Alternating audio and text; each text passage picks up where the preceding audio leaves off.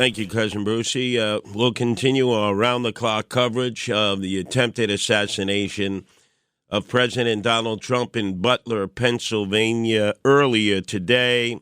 He was about 7 minutes into his presentation when a series of what appeared at first to be shots, it's now been confirmed, obviously, were fired in a direction from which the president was actually looking at. Thankfully, he survived this ordeal. Nobody has been killed in this situation other than the gunman. We do not yet know who the gunman is. There's been a series of names floated about. We're in a position where we're not going to do any confirmation of any potential gunman until it has been dotted, crossed, the T crossed, and full confirmation. The good thing here is that President Donald Trump has survived this ordeal in what could have been a horrible tragedy. It reminds me, as many of you are listening, particularly baby boomers, of the kind of volatile times we went through in 1968 when we saw the assassination of Martin Luther King Jr., followed by the assassination before the Democratic National Convention in Chicago of RFK Sr., who is on his way to having won the nomination. This situation occurring right before the start of the Milwaukee Republican Convention, where many of our hosts and hostesses, our owners and operators, our management are as we speak, as they begin the process, beginning live broadcasts there. Noam Laden had come in earlier. In fact, if we can hook up with Noam now, just to sort of do a wrap as to where we are right now. Noam, in listening to your updates, I understand that it appears President Trump, who was taken to a nearby hospital, is at least cogent, is issuing statements to his staff, and is giving us an idea of what transpired from his point of view up on the podium. Yeah, in fact, he's the one that's really giving us the most solid information we have so far about what took place. The former president, about 20 minutes ago, Curtis, took to Truth Social, and he put about a paragraph off. He said he was shot with a bullet that pierced the upper part of his right ear. He says he knew something was wrong when he heard something whizzing by. He said he immediately felt the bullet ripping through his skin. He said there was a lot of bleeding, and you saw that when he stood back up after the Secret Service said it was clear to put him in his motorcade. You could see the blood on the right side of his head. He said that's when he realized something was happening, and then he ended that social media post on Truth Social with the words, "God bless America."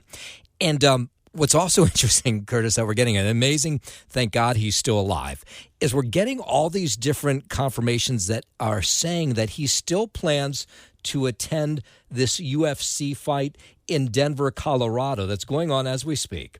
Now, we hadn't gotten any confirmation that he's up in the air on a plane. The thought, obviously, is that he was initially going to a hospital in the Pittsburgh area to be treated for this wound. We don't know how bad the wound is. He has not told us that. But we're getting some sources inside the UFC that he still plans to be at this fight tonight in Denver, Colorado. Now, of course, the UFC, if you followed these fights over the last couple of years, the fans tend to be huge Donald Trump supporters almost all across the board. So it would be a wild scene if he does show up at this UFC fight in Denver tonight. Well, I think it's clear to all at this point that we don't need confirmation that it was an assassination attempt. It's a little bit put off by our president, Joe Biden. He was asked a question. I don't know if we have that question yet from one of the press members. Would he stipulate that it was an assassination attempt? I think there's at least enough information at this point, Noam, that categorically it was a gunman, a guy who had a rifle on a nearby roof. We have seen the body on the roof. They have not removed it yet. Witnesses have said that once the shots were fired, Secret Service sharpshooters took him out. So I think it's incumbent that Joe Biden, our president, just indicate, look, it's an assassination attempt. We've had this before. Unfortunately, sometimes it is been an assassination that did exactly what it intended, killed a president or maimed a candidate. America has had a history of this, as have other countries around the world. So just clear the deck. Let them know it's an assassination attempt. And you know what? Damn it, give RFK Jr. Secret Service protection. Well, if they don't give him Secret Service protection now, you have to wonder what is going on. Why they haven't given it to him up till now seems outrageous, especially since he's polling, the numbers are quite high in terms of what he's polling with voters across the country. And you would think they would immediately surround him now that the former president, there's been an assassination, an attempt on his life. No, his name is Kennedy. What did I say? His uncle. Yes. Assassinated his president, his father. That's right. It's like, how much more do we have to connect the dots? Well, now, thank God Trump survived it. But if ever there was a time that the president has to make sure that everybody running for the presidency is fully protected, morning, noon, and night, now is the situation. No cost. There should be no cost that is thought of as being too high, too prohibitive, to make sure that our democracy continues, where the men and women who are running for office are safe and secure. Because then it's nothing more than us being like a third world country. We've seen this before in South America, where assassins will just come up and just take out, an entire podium full of candidates who are running for office. So I think if there's a message that comes out of this, Biden administration, I don't care who's running for the presidency, make sure that they're protected morning, noon, and night. And I mean in an over-the-top way. Yeah, and I just want to add, because as you might guess, it still is sort of a fluid situation in terms of the details, what exactly took place.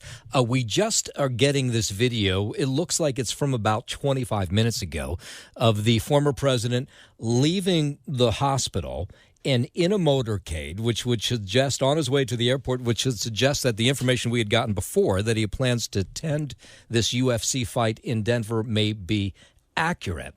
This is as the Butler, Pennsylvania site of this rally is now a crime scene. Within about 15 minutes after that shooting took place, they had cleared out everybody who had attended this rally, including local press and lawmakers. They kept people in a pretty locked area of the parking lot, just making sure everything was okay. But, Curtis, you realize how incredible these Secret Service agents are. That in that moment, you heard those shots fired. Then you heard a number of rapid-fire shots, which may have been the Secret Service firing at this person who was outside the perimeter, who was firing the shots at the president, took him out. This is in seconds, because you saw that Secret Service crew run onto the stage. The president had ducked below. It wasn't a long time until they told the president he could stand back up. That's when we saw the blood on the side of his head. He then gave those fist pumps to the crowd. Looked like he had said, "I am fine." He was off mic, so we could not hear what he was saying. They put him in the motorcade and took him away.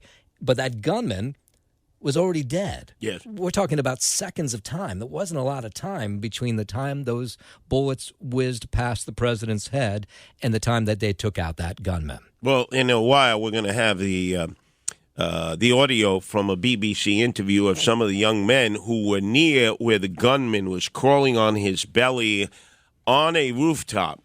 Apparently the same rooftop that we see now, the body that is yet to have been moved of the gunman, and how nobody appeared to be looking up or guarding that roof, which would be a tremendous faux pas, because that area looks pretty rural. Looks like it is not all that occupied by a lot of density in terms of buildings. The other thing you need to be complimented, our newsroom was getting flooded in with a lot of misinformation about who this individual or individuals that tried to kill Donald Trump was. And you at least had the discipline to say, no, I'm not running with this information until we dot the I and cross the T. Because these are volatile times. You start pointing fingers at different people from different political backgrounds or representing different causes, you could really cause a lot of mayhem. So I want to salute you in regard to you remaining cool, calm, and disciplined in not giving out misinformation, which oftentimes happens in these kind of traumatic events. Yeah, I can tell you that we've gotten 3 separate names. That's why, obviously, I was incredibly hesitant to go with any of them until we get confirmation. And then, of course, with those names came the descriptions of these backgrounds of these people, which you can imagine were pretty diverse. Some of them really not believable at all. I got them also, and it was good that you did not go with that, as some other people are going with it. It just can cause more problems. Now, while Noam remains in the newsroom, coming up with continued information on the line from Milwaukee, the site where the Republican National Convention kicks off on Monday, and the beginning of our broadcast Monday morning is our own morning guy, Sid Rosenberg. Sid, where were you when you heard that President Donald Trump had been shot? Well, Curtis, I was here. Danielle and I landed this afternoon, and we had just gotten to the hotel, literally just gotten to the hotel. We got our bags, and we came up to the room, and it was a fun cab ride over. The gentleman who drove us knew we were here for the RNC. There's a big, beautiful sign of Donald Trump as soon as you get outside the airport with him pointing that says, "I love Milwaukee. I love the people of Milwaukee." That turned into about a 20-minute conversation with me and the cab driver. So I was in my hotel room unpacking, maybe here for 15 minutes when I saw the report on the news. And your reaction when you first saw it and heard about it? Well, I'll tell you my reaction, Curtis, and I posted this hours ago, so the proof is there, and I posted this on my Instagram account, @rosenberg.sydney, @rosenberg.sydney, and my Facebook account, Sid Rosenberg. And the first thing I said was, now I know why grown men were crying in the streets when John F. Kennedy was assassinated in 1963. Because I can tell you that until I saw my friend Donald Trump stand up and pump his fist, I was sitting here crying in the hotel room for a variety of reasons, mostly because I wanted him to be okay, but also, my God, what has happened to this country. Now, I'm not surprised. I'll explain later in this conversation why I'm not surprised, but I was scared to death for Trump. And at this point, knowing Trump is okay, I'm scared to death for this country. Well, if in fact Noam is correct, would this not be an incredible situation where Donald Trump, thankfully not shot seriously, brought to a nearby hospital, might be on board a private plane on his way to Denver to watch UFC side by side with Dana White, which was his original plan? Wouldn't surprise me. Dana's going to speak right before Donald Trump on Thursday night here at the RNC.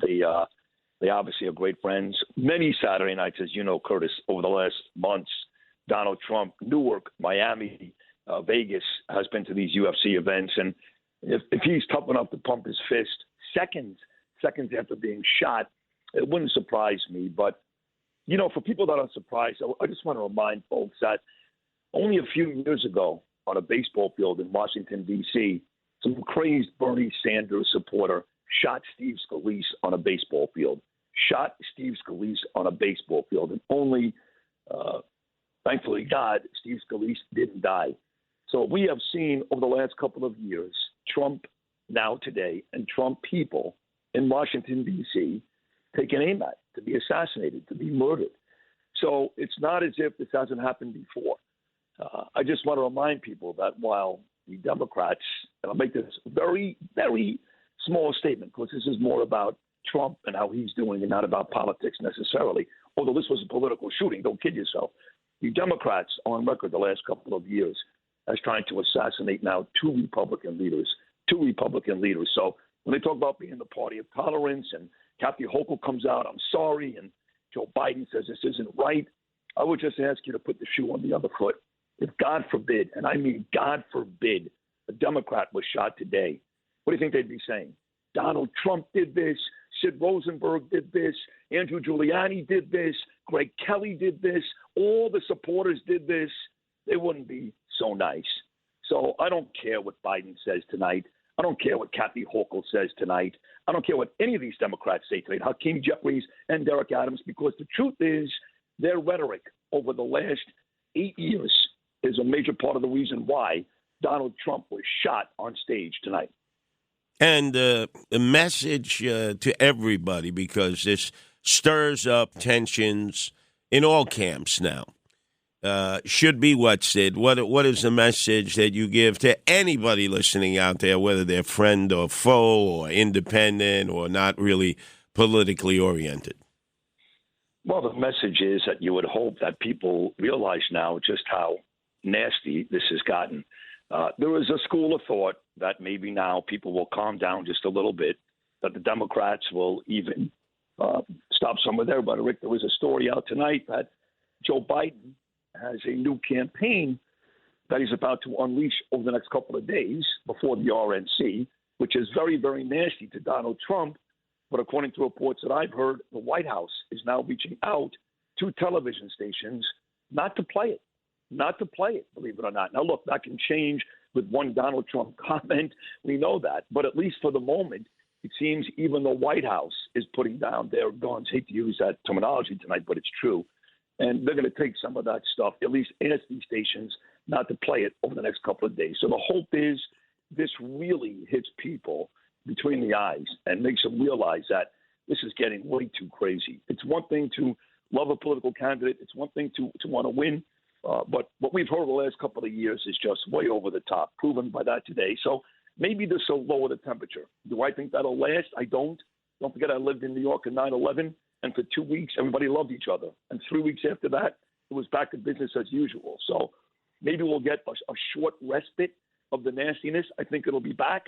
But the message is if you're out there and don't bother saying, I hate Donald Trump, but don't bother doing that. I've seen that 100 times on the internet tonight. I hate Donald Trump, but this is not right. Don't bother putting I hate Donald Trump. Just say this is not right. That's it.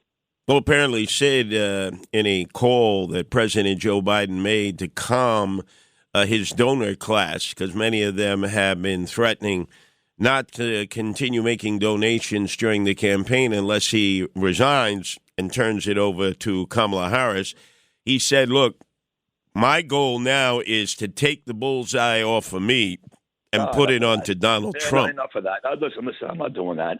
Listen, nobody hates Joe Biden more than me, Curtis. You're on my show every day, okay? Nobody at our radio station is nastier to Joe Biden than I am. Nobody. And quite frankly, along with Kelly and Andrew, nobody loves Trump more than me. But I'm not gonna say that when he said bullseye, he was asking somebody to shoot Donald Trump. Oh, no. But what he's saying is take the focus off of me and put it onto Donald Trump.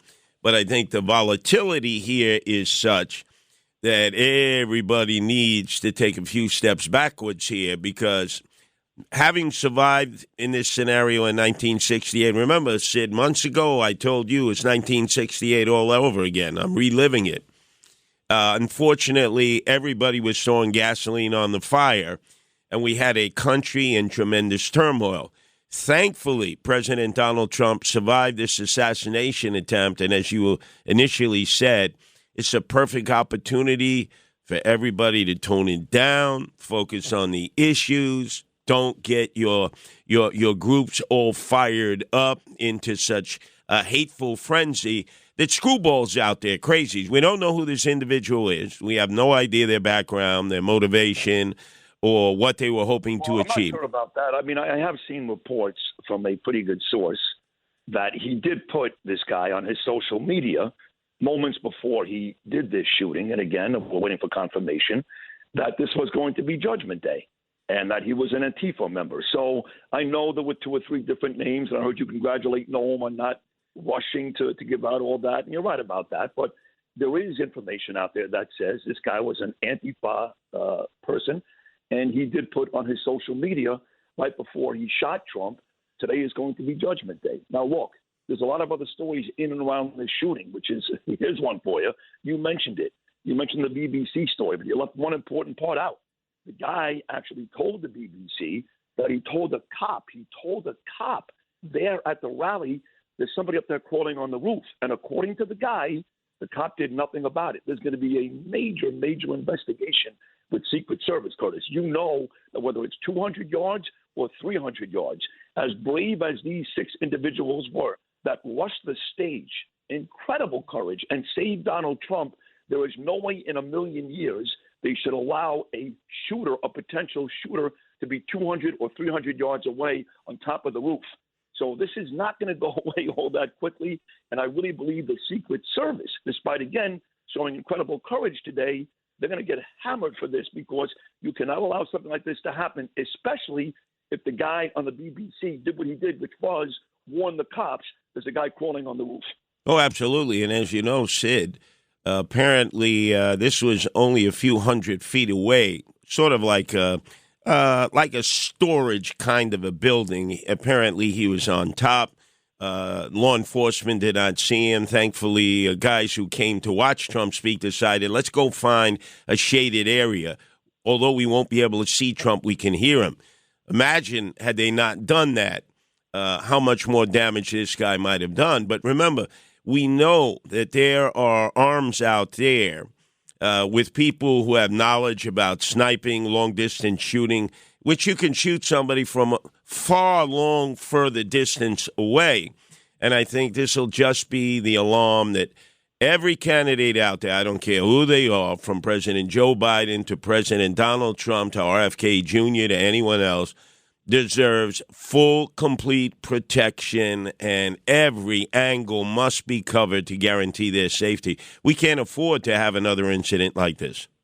No, we can't. And I think you're right. I think this will open a lot of eyes in that field. I think this will also lessen the amount of rallies, because, again, if you're in a rural area like you are today, this is not in the middle of a major city, you're going to be able to find a barn. You're going to be able to find some elevated place. And, again, there's no way in a million years he should be allowed to get up there and do what he did, and you would think the next time that'll never happen. But I do think this will change some of the candidates' ways that they do campaign and maybe lessen some of these rallies. But I think the country needs to know that we were literally a couple of inches away from a real assassination. I mean, two people, one person's already died, killed there at that rally today. There are two other people in critical condition. We may end up with 2 or 3 dead people before this is said and done. And Donald Trump was inches away from being murdered as well. This was a real assassination attempt. I haven't seen this, of course, since Reagan. A little too young to even remember the Gerald Ford one with the Charles Manson girl, of course. But this one hurts. This one hurts. And I hope you're right. I hope that people now tend to be a little more kind when it comes to these campaigns. I don't think that's going to be the case. I think Trump people will dig in. I think they're angry. I think they're more angry than ever. And I don't think that we're going to get the result we're looking for. And if we do, I think it'll be very, very short-lived. This election is 4 months away, and you had a guy bleeding on stage today. That speaks to a very angry audience. Well, Sid, you're in Milwaukee. We look forward to your morning broadcast all week long from the RNC convention. And obviously your input from now on as we continue with our round-the-clock coverage here at WABC of the attempted assassination attempt of President Ronald Reagan. See, I'm dating myself, going back to when I remember that day, that horrible day. But the attempted assassination of President Donald Trump in Butler, Pennsylvania. Apparently, he's been cleared, good health, in the hospital he was taken to, and may be on his way as we speak to Denver, Colorado, to stand side by side with Dana White at a UFC event that he was scheduled to be at. That would be absolutely incredible. Our number is 1-800-848-9222. That's 1-800-848-WABC. An assassination attempt on former President Donald Trump. Former President Donald Trump rushed off stage late this afternoon by Secret Service agents and into his motorcade just minutes into his rally this afternoon in Butler, Pennsylvania. It's right outside Pittsburgh. After a series of pops that sounded like gunshots rang out, Trump's face and ear were bloodied as he was rushed off stage. Keep it here for live, up-to-date reports on 77 WABC. An assassination attempt on former President Donald Trump. Now the latest from 77 WABC.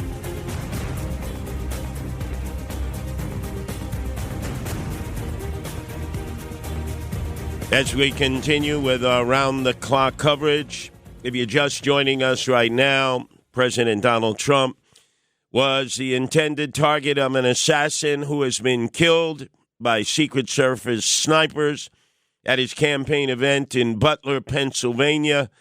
Luckily, President Donald Trump was injured in his ear. He has described it as feeling the bullet cutting through his skin. Then he ducked down as the Secret Service covered him up and then triumphantly got to his feet, pump fist a few times to alert the crowd of 50,000 plus that he was okay, brought to his limousine, taken to a nearby hospital to be checked out, and when last reported, Noam indicates he might actually be on his way to what was previously scheduled, his appearance side-by-side with Dana White at a UFC event in Denver, Colorado this evening. We'll keep you fully glued to all the details, but right now on the line, again, to give us an update, Andrew Giuliani.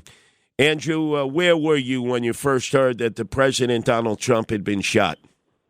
Well, right now I'm about 15 minutes from Trump National Golf Club in Bedminster, where the president spends so many evenings in the summertime and where he is scheduled to actually spend tonight. As you mentioned before there, Curtis, he was originally scheduled to go to Denver, Colorado. I'm trying to get confirmation whether or not that is still the plan or not, or he's coming directly back to Bedminster, or potentially could he end up going to Mar-a-Lago. But my plan was to be at Bedminster tomorrow morning to spend the day with the president. And obviously, when I got the news, I was in Orange County, New York, and I heard it spending the day with my daughter and my wife. And it was, it was a shock to me as somebody, Curtis, who I've known him since I was 7, 8 years old, 9 years old. This was something that, I really, really, my heart was in my throat for minutes. And when I saw him, give a fist pump to the crowd, told the Secret Service to wait, it gave me momentary relief. I still was worried potentially that maybe a bullet hit an artery. In my mind, I had the worst case scenario in my mind.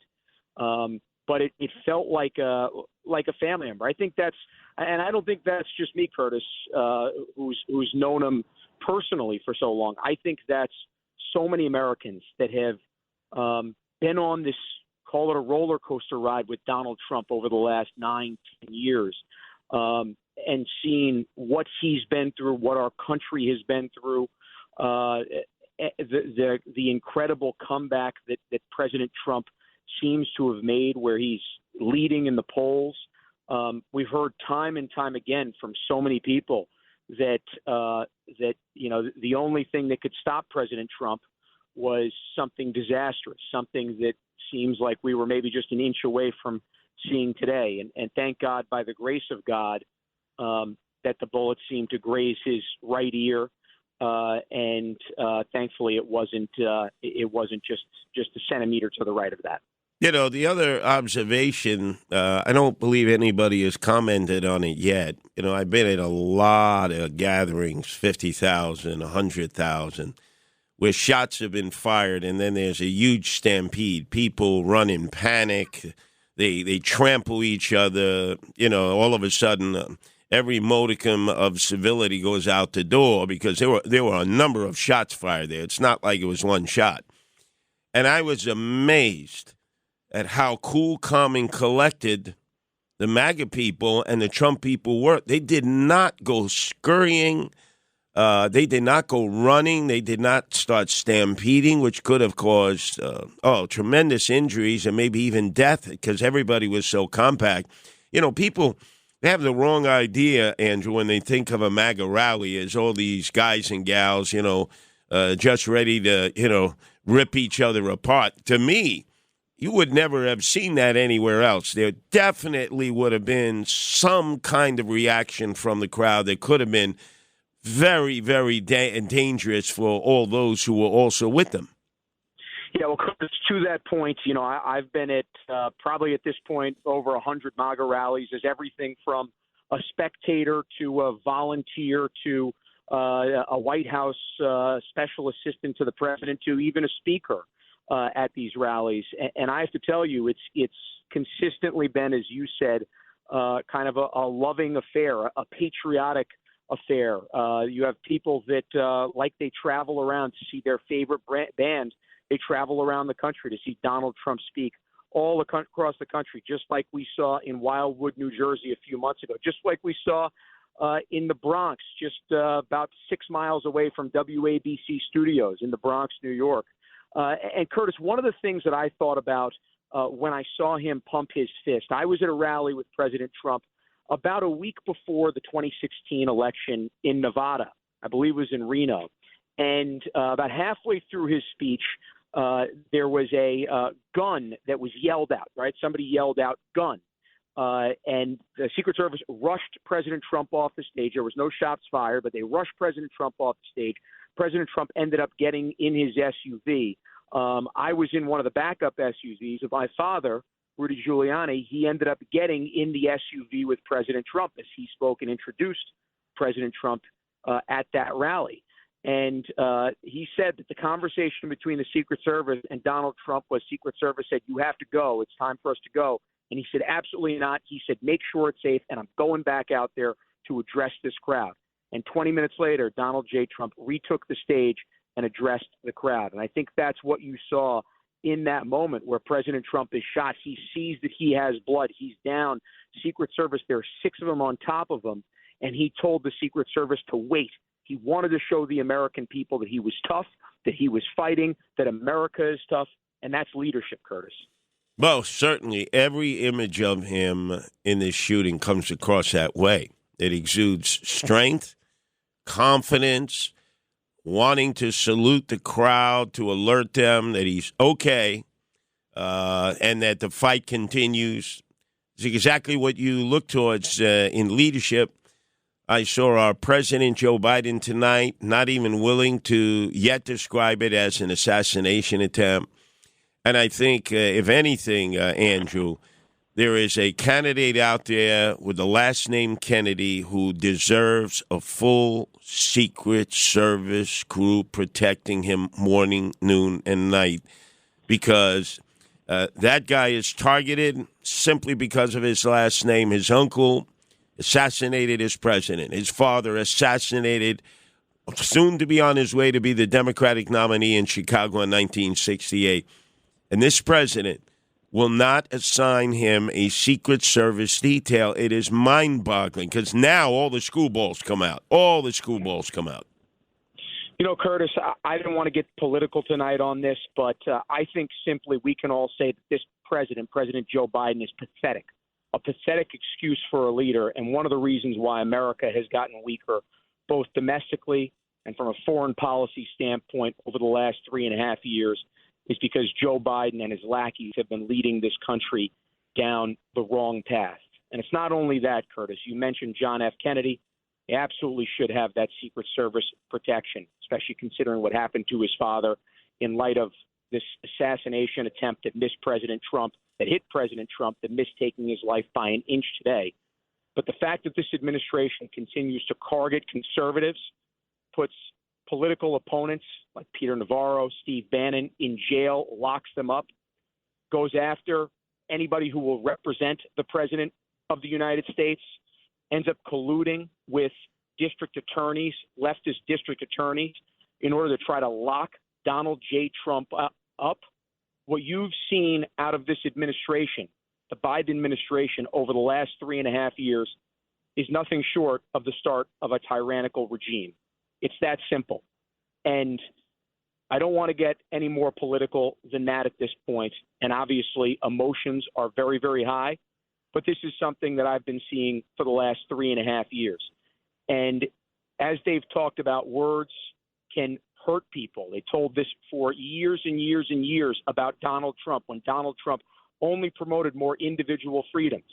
What they've done, classifying Donald Trump, calling him a Nazi, relating him to Hitler, they have stirred the pot for, as you said, these screwballs to go and do crazy things like what happened today. I've also heard some of the reports about who this could be, and I think it's smart that you guys are waiting to actually get confirmation to report on it. I'm curious to get confirmation from Secret Service as well to see who it is. That's one of the first things I'll be talking about when I get to Bedminster in about 7 or 8 minutes now. And obviously, I want to see how President Trump is doing. I'm curious to see whether or not he's going to Denver or not. I think a lot of times in these situations, Curtis, and I've been on the inside of this as a White House staffer, they sometimes won't even tell some of his closest aides and allies. They'll keep it locked in just to the immediate chief of staff and to whoever is traveling with him immediately. And sometimes they'll even kick some other people out to let them know where he's going to be going next. So feel free, Andrew, to call us and let us know very quickly. The men and women that we saw, the Secret Service agents who covered up President Donald Trump and then ferried him off, are these the same men and women who were with him 24/7, 365? Yeah, it's the same detail. His detail changed after he left office, but his detail has been beefed up over the last 18 months, ever since he became a candidate and then became immediately the leading candidate. And then once he became the presumptive nominee, if you will, as he accepts the nomination here in a few short days, it was beefed up to, I would say, half of what a presidential detail is. So, yeah, it is the same people. It is the same number one who was there tackling him there. But there are some faces that I recognize in that, and there are others that I don't recognize there. And when you get into one of these major events, these rallies, you have extra Secret Service that comes in that may not be on a day where he's at his golf course or at Mar-a-Lago, because it's that much more complex, as you see when you have 50,000 rally goers there, and something like this is the nightmare could potentially happen. All right. Well, thank you, Andrew. If you get any more details, please call in. We're going to be going round the clock as a result of the attempted assassination of President Donald Trump earlier today in Butler, Pennsylvania.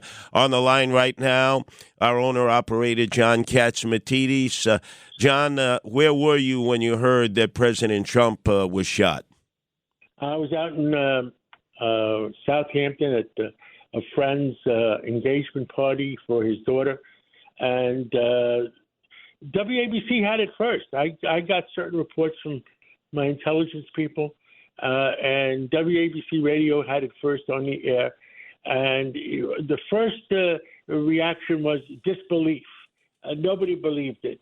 My son came to the party and says, "Oh, there's nothing on Twitter. You're not telling people right." But it was right. I got it first. We got it firsthand. WABC got it firsthand, and it's horrible that there's words around that the Secret Service detail asked for a beef up, and they weren't given the beef up. But I guess we have to wait and see what the truth is. Well, I'm sure we'll find out what the truth is. And the other thing that we all have to think of at a day like this, Bobby Kennedy Jr. I mean, I cannot believe this guy, Joe Biden, wouldn't give him Secret Service protection. His father gave his life for the United States, and his uncle gave his life for the United States, and they won't give this kid Secret Service protection. What kind of people are running Washington right now, Curtis? Well, John, you and we both grew up and lived through 1968. Sidhu called and Andrew, they didn't.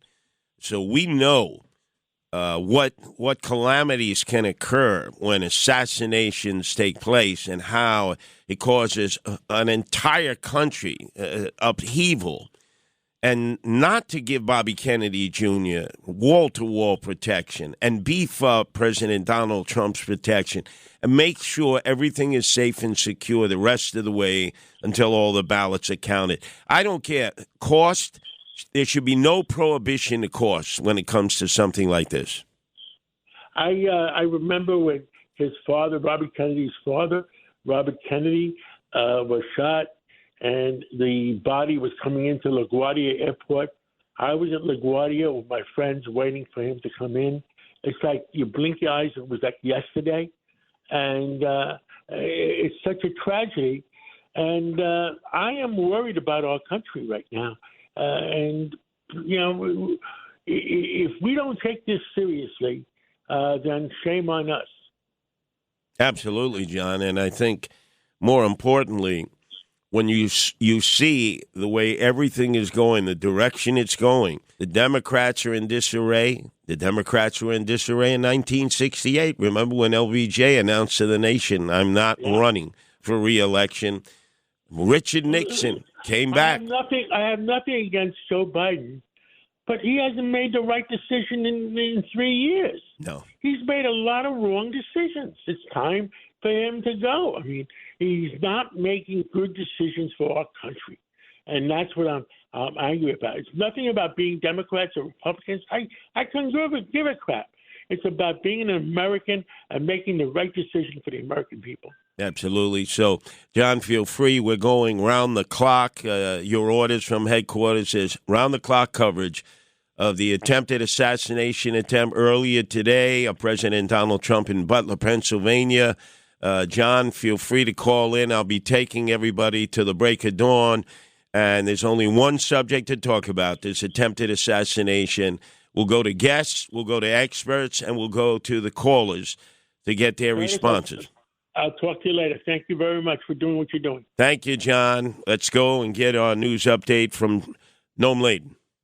This is New York's talk leader, the crown jewel of talk radio. WABC New York and 107.1 WLIR Hampton Bays. 77 WABC News starts now. Breaking news, WABC. Noam Laden live in the 77 WABC newsroom. Of course, the big story of the night is the shooting that took place this afternoon in Pennsylvania, right outside of Pittsburgh, a town called Butler, where former President Donald Trump had taken the stage for a massive rally. Shots were fired. One bullet grazed the former president's ear. He's the one that's giving us the most details about what took place, as Secret Service has not said a whole lot. We have not heard a whole lot from police in that part of Pennsylvania. But the former president taking to his social media platform to say that he felt the bullet ripping through his skin during this assassination attempt at a campaign rally. He says, I was shot with a bullet that pierced the upper part of my right ear. He goes on to say he knew immediately that something was wrong and that he heard a whizzing sound, shots, and immediately felt the blood. He said there was much blood, and then he realized at that moment what was happening. He ducked behind a podium, not much of one, by the way, on the stage at this rally. Immediately, Secret Service agents rushed in. They took out the gunman. This is all within seconds, who was apparently on a rooftop that was outside the security perimeter of this rally taking place this afternoon. In fact, this man talked to KDK in Pittsburgh, saying he saw this gunman moving from rooftop to rooftop. Now, he did not see that he had a gun, but he was suspicious of what this person was doing, and he says he notified local police. Saw the guy move from roof to roof, told an officer that he was on the roof, heard that there was somebody that could see the person, so I went back to where they were standing, saw the person, went back and told the officer again that if he goes back to that particular spot, he can see the person, figuring that he would go on radio. Yeah, so we don't know now whether the Secret Service responded to what this individual told them, whether local police did. That will come out, I imagine, in the coming hours and in the coming days as this investigation goes on. A reporter on the scene says the crowd, of course, just confused and shocked as the president stood up after he took that bullet to the ear. Secret Service raced him to his motorcade. Before they could, he put his fist in the air, gave a pumped his fist a couple times, looked like he was saying he was just fine, but we could not hear him because he was off mic. But this reporter was on the scene, says the crowd there, just confused and shocked by what was going on. Are very emotional. They're angry. They're upset. A lot of emotions. I'll tell you, I'm currently in the parking lot. No one is moving. I think they have put a hold on everyone from getting out. We've seen cars parked here for a long time. So everyone still, who I'm talking to, says that they're still processing this. They're still trying to sort through their emotions after what had happened today. President Biden was immediately told about this assassination attempt this afternoon, and then this evening he made a statement from his home in Delaware. Look, there's no place in America for this kind of violence. It's sick. It's sick. It's one of the reasons why we have to unite this country. We cannot allow for this to be happening. We cannot be like this. We cannot condone this. And I want to thank the Secret Service and all the agencies, including the state agencies. Okay, so here's what we know so far. This assassination attempt took place Butler, Pennsylvania. This was late this afternoon, just as the former president took the stage. He was injured in his ear, as he's told us on Truth Social, his social media platform. The gunman was taken out by Secret Service agents. Two other people, one who was identified as being killed. They're now Secret Service is telling us that two other people were injured. Now, we don't know how they were injured, if it was by Secret Service fire, if it was by gunfire from this gunman. Of course, that will come out as the evening wears on and maybe into the next couple of days. But what we can tell you is the former president, Donald Trump, who has been on, of course, the campaign trail, who is set to head to Milwaukee on Monday to accept the nomination of the Republican Party as he runs for the White House come November, left the hospital more than an hour ago. This might be 2 hours ago in a motorcade. And we keep getting word that he is on his way to keep an appointment with Dana White, the owner of UFC Fighting, to appear at that fight tonight. It is a fight night for UFC. Can't get confirmation whether he's got on a plane. If he did, of course, that is unbelievable. We will follow that story as well. But getting insiders in the UFC telling us that he is on the way to this fight in Denver, Colorado. And boy, what a welcome he will get if that is actually accurate. All right, so of course, the facts, it's a fluid situation. The facts keep coming into us.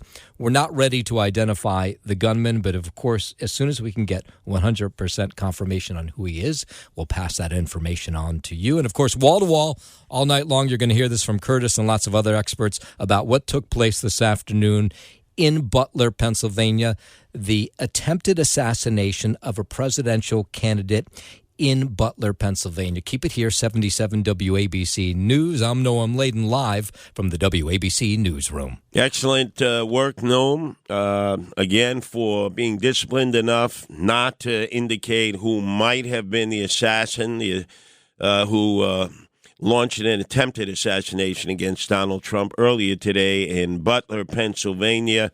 There have been as many as 3-4 different names circulating. So we're not going with any of that information until we get clarification of that. We're not going to be stirring the pot any more that it's already stirred up. Right now on the line is Rita Cosby, who, Rita, are you in Milwaukee yet? No, but I was actually just getting ready to head out there, Curtis, and boy, will there be massive security there. But my heart breaks, Curtis. I've been listening to you. I was just hearing John, too, of course, on the air, and Noam, all of you guys doing a really great job. But some thoughts tonight, first off, Curtis, on a personal level. I've known President Trump for 20-plus years. I was so sad tonight. I was so angry tonight. I put out a tweet saying prayers for President Trump and praying for America, because this country is so divided, and some of the vitriol that has especially come against this president has been irresponsible. It's been completely out of control.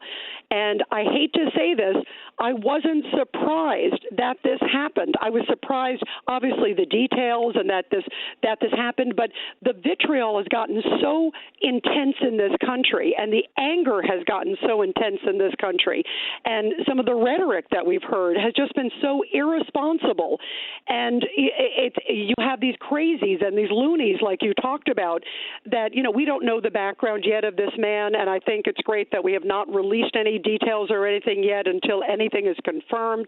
But when you have this kind of environment and you have these crazies, this is it is a formula for disaster. And I was so relieved when I saw President President Trump. I got an alert from a friend, Curtis, and as soon as I walked in the door, I got this message, and I thought, what's going on? I turned on the TV, and I basically almost watched it, a couple seconds after it happened. And then I saw President Trump pump his fist up, and I thought, what a warrior this president is, and what an incredible person. He understood at that moment that America was watching him, and America needs to be strong, and he is fighting. The other thoughts, Curtis, too, as someone who I have covered probably dozens of rallies. I think, Curtis, maybe the first time I met you, I was in Washington, and I was senior correspondent in Washington covering the White House for many years, have covered many presidents through the years. I've been to many of these campaign rallies, spoken and interviewed to many presidents. My first thought, too, was how could this happen? Such an enormous security breakdown. There are so many stories tonight, and of course we'll find out, but there are people coming forward that said they saw a man climbing on top of a roof. As we know, that's where the shooter is, but climbing on a roof with a gun, and they were pointing to local police saying, there's this guy up here, and President Trump was still speaking on the stage. If indeed all of these things, of course, things are early now, but if that turns out to be the case, this is an enormous breakdown. How could somebody get within a couple hundred feet, let alone a couple hundred yards, of the former president and potentially the future president of the United States? Secret Service took him out apparently almost immediately after the shots rang out. But yet, why did they have him in their scopes? Why were they not doing, they always do incredible surveillance. And Curtis, what a lot of our listeners need to understand, when you go to events like this, it is not just what you see. You could see a lot of those Secret Service guys jumping on top of the president, ready to take a bullet for the president. We have amazing law enforcement, and I'm an enormous fan of law enforcement. But you also have a lot of local police, many layers of security. There are also plain-clothes Secret Service. There were probably, I would say, maybe 100 in that audience. Many of them also on the rooftops looking around. That's what they do. If you go to the White House, you'll see a lot of them there that are in uniform. There's a lot that are not. But their sole job are these snipers that have to look at rooftops, at positions. So there are so many questions tonight, too, as to what went wrong, how this could have happened. And also, most importantly, thank goodness, President Trump is alive. He's okay.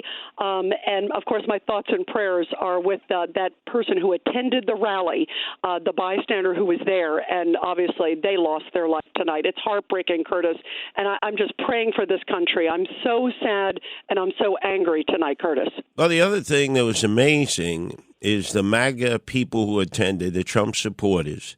They did not stampede. They did not crawl over one another because the bullets were flying. It wasn't just at President Donald Trump. There were other bullets that were flying also. They remained cool, calm, collected. I mean, I've been in groups where you even heard what you thought was gunfire and people began stampeding, and it turned out it was firecrackers or something else. So amazingly calm, Secret Service on the stage, an amazing job, obviously, President Donald Trump exuding strength because it's important the whole world saw him. All the totalitarian dictators out there realize they're going to have to be dealing with this tough guy again because he exudes strength. But you're right. A lot of unanswered questions as to how one person could be crawling on his belly with a rifle on a nearby rooftop and be able to stand up and take shots at Donald Trump as he was speaking on the podium. Yeah, and Curtis, you brought up a great point because you're right. The crowd, first of all, amazingly controlled and amazingly contained and professional. It was amazing. You are absolutely. It was astounding to see because I think a lot of it was also shock. The other thing too, Curtis, I am so angry tonight at a couple things. RFK Jr., who John and I have interviewed on Katz and Cosby, he has been requesting, he told us just recently that he has requested Secret Service protection at least 5 times the last time we spoke to him. Now, what's important about that, it's Department of Homeland Security that oversees Secret Service. So the president and the administration has to agree to it. It should be a no-brainer, even well before this moment. Of course, what happened to his father, what happened to his uncle, and not only that, Curtis, RFK Jr. told us that he has had at least 2 break-ins in his home just in the last few months, armed break-ins in his home. And he has been pleading with the administration, the Biden administration, to give Secret Service, and they have consistently denied it. That is a disgrace. There are also reports tonight that the Trump team has been asking for beefed-up Secret Service. They, of course, have a lot of it anyway. When you're a former president and you're obviously the leading candidate, you always get a massive amount of Secret Service. I've been with the Secret Service. They are phenomenal. But they have been apparently, and I had talked to a number of individuals tonight, that they have been asking for more Secret Service for President Trump just because of the rhetoric and because of the nature of America politics right now, everything that's going on. And so far, they have not gotten a response back either. That is a disgrace.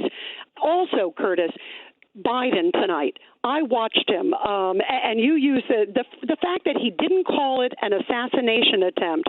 One thing also that shocked me, Curtis, I was watching him. He put out a statement. He put out a written statement.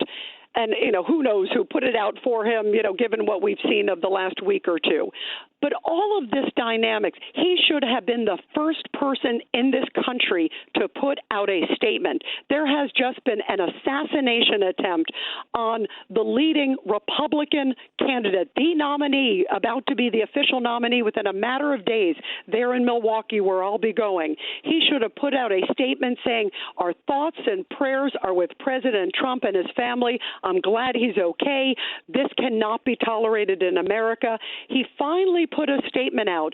It was after we heard from RFK Jr. It was after we heard from Bush. It was after we heard from President Obama. That is a disgrace. And when he finally came out and spoke on camera, he didn't say our thoughts and prayers. He said, I'm going to try to reach Donald about the incident. The former president of the United States, your opponent, the leading opponent and the leader right now in all the polls, has just had an assassination attempt against his life that the whole world saw, and you can't even call it an assassination attempt. That, to me, spoke volumes about our current commander-in-chief. Yes, it did. And it now has to be an awakening, Rita. They should spare no expense. We're spending billions on migrants, and we're not going to beef up protection for all the candidates. I don't care who it is that's running for the presidency. We cannot now afford, at this time in our country's history, having gone through this in 1968, almost back-to-back, Martin Luther King Jr. assassinated in Memphis, then RFK Sr. assassinated in Los Angeles after winning the Democratic primary there and getting ready to accept the nomination of his party in Chicago. I mean, no prohibition in terms of manpower, money, finances, equipment. We've got to protect everybody as we work our way towards the casting of the ballots in November. Yeah, and you know what, Curtis? You hit it on the head with the expenses going to migrants. It's a question of priorities. You're telling me that there's not enough money to give enough Secret Service to RFK Jr. or beefed up security to President Trump. You know darn well the money is there. They just have not allocated it. And for whatever reason, it's a disgrace. And it is a major security risk, not only to the individuals, obviously, but to America as a whole. When you go after a former president and the leading candidate, you are going after America. And that's why I thought it was so powerful when I saw President Trump pumping his fist. I thought, what a warrior, what a great message that America stands, he stands, and we will not be thwarted. Do appreciate that, Rita, and we'll be listening to you all week long for your programs live from Milwaukee, the site of the RNC convention. Thank you, Curtis. Thanks so much. You're doing a great job giving us all the information. Thank you. And WABC will be taking you round the clock with any late-breaking details as a result of the attempted assassination of President Donald Trump earlier today in Butler, Pennsylvania. But to get an update, let's go to our news desk and our news director, who's been here since the news first broke, Noam Laden. Yes, Curtis, we're actually getting some information that obviously this kind of thing happens after what we saw today, this attempted assassination on the former president. The NYPD telling us that they're now investigating several suspicious packages found at Trump Tower, at least 3 suspicious packages found at 3 different locations outside the tower. We do not have exact details of what they are. Video footage, though, shows parts of Fifth Avenue between 56th and 57th are closed. A bomb squad is on the scene. It's not exactly clear where these items came from, but we are being told that they are investigating that at the moment. Also, lots of comments from all people across the political spectrum, as you might guess. A congressman who survived an assassination attempt says negative statements about Donald Trump can lead to this kind of political violence. That incendiary rhetoric needs to stop because all it takes is one person who's just unhinged to hear that and go act on it and think that that's their signal to go take somebody out. That's Louisiana Republican Congressman Steve Scalise believes what is being said about Trump has been over the top, needs to be dialed down. You'll remember that he was shot 2017 on a baseball field in Alexandria, Virginia, with other Republican lawmakers in a baseball charity game. He says he's not shocked that this happened because he says the rhetoric has gotten too hot. And this reporter who's been on the scene she was in the rally, and she says she's been hearing from people who have left the rally, who've been spoken to by police officers. It is a crime scene, of course, where this rally took place in Butler, Pennsylvania, late this afternoon. And so police officers have been slowly letting the people who are at this rally leave into the evening and talking to everybody they can to get in as they work on this investigation and figure out what was going on. Then we're hearing from some people who were near the shooting as it took place. There were one local lawmaker in Pennsylvania. He was on stage just moments before those shots were fired. He had been introduced by the former president. Then he sat back down, and that's when the bullets whizzed by the president's ear. And then people around me were saying, "You got to stay down because maybe there's still more shooters, or maybe the shooter's not been apprehended." And the president had just literally, called me up and made a big deal about me. So, conceivably, I could have been somebody they would have targeted. Yeah, he said it is amazing that the president was able to get back up after being hit in the ear and do the fist pumping towards the crowd, letting him know that he was okay.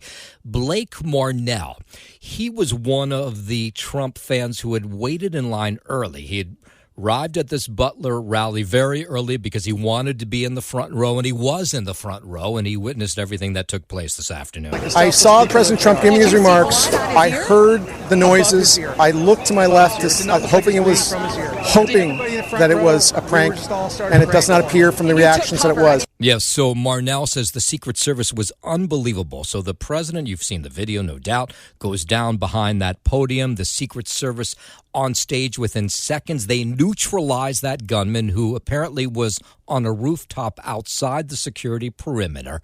And this guy, Blake Marnell, watched it all. When I looked back, I saw the Secret Service up on the stage protecting the president and doing the best that they could, just springing into action like the selfless people that they are. Yeah, so here's what we know about this assassination attempt. A lot of it's actually from the former president himself, who took to Truth Social, which is his social media platform, and he says felt like the bullet ripping through his skin during this assassination attempt. He says it pierced the upper part of his right ear. He says he knew immediately something was wrong, heard the whizzing sounds, shots, immediately felt the bullet go through the skin. He says there was a lot of blood, and we saw that when he stood up. the side of his right head, the right side of his head. There was blood on it. Then he was rushed off the stage into that motorcade.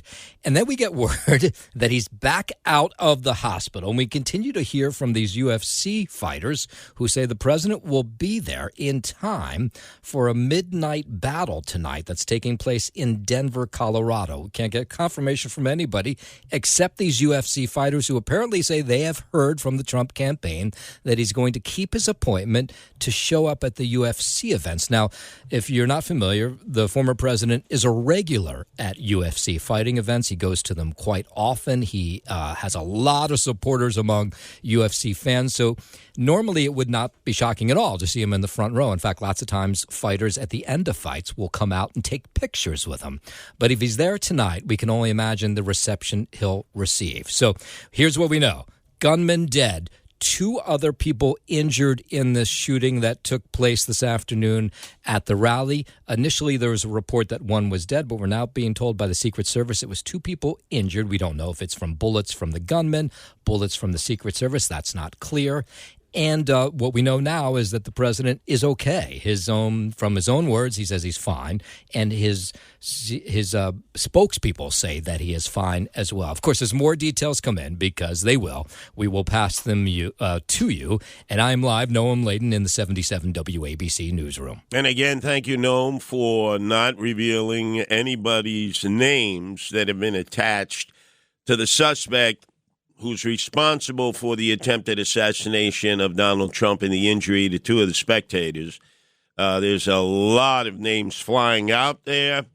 We are not going to stipulate who it is until there's complete confirmation. We're not going to get involved in that conspiratorial thing. There's no need. There's a dead body on a roof taken out by the snipers of the Secret Service. And I'm sure it's just a matter of time, probably in the next hour or so, they will have full confirmation of that. When we come back, we're going to go to Roger Stone of the Stone Zone. Nobody is more attuned to understanding potential assassination attempts. He wrote a book about the JFK assassination, implicating LBJ himself and his cohorts. So just stick right here, WABC. You don't need to go anywhere because we're going to give you round-the-clock coverage of the attempted assassination earlier today in Butler, Pennsylvania, of President Donald Trump. An assassination attempt on former President Donald Trump. Now the latest from 77 WABC. And on the line right now, we have on Roger Stone, who hosts the Stone Zone, which is on Sundays from 4 to 6. Roger, where were you when you heard that President Donald Trump had been shot? Curtis, it's good to hear your voice, and thank God our president is safe. I was about to depart the house when I got a text message. I went immediately to X, formerly known as Twitter, and heard this horrific news. Now, Curtis, in all honesty, I've been talking about this since Tucker Carlson first raised this issue in an interview. The overheated rhetoric, Joe Biden himself 5 days ago saying it's time to put Donald Trump in the bullseye. Benny Thompson, chairman of the January 6th committee, recently sponsoring legislation to strip Donald Trump of his Secret Service protection. Thank God that didn't happen. You're right, historically, Curtis, that I think that the Kennedy assassination, the attempted assassination of Ronald Reagan, the attempted political assassination of Trump in the Russian collusion hoax, which was a hoax, two succeeding impeachment ploys. This is all connected, in my view. And a half an inch to the left or to the right, and Trump would no longer be with us. It is horrific news, but I also think, in all honesty, God has protected this man. God has a plan for this man. God has a plan for the nation. Now, you are a veteran of many campaigns. You're in my age range, a baby boomer. To me, this feels like 1968 all over again. The Democratic Party is in disarray. Its candidate by now should have bowed out like LBJ did. He didn't. We have resurrected President Donald Trump coming back, very similar to Richard Nixon coming back, seeking the presidency. Do you see parallels to this? Very definitely, Curtis. I think you have just nailed it. I mean, again, the Democrat Party very bitterly divided in 1968 by the Vietnam War, massive protests at their convention. That same party now deeply divided over the conflict in the Middle East. I expect there'll be, if they have a real convention, not just a virtual convention, I suspect you'll have the same type of protests. Trump mounting the most phenomenal political comeback really in American history. My question is an obvious one. If President Trump had in fact committed all these crimes which they have alleged, then why wasn't he charged in the first year of the Biden presidency? Why did they wait until the fourth year? And the answer is because they did not foresee his storming to the nomination. They thought that a more palatable candidate would defeat him within the Republican Party and that the Trump phenomena was over. Obviously, we were happy for his safety. I hope the reports that no one was killed are correct. Earlier reports say that one person was killed and two were injured. I can't even imagine what that family would be going through at this moment. But if we can move to the political implications here, we've just seen a whole series of events over the last year that are very improbable. These lawsuits, these prosecutions have fallen away. The efforts to keep them off the ballot fallen away. The Supreme Court with a just and I think correct ruling on presidential immunity. All of these things, including sadly what happened tonight, are clearing a path for Donald Trump to return to the White House. Now, also, the third candidate in the mix, RFK Jr., not afforded Secret Service protection. It's a no-brainer. With a name, Kennedy, just knowing the history of the family, the stubbornness of the Biden administration not to spend the resources necessary to protect this man and his family round the clock is mind-boggling. You're absolutely right, Curtis. It is absolutely outrageous. I mean, Robert F. Kennedy Jr. is completely eligible for Secret Service protection. The president has unilateral authority to order it, actually for any candidate. But once he filed with the Federal Election Commission and once he applied for protection, he was eligible. It is petty on the part of the Biden administration, and I can only assume that there are two motives. On the one hand, they somehow feel that Secret Service protection will give his candidacy a certain legitimacy, or secondarily, if the Secret Service is not protecting Robert Kennedy, as they should be, then that expense must come from his own campaign. That is millions and millions and millions of dollars. It's amazing to me that the Biden administration, specifically the Department of Homeland Security, is playing politics with this. Look, I'm not a Kennedy supporter, not in the slightest, but he absolutely should have Secret Service protection. They ordered it for Nikki Haley after she came in a dismal third place in early primaries. This has nothing to do with money or resources. You and I know that. This has to do with politics. Now, as President Donald Trump pushes forward, what has to be done to make sure that he is safe and secure the rest of the way? Because, you know, there's the copycat syndrome, and more importantly, the rhetoric since the debate. I noticed that when they saw Joe Biden, the Democratic president of the United States, melt on that stage, they recognized we might have to forget the presidency this time around. The fear that Donald Trump will be a totalitarian dictator, make mass arrests, AOC saying he's coming for me. What must be done now to protect Donald Trump? Because they have built up hysteria. And you know, there are people out there emotionally disturbed. They don't need much to push them over the edge. No, I actually saw Vice President Kamala Harris the other day saying that if Trump is elected, he will weaponize the Department of Justice to go after his political opponents. Could anyone have any less self-awareness? It's vital that people remember that everything they accuse Trump or his supporters, of which I am one, of doing is exactly what they are doing. A threat to democracy, I would say trying to keep your opponent off the ballot in all 50 states. That's not very democratic. Trying to censor free speech on the internet or on all platforms, that's not very democratic. 278,000 warrantless surveillances of U.S. citizens by the FBI during this administration. That's not very democratic. So we need to turn down the rhetoric overall. I think that would be a plus. But CNN tonight, early on, reporting that Trump took a dive after slipping and falling. Perfect example. I must tell you, Curtis, I always have thought that President Trump took unnecessary risks. He loves people. He loves to be with the people. He loves to mix with the people. I'm not criticizing the Secret Service because the president kind of decides where he goes and what he does. But very clearly, security does need to be beefed up because the atmosphere that is generated by the haters, generated by those whose rhetoric is just too hot. And you're right. All it takes is one deranged individual to go out and do something like this. I'm going to be very anxious to see the investigation and learn more. Like you, I'm not going to comment further on motive or individual until we know what actually happened.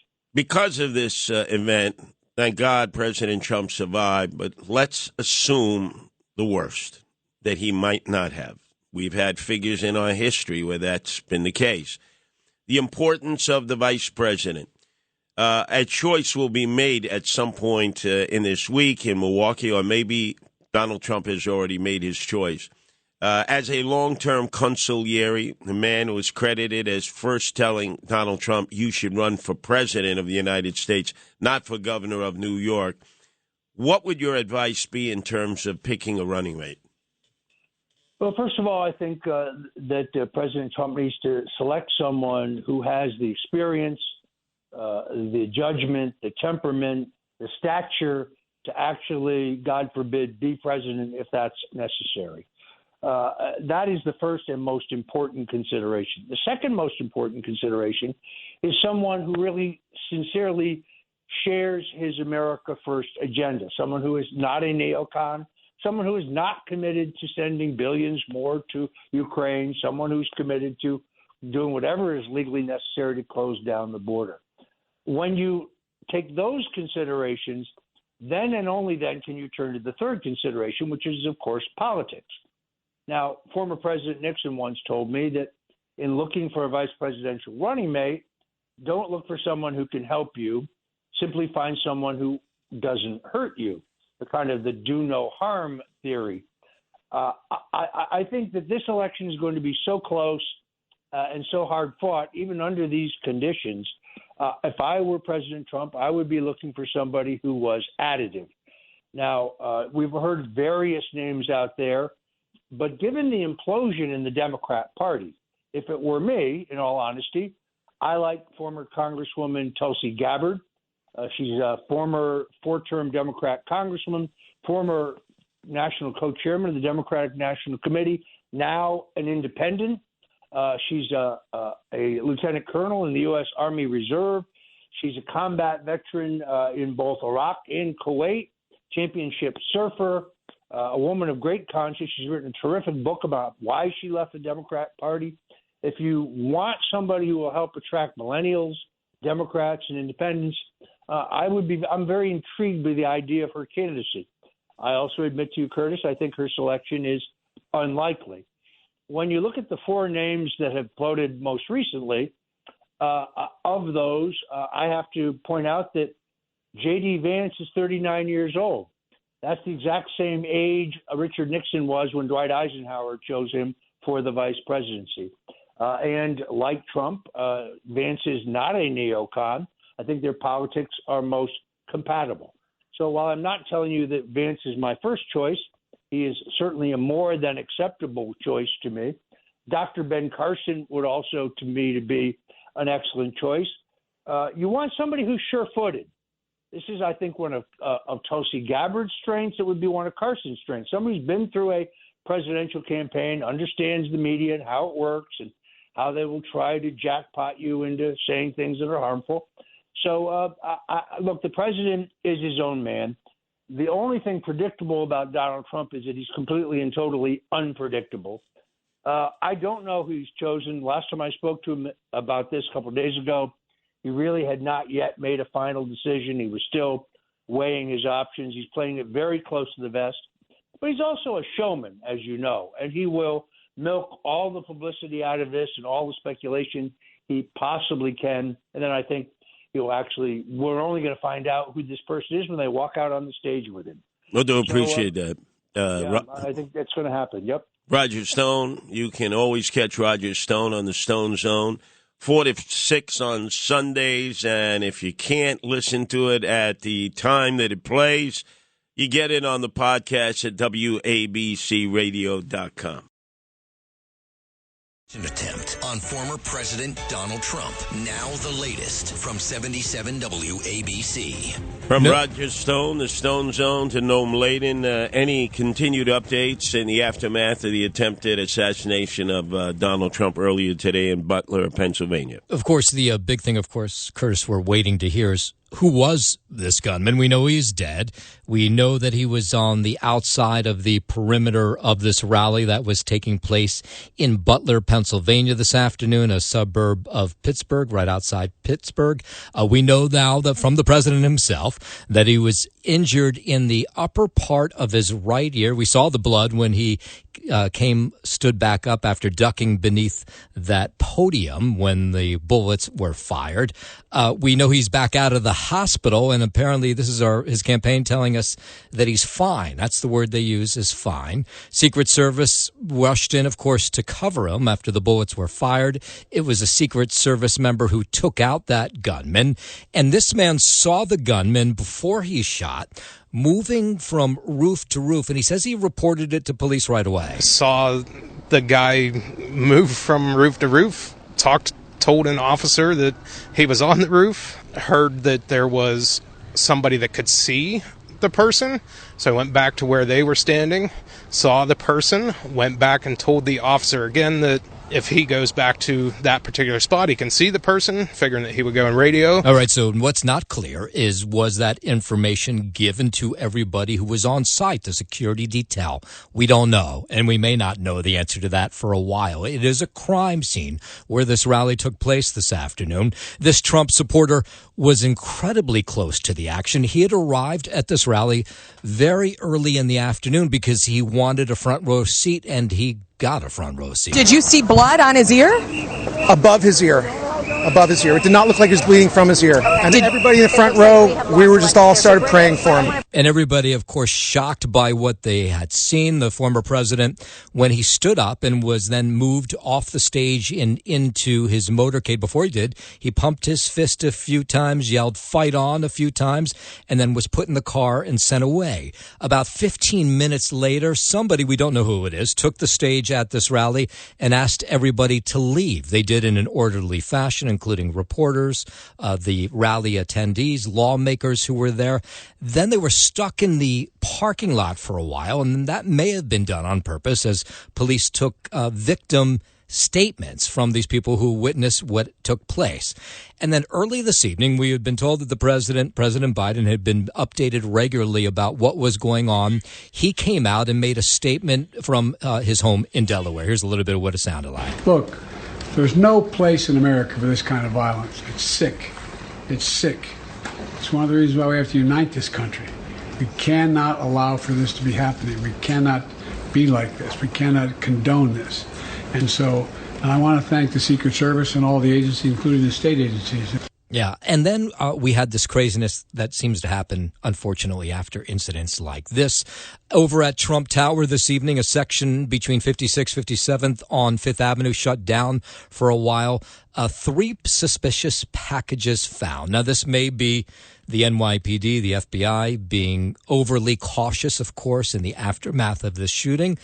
We have not been told what these packages were. A bomb squad was called in to check on one of those packages. Of course, as more details come in to us on that, we will pass them on to you. But here's the story again. Butler, Pennsylvania this afternoon, an assassination attempt on the man who will be the Republican nominee this week in Milwaukee when the party makes him so. He has survived that attack, an injury to his ear. He was released, the former president, from the hospital a couple hours ago. And this one rumor that we're trying so hard to confirm is that he's on his way to see the UFC fight in Denver, Colorado tonight. That was apparently where he wanted to be. He is a big UFC fan. The UFC loves him, including the owner, Dana White. We'll follow that story as the evening goes on. Imagine the reception he will get if he walks into that arena in Denver tonight. As we get more on the gunman and any more on this information on this assassination attempt on former President Trump, we'll update you on those details. I'm Noam Laden, live in the 77 WABC newsroom.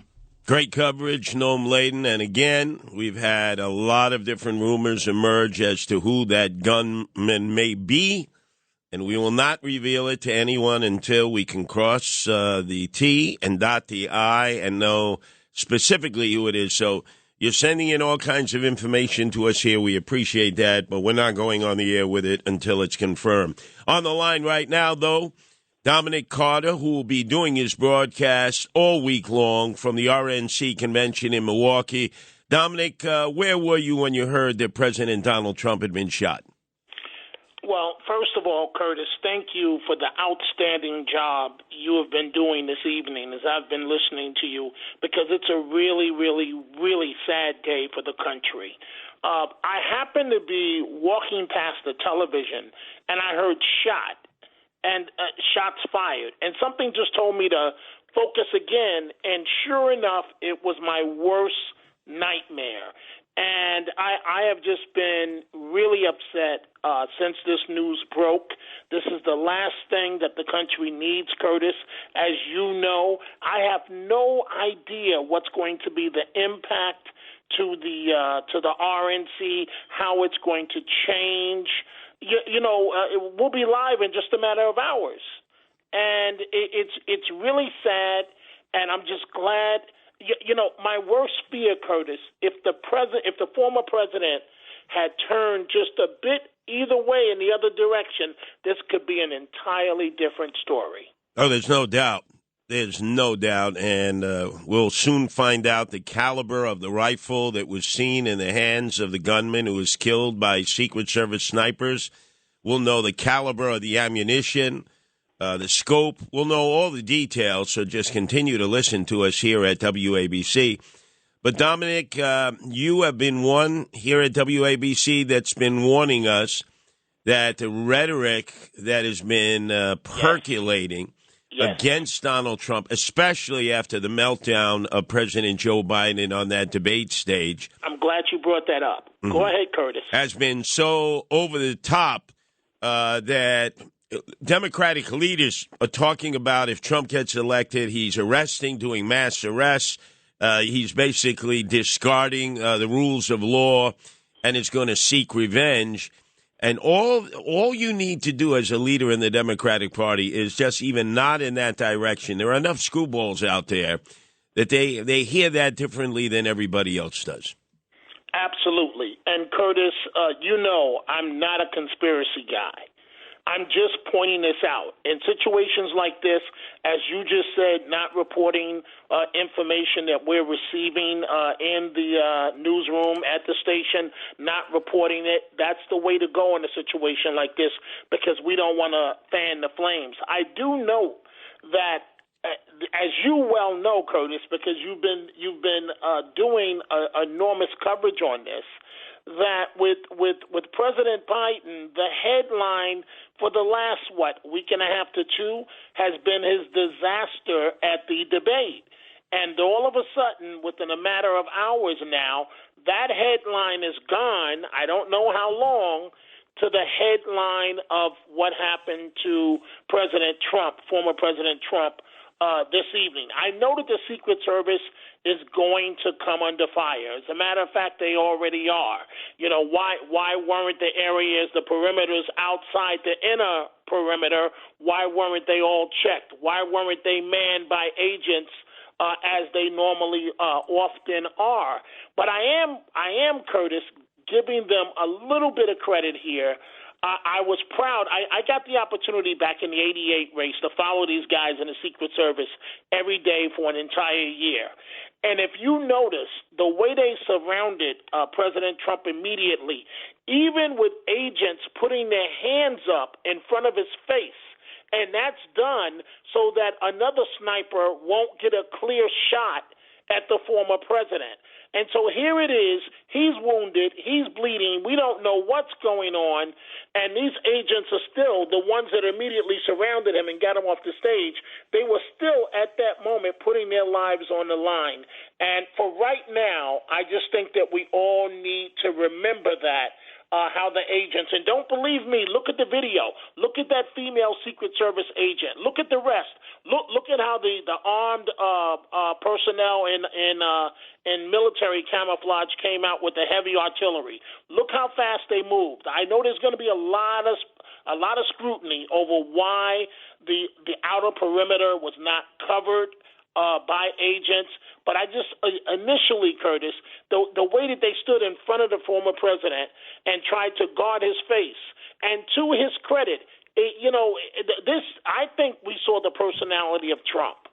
When he put his fist up in defiance, this man is wounded, grazed from a gunshot wound, and he's still telling people to fight.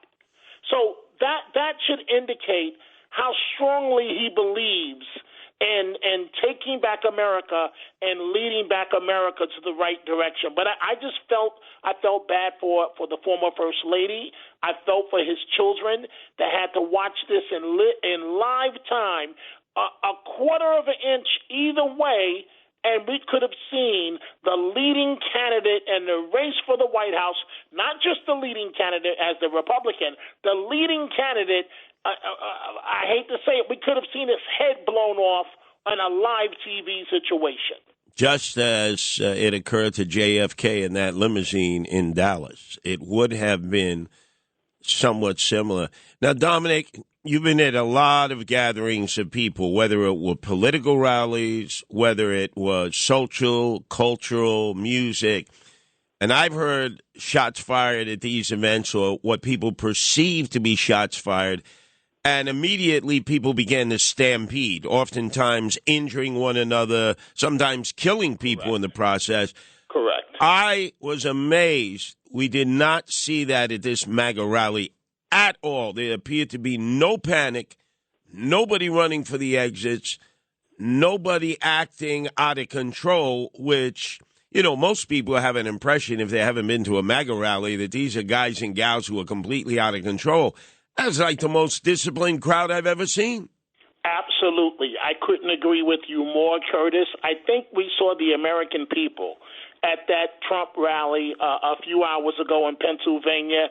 But at the same time, I also think, Curtis, that when this stuff is happening in real time, they didn't know if it was a car, a car backfiring, or fireworks, or, unfortunately in this case, gunfire. It's just so sad, Curtis, because Trump is a phenomenon that pulls out, as you well know, you talk about this all the time, Curtis, pulls out 20, 30, 40, 50,000 people, 80,000 people. And now this is a game changer.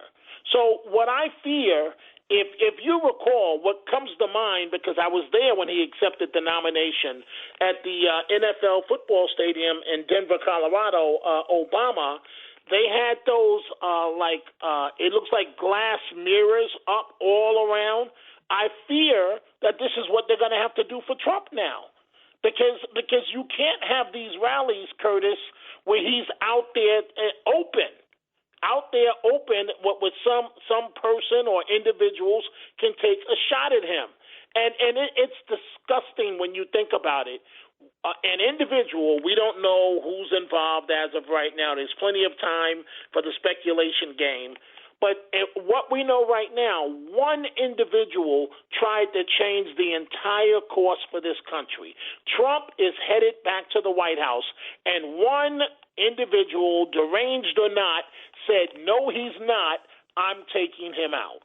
And it's disgusting, and people have been talking about this on on the radio, in public circles, that someone would take a shot at him, and here we are. And I just want people to keep in mind that his daughters had to watch this. His sons had to watch this. And the type of man that he is, even while wounded, not knowing where it's coming from, he still raised his wrist to say, fight, fight, fight, as those agents rushed him off the stage. So, Curtis, what I honestly don't know, we don't know. And so now I'm seeing reports that President Biden has talked to President Trump. I don't know if you reported that yet, but he has talked to him. I'm waiting to see the transcript, if it's possible, if we receive it, of the conversation. But this campaign and the rhetoric, and I'm not blaming anybody, but look at how the Biden campaign has been going after Trump, calling him a racist, calling him everything but a child of God. There are consequences for this type of behavior in a country where 50% love Biden, 50% hate Biden, 50% love Trump, 50% hate Trump. There are consequences, and to the point, Curtis, that you always make, there are some sick puppies out there. Yeah, in fact, I like the comparison you made to President Barack Obama. There was such a fear that in being so close to becoming the first African-American president of the United States, that some screwball, some racist, would take it into their own hands to eliminate that possibility. And you're right. He was covered with bulletproof see-through glass in many of the events in which he had to mount on a stage and could have been seen in a scope from a quarter mile away by some deranged gunman. So I think the same precautions have to be taken for Donald Trump, because it may not stop here. This may just be an encouragement to more copycats. Well, the one thing I can say, and I don't think I'm revealing any Secret Service secrets, but what I got to see up close with Jesse Jackson going back to 1988, so we're going back some 40 years, right? Whenever we arrived in a city, Curtis, number one, the Secret Service gives the candidates, they wear, I don't know what the case is with Mr. Trump, and even if I did know, I wouldn't reveal it.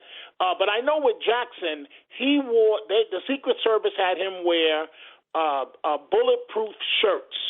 They had special bulletproof raincoats for Reverend Jackson. Reverend Jackson is now an old man, and so, a man in his later part of his life, the latter part of his years. But so whenever we pulled into a city, the risk assessment was always there for the Secret Service.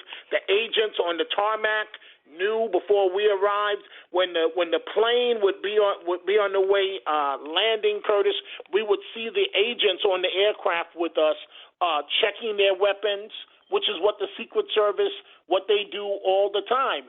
And so I don't know what is the case with Mr. Trump, but his personality does not lend, in my opinion, to wearing a bulletproof raincoat, to wearing a bulletproof shirt. And these are things that the candidates don't talk about. I guess they're instructed to not talk about it. So this is 40 years ago, so I can only imagine the technology that the Secret Service has now. But this was a game changer a few hours ago, because now you're not just going to do the metal detectors for the event. You're not going to just have the regular perimeter protected by the Secret Service. And of course, we all know, like for example, Curtis, whenever the candidates, one of the things I always have been amazed about, when the candidates do the walk line, right? You see the agent standing next to them, but generally the public does not know there are plainclothes agents on the other side, right behind the first layer of people that walk with the candidate. So you're thinking that only the agents are there in dressed up with the shades and the suits that are standing next to the candidate and standing behind him. Oh, no, no, no. You have agents that literally 3 to 4 to 5 agents that are walking in plain clothes ready to move at the snap of a finger. So this is a worst case scenario. Knowing Trump, he's going to find a way to go forward with his convention, but I don't know what's going to happen. There were reports that he was about to name his vice president pick. What's going to happen now? We just don't know. We're in unfamiliar terrain right now. And so, I'm on the air in less than 24 hours, and I have no idea what's going to happen. Well, you'll be connected, Dominic, because we're continuing our round-the-clock coverage. Dominic Carter will come on from 11 to 1 Sunday, as he generally does, and then his 2 shifts during the week, 3 to 4, right after Greg Kelly, and then he comes back right after Rita Cosby at night, 12 to 1, live from the RNC convention in Milwaukee, Wisconsin, starting on Monday. Appreciate your input, Dominic. Curtis, thank you for the excellent work you're doing and informing us in real time as to what's going on. I just want to close with this. God bless Mr. Trump. God bless his family. I hope he's okay, and I hope that things go well for him, because nobody deserves what he's been going through as of late. And right now, let's get our news update from Noam Laden as we continue our nonstop coverage of what occurred earlier today in Butler, Pennsylvania, at the very start of the Trump rally in front of 50,000 MAGA fans. 7 minutes into the speech, shots were fired at President Donald Trump. He was injured, not seriously. 2 others were injured, and Noam Laden will give us all the late-breaking details. Assassination attempt on former President Donald Trump. Now the latest from 77 WABC News. All right, now it's my turn. Noam Laden live from the 77 WABC Newsroom. Want to tell you some information that has come into us in the last 10 minutes or so. New information. The White House putting out a statement about 10 minutes ago saying that President Joe Biden reached out to former President Donald Trump, and the two had a phone conversation. We would have liked to have been on the phone to hear what they said. I imagine at some point we may have some information about what was spoken about.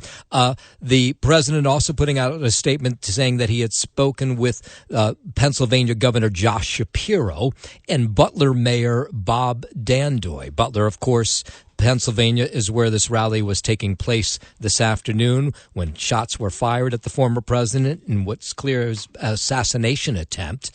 And then just a short time ago, Robert F. Kennedy speaking out, recalling the assassinations of his father, Robert F. Kennedy, back in 1968, and his uncle, President John F. Kennedy, in 1963. The independent presidential candidate says the nation needs to tone down the political vitriol. He says we also can't allow the country to devolve into violence. Now, maybe if you've been listening to Curtis Sliwa all night, you've heard that Robert F. Kennedy, who is, of course, on the presidential campaign trail and in some polls is getting 15% of the vote, does not have Secret Service detail. That could change now with this assassination attempt this afternoon in Pennsylvania. Now, if you missed it, here's what it sounded like this afternoon. 7 minutes into this speech, as the president was speaking before this large crowd in Pennsylvania, is when the bullets began to fly. Take a look at what happened.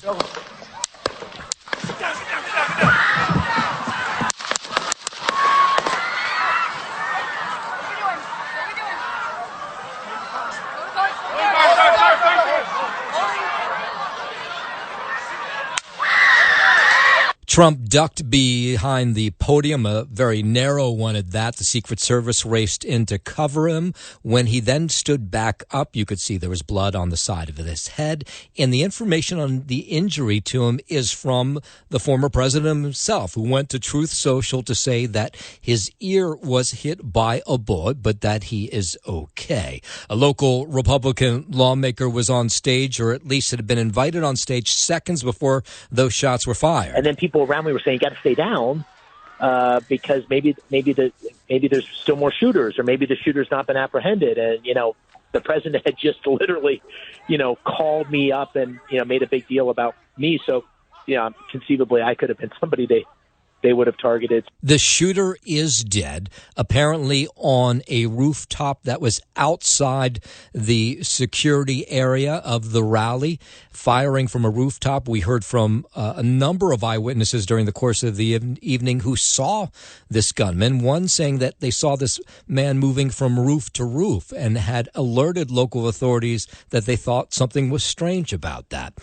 This gentleman was one of the people who was first in line at the rally tonight because he wanted to get close to the president. I saw President Trump giving his remarks. I heard the noises. I looked to my left, hoping that it was a prank, and it does not appear from the reactions that it was. And it was the Secret Service who took down that gunman. That's when, after taking down that gunman, within seconds after the shots were fired, that's when they were able to escort Donald Trump to that motorcade, and then he was sent to the hospital.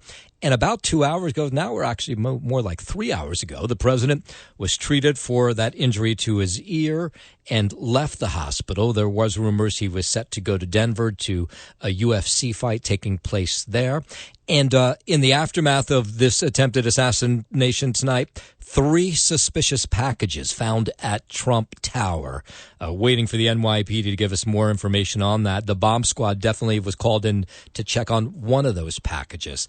And the Trump campaign just telling us a short time ago, none of this will be a shock to you, I'm sure, that the convention that begins on Monday, the Republican convention, where they'll nominate Trump to be the presidential candidate officially, is going to go on as normal. But of course, it'll be anything but normal. Security, which no doubt was already going to be tight in the Brew City in Milwaukee, now will be extra tight. So, of course, we'll follow that as well.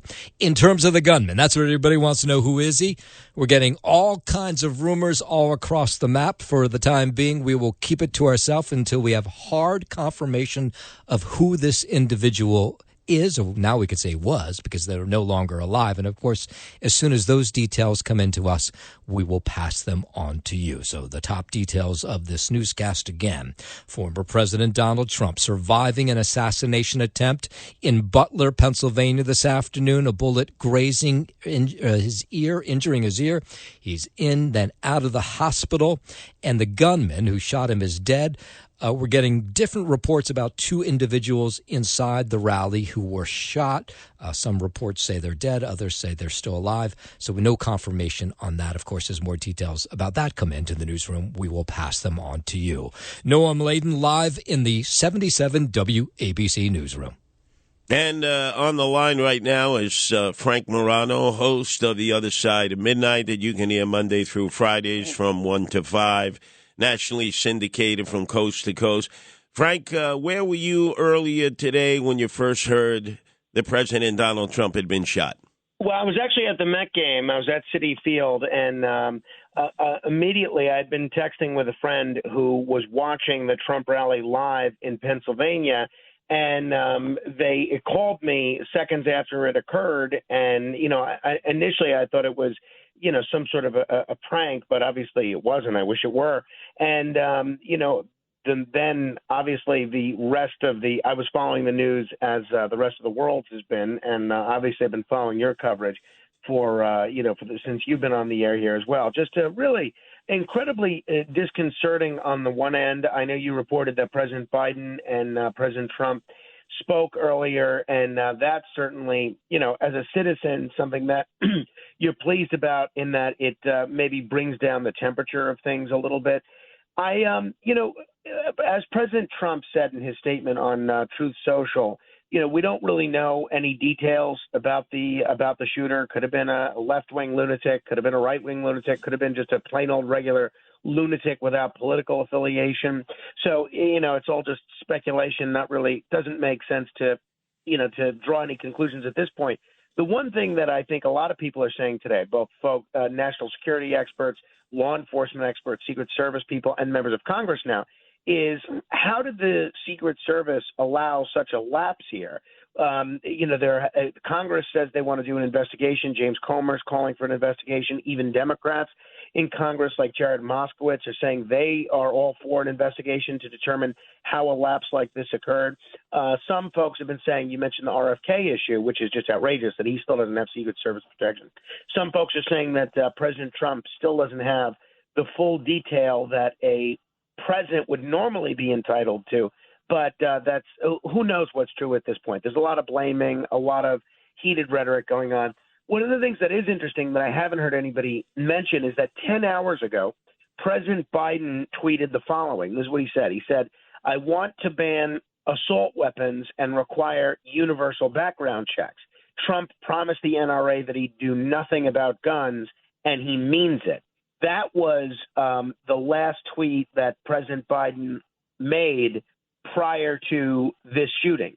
So it is interesting that that there would be something involving gun violence and President Trump. I don't know that anything's connected, but it is interesting that that's what he would tweet. Now, question: you're sitting in Citi Field. The game is going on. Almost everybody is looking at their phones like you do. Was there any reaction from the crowd? Because I'm sure there was a few people in the crowd who must have said to those that had accompanied them to the game, hey, it looks like Trump was shot in Pennsylvania. You know, I was with a large group, about 10 members of our family, and a lot of us were talking amongst one another. But no, I didn't get the sense that there was anything more broadly, in terms of awareness with the rest of the crowd. There was no announcement or anything like that.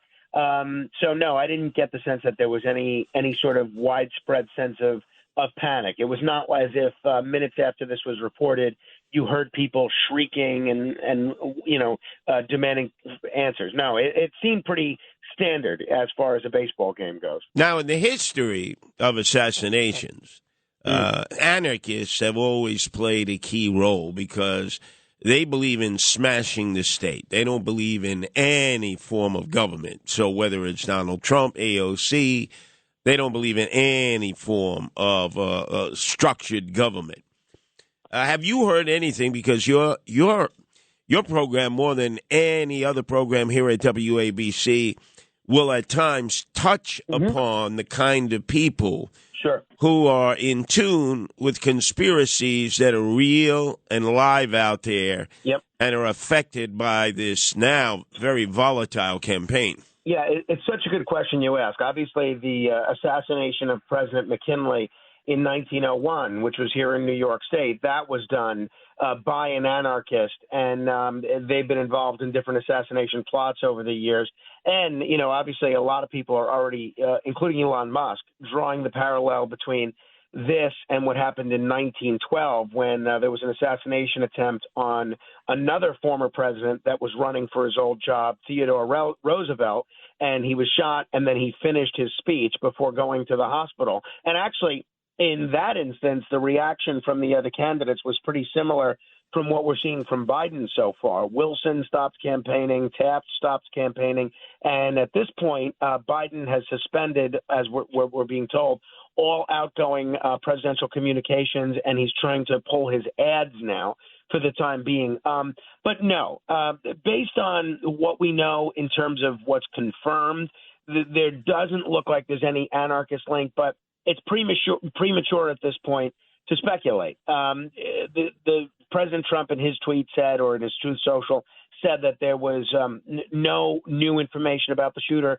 So we're all just waiting and watching. I do think it's important, and again, I don't want to be one of these guys that throws gasoline on the fire or anything like that, but I do think it's important to keep in mind that in April, 9 House Democrats introduced legislation to strip Donald Trump's Secret Service protection under a bill they called the Disgraced Former Protectees Act.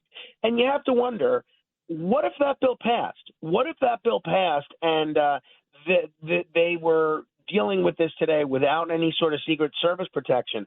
And I realize, we're used to pandering politicians doing and saying outrageous things, but, it's important to keep in mind that the outrageous conduct, the outrageous rhetoric even if they're proposing legislation that they think is going to get them a whole bunch of viral moments on social media or get them some talking points on cable news, it does have an effect. And I really do think that the rhetoric that we've seen on both sides has not been productive at this point. Well, you pointed out 1912, the assassination of Teddy Roosevelt, the former attempted assassination. Right. The attempted assassination of Teddy Roosevelt, the former president running on the Bull Moose Party.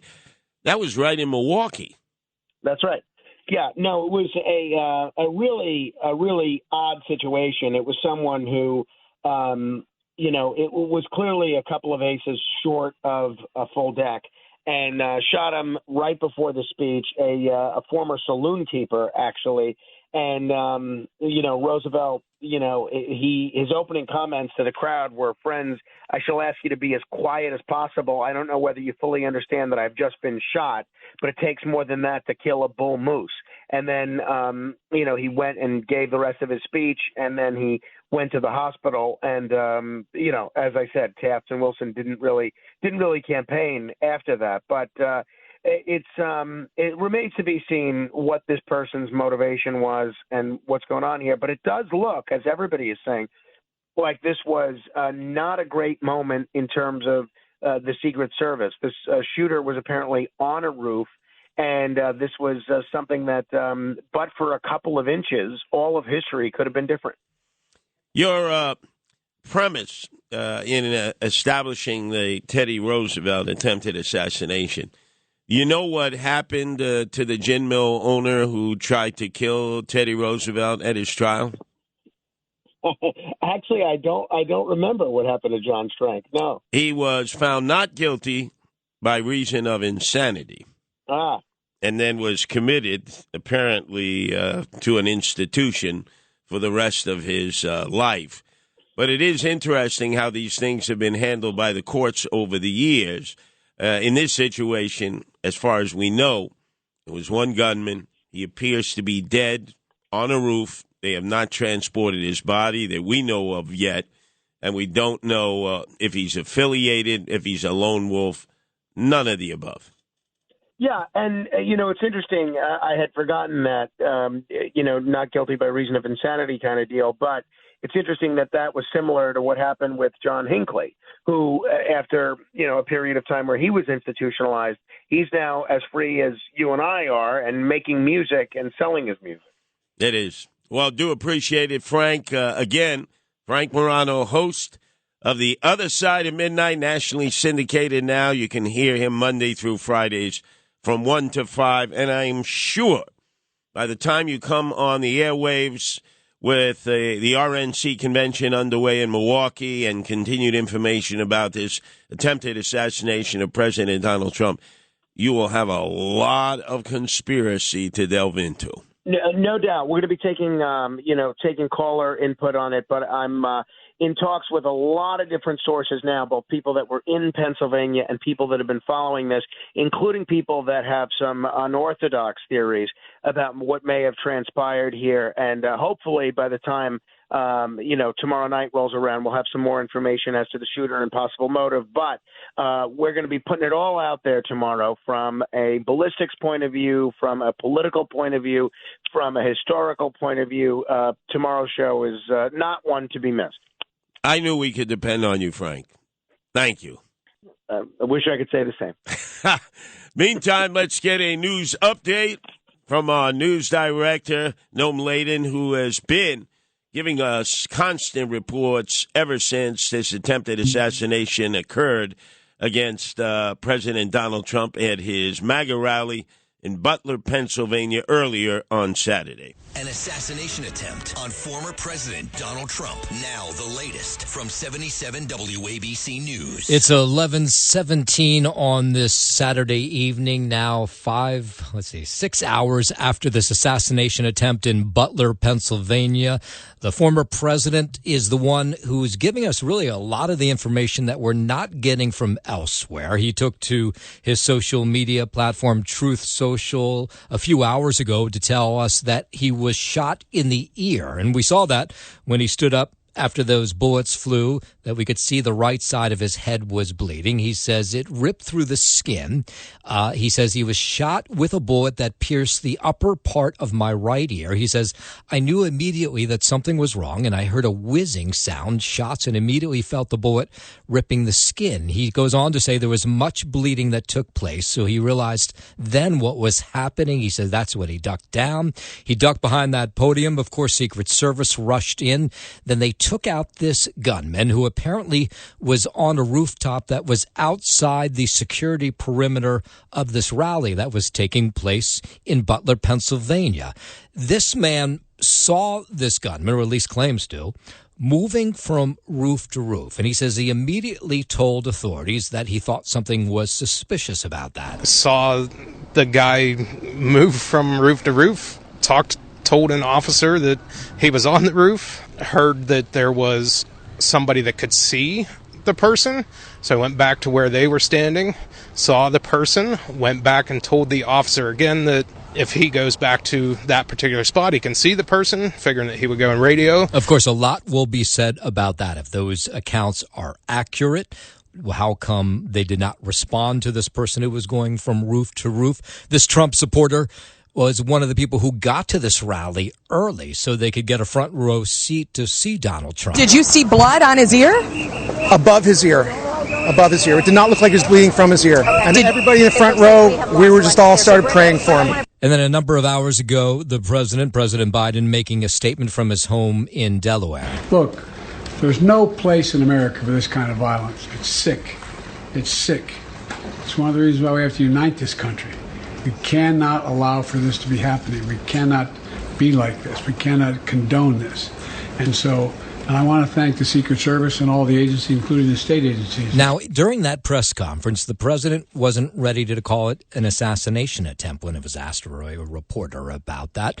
He also told us that he had not spoken with the former president by phone and had been trying to get in touch with him. Well, now we've got an official White House statement that says the two did speak to each other, that the president reached out to Donald Trump since the shooting, and he is cutting his beach week, and this being, of course, President Biden in Delaware, short to return to Washington, D.C. And about an hour ago, Robert F. Kennedy saying that he recalled the assassinations, of course, of his father, Robert F. Kennedy, in 1968, his uncle, President John F. Kennedy, in 1963. The independent presidential candidate said that the nation needs to tone down the political vitriol. He says we can't allow our country to devolve into violence. So this is what we know. The president is fine. That's what the campaign says. He was shot in the ear, was out of the hospital by around 8 o'clock or so this evening. We saw the motorcade leaving the hospital, not clear where he was off to. It was rumored he was going to a UFC event in Denver. We'll wait and see if that's actually true. And we also know that the gunman is dead. We're getting all kinds of descriptions of who this person is, all kinds of names of who they are. Not ready to go with any of them because we have not gotten solid confirmation. Of course, as soon as we do, we will pass that on to you. Live in the 77 WABC newsroom, I'm Noam Laden. And we continue as we will be broadcasting to the break of dawn. Wanted you to hear the full 4-minute discussion that a BBC reporter had with a young man who had said that he had left the rally to seek some shade from a nearby tree, knew that he wouldn't be able to see President Donald Trump but could clearly hear them, and then noticed a man crawling around on the roof of the building that he was next to, desperately tried to bring it to the attention of the local police, did not seem to get the required response. Listen to what he had to say to a BBC reporter soon after Donald Trump was shot on the podium in Butler, Pennsylvania. Someone who was here, you weren't inside the event, nope, but you were just outside. Tell us what you saw and what. So we had a party here all day. You can see behind us at the Brinkles Farming Greenhouse here. We had a party, and we all decided, hey, when we hear Trump up there, we're going to walk up through the field, stand by the trees up there under the shade, and watch and listen to the rally. Right? We couldn't see him, but we could hear him. So we walked up, in probably 5 to 7 minutes of Trump speaking. I'm estimating here. I have no idea, but we noticed a guy crawling, bear crawling up the roof of the building beside us, 50 feet away from us. So we're standing there, we're pointing at the guy crawling up the roof. And he had a gun, right? He had a rifle. We could clearly see him with a rifle. Absolutely. We're pointing at him. The police are down there running around on the ground. We're like, hey, man, there's a guy on the roof with a rifle. And the police well, the other thing that was amazing is the MAGA people who attended, the Trump supporters. They did not. What happened to there? Let's see if we can get more clarity on that 4-minute piece. I don't know how my words blended into that 4-minute piece. Let's try to get it correct, because that is the eyewitness to the gunman. So just to recap it, even before the shots were fired, there were young men who decided they would not stay out in the crowd of the MAGA followers, but rather would seek coverage at a nearby tree because it's hot out there. They wanted to hit the shade. They could hear Donald Trump speak. They just couldn't see him. So what they were doing was just setting up. When they looked over to a building that was right next to them, about 500 feet away from the podium where Donald Trump was speaking, and they immediately, at that particular point, noticed there was a guy on his belly who was like a snake just inching up towards the end of the building with a rifle. They frantically tried to get the attention of the police, who were scurrying around, but did not seem to be paying attention to them. They could not, for the life of them, understand how it was that Donald Trump was still talking on the stage and had not been warned that there was a gunman on the roof. Following that, there were a series of shots. We have since seen the video, and we have heard the shots fired. Donald Trump was hit, was whisked away to a nearby hospital. 2 of the other attendees were hit. They are in critical condition at the hospital. But this is the eyewitness to exactly what had occurred just moments before that. So, yeah, let's, in the future, let's make sure before we go on air that we have the damn thing checked out from beginning to end. It might be a thing that we can do. Check, double check. But let's go to the actual podium itself where the shots were fired. You could hear Donald Trump. He was about 7 minutes into his presentation, and then you could hear the shots being fired. All right, we're going to have to regroup here. Let's get our numbers. 1-800-848-9222. That's 1-800-848-WABC. We're now opening up the phone lines. You've had extensive information provided to you by Noam Laden in the ever-changing news that surrounds this attempted assassination of Donald Trump earlier in Butler, Pennsylvania. Feel free to call in, weigh in with your opinions. 1-800-848-9222. That's 1-800-848-WABC. So let's go to the podium where the shots were fired about 7 minutes into the speech by Donald Trump. Take a look at what happened.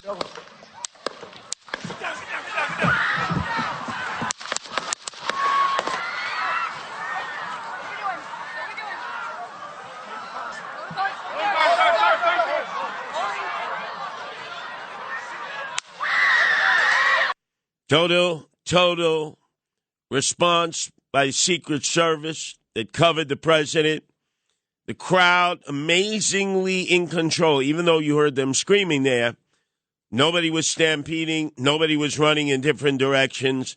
I've been in many, many crowds where shots were fired or the perception of shots were fired or somebody yelled gun and everybody went running in different directions, to the demise sometimes of people who were trampled, seriously injured, sometimes killed. That did not occur. And as you could hear, the shots were very noticeable in a crowd of 50,000 people in Butler, Pennsylvania. Then here was a shooting witness.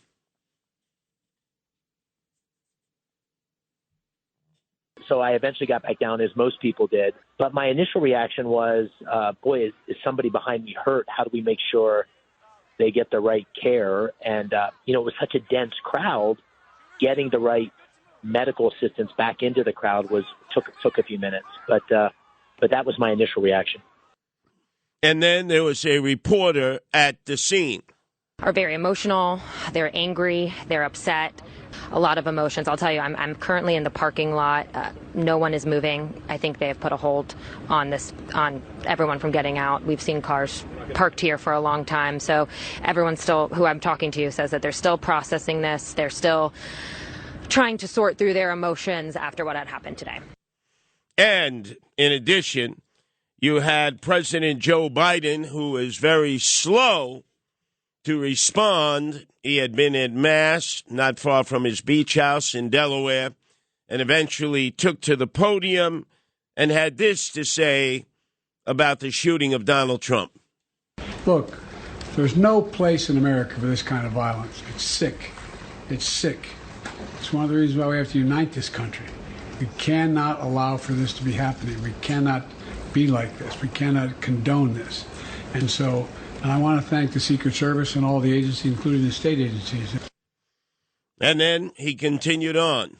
But the bottom line is that the Trump rally was a rally that he should have been able to be conducted peacefully without any problem. But the idea that there's political violence or violence in America like this is just unheard of. It's just not appropriate. And everybody must condemn it. Everybody. Our numbers, 212-9. Let me see, what's the number here? Got me all discombobulated here. Let's get back on track. Let's take a quick break, get our cuts in order, be able to take the calls, because we're taking you to the break of dawn with our round-the-clock coverage here at WABC of the attempted assassination of President Donald Trump earlier today in Butler, Pennsylvania. An assassination attempt on former President Donald Trump. Former President Donald Trump rushed off stage late this afternoon by Secret Service agents and into his motorcade just minutes into his rally this afternoon in Butler, Pennsylvania. It's right outside Pittsburgh. After a series of pops that sounded like gunshots rang out, Trump's face and ear were bloodied as he was rushed off stage. Keep it here for live, up-to-date reports on 77 WABC. An assassination attempt on former President Donald Trump. Now the latest from 77 WABC. Noam Laden, do you have any news updates, please? Well, we just have the updates from the White House that there was some sort of conversation between former President Donald Trump and President Biden. There was a press conference earlier this evening where President Joe Biden came out from his Delaware home to say that he wanted to speak with the president, that he was outraged by the assassination attempt that had taken place, but had not been able to get in touch with the president, or was trying to get in touch. So apparently there was some sort of conversation. No confirmation from the Trump people that actually took place.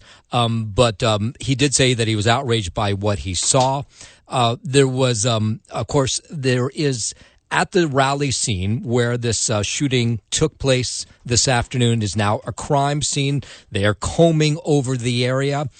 It was about 15 minutes after the former president was escorted out of the area in his motorcade to a hospital that they came on stage. We're not sure who this individual was, but they came on stage at this rally and told everybody that now was the time that they could leave. They slowly had everybody leave this area. There was a lot of people there. once they made it to the parking lot, apparently what we're hearing from people who were at this rally is a fair number of them were interviewed by police officers as they drove off this grounds about obviously what they had seen and what they had heard.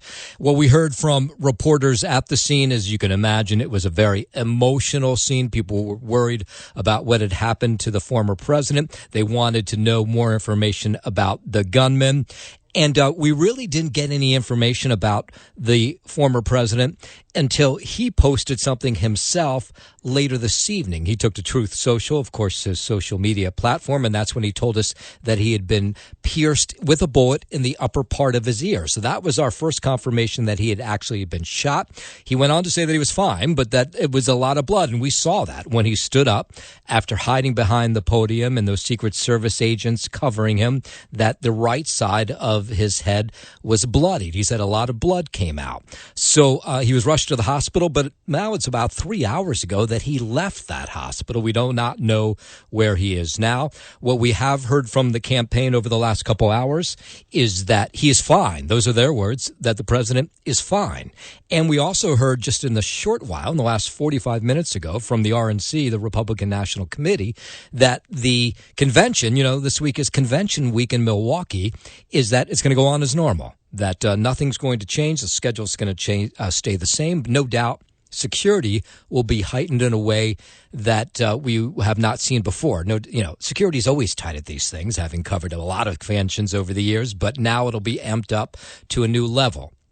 Now, once the president was out of the hospital, the story now became part of Trump Tower. There were 3 suspicious packages found at Trump Tower this evening. No official updates from the NYPD. 2 of the suspicious packages, they said, were fine. They ended up being nothing. But a third one, a bomb squad was called in to check out that package. We haven't gotten the latest yet on what that's all about. So here's the details. Apparently, President Biden and former President Donald Trump spoke this evening. Would have liked to have been on that phone call to hear what it sounded like. The gunman has been shot dead, was shot dead by Secret Service agents at the scene. We are getting all kinds of reports of who this person is. No confirmation yet. Of course, as soon as we do, we'll pass that on to you. And don't know where the president is. There was this rumor that's going around much of the night from people inside the UFC that he was going to fly to this UFC event in Denver. But we don't have any confirmation on that. So that's the latest we have from the 77 WABC newsroom. Keep it here, of course, wall-to-wall coverage. As new information comes into us, we, of course, will pass it on to you. Now back to Curtis. And right to the phones we go. Let's go to Anthony in New York. Your turn to be heard here at WABC, Anthony. Thank you, Mr. Sliwa. I appreciate your tireless work and efforts with WABC. This just brings back memories. I know Martin Luther King was assassinated by James Earl Ray back in '68, and then it was proven some years, maybe 25 years later, that it was actually a government conspiracy. And Martin Luther King was a staunch Republican, and the person who assassinated him was a Democrat. But I find it quite, we're never going to know exactly how this played out, who was behind it, until maybe 20 years down the road. You don't know, because we can't trust the sources that we're confronted with. I mean, you don't know the truth.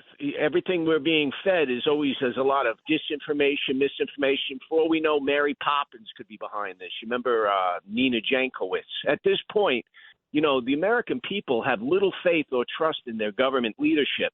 And everything that seems to be occurring seems to be very conveniently, it's a conspiracy. It's a conspiracy. But the only conspiracies I ever seen to find is the official narratives, on 9/11. If let's just bring up the scenario you brought. It's almost like yesterday. I can remember so much in 1968, April 4th.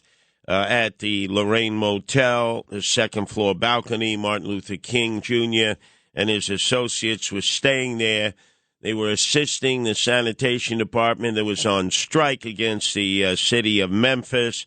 James Earl Ray, who was in a boarding house across the way, had a Remington rifle, and he shot and killed Martin Luther King on that balcony, then fled, was found in Britain. was brought back, extradited back to the United States. He had previously been in a Missouri penitentiary for serious crimes. So that one lends itself to a lot of conspiracy. I give you that, Anthony, because how the hell did he leave the country and end up in Britain? And then, yes, and in 1993, the family had sued, and they had found there was a guy named Jowers, I believe, who had something to do with the Tennessee police. But, it's just, my point is that, you can't really, everything seems to be convenient, the things that transpire, just like the anthrax that was mailed out the night before 9/11, or the pipe bombs that were planted at the DNC and RNC on January 6th. Is it a coincidence that, these things just Well, Anthony, we will soon find out. The FBI and state police will be having a press conference. Apparently, they're pinning this onto some 20-year-old guy in Pennsylvania. The name has been withheld. We'll be able to match that up to the many leads that have come into the newsroom with Noam Laden claiming it's one guy or another guy, or this guy's affiliated with Antifa or this or that or whatever. Hopefully we'll be able to pin that down within the next hour or so. Let's go to George, who's calling. Your turn to be heard here at WABC, George. Hi, Curtis. It's George. I wanted to profile the guy. That was a hard shot. I don't think he bought a gun 2 days ago and was practicing. I really think he's probably a young guy, and he was in good shape to shimmy up the building. It's a hard shot. I would think he had some training. Not conspiracy. Maybe I would think he's ex-military or at least a hunter or something. So some nut who just got out of the hospital is not going to be able to do that. That's just my opinion. I don't know if it makes any sense to you. Well, I'll tell you what. Let's play the full 4-minute interview. It'll give us a lot of insight in terms of what eyewitnesses saw about what this gunman did and how the police apparently were not even aware of his presence on the rooftop of a nearby building, nor was the Secret Service. Someone who was here, you weren't inside the event, nope, but you were just outside. Tell us what you saw. So we had a party here all day. You can see behind us at the Brinkles Farm and Greenhouse here. We had a party. And we all decided, hey, when we hear Trump up there, we're going to walk up through the field, stand by the trees up there under the shade, and listen to the rally, right? We couldn't see him, but we could hear him. So we walked up, and probably 5 to 7 minutes of Trump speaking. I'm estimating here. I have no idea, But we noticed the guy crawling, bear crawling up the roof of the building beside us, 50 feet away from us. So we're standing there, and we're pointing at the guy crawling up the roof. And he had a gun, right? He had a rifle. We could clearly see him with a rifle. Absolutely. We're pointing at him. The police are down there running around on the ground. We're like, hey man, there's a guy on the roof with a rifle. And the police were like, huh, what? Like they didn't know what was going on. We're like, hey, right here on the roof, we can see him from right here. We see him. He's crawling. And next thing you know, I'm thinking to myself, why is Trump still speaking? Why have they not pulled him off the stage? I'm standing there pointing at him for, 2 or 3 minutes. Secret Service is looking at us from the top of the barn. I'm pointing at that roof, just standing there like this. And next thing you know, 5 shots ring out. So you're certain that the shots came from that guy on the roof? 100%. 100%. And he was up there for a couple of minutes. He was up there. You saw him up there for a couple of minutes. Absolutely. At least 3 to 4 minutes. And you were telling the police and the Secret Service? We were telling the police. We were pointing at them for the Secret Service, who were looking at us from the top of the barn. They were looking at us the whole time when we were standing by that tree. Could they see binoculars? Could they see him? Probably not, because the roof, the way the slope went, he was behind where they could see. But why is there not Secret Service on all of these roofs here? I mean, this is not a big place. Did you see, obviously everyone, when the shooting started, everyone was very panicked. Did you see what happened to him at all? Oh yeah, they blew his head off. Okay, sorry. Secret Service blew his head off. Okay, just be careful because we don't quite know who's watching, but you're pretty sure they shot the guy? Absolutely, 100%. Okay. Yep. You saw that happen? Yep. Yep. Okay. Yep. And did you see them go up to him afterwards, or? They crawled up on the roof. They had their guns pointed at him, make sure he was dead. He was dead, and that was it. It was over. It's incredibly shocking. The guy was on the roof right there. You can see the white roof right there. Did you get a look at him? Could you? No, other than he was in muted colors, tan type clothing. We saw the rifle flinging around as he was trying to crawl. I mean, we saw the rifle, 100%. Do you know about guns? Do you know what kind of weapon it was? Oh, I absolutely know about guns, for sure. Yeah, I mean, it was a rifle of some sort. I wouldn't know, I wasn't close enough to read the label on it, but sure. But it was a rifle of some sort. Yeah, absolutely. So how do you process what you've just seen? I don't know what to say, man.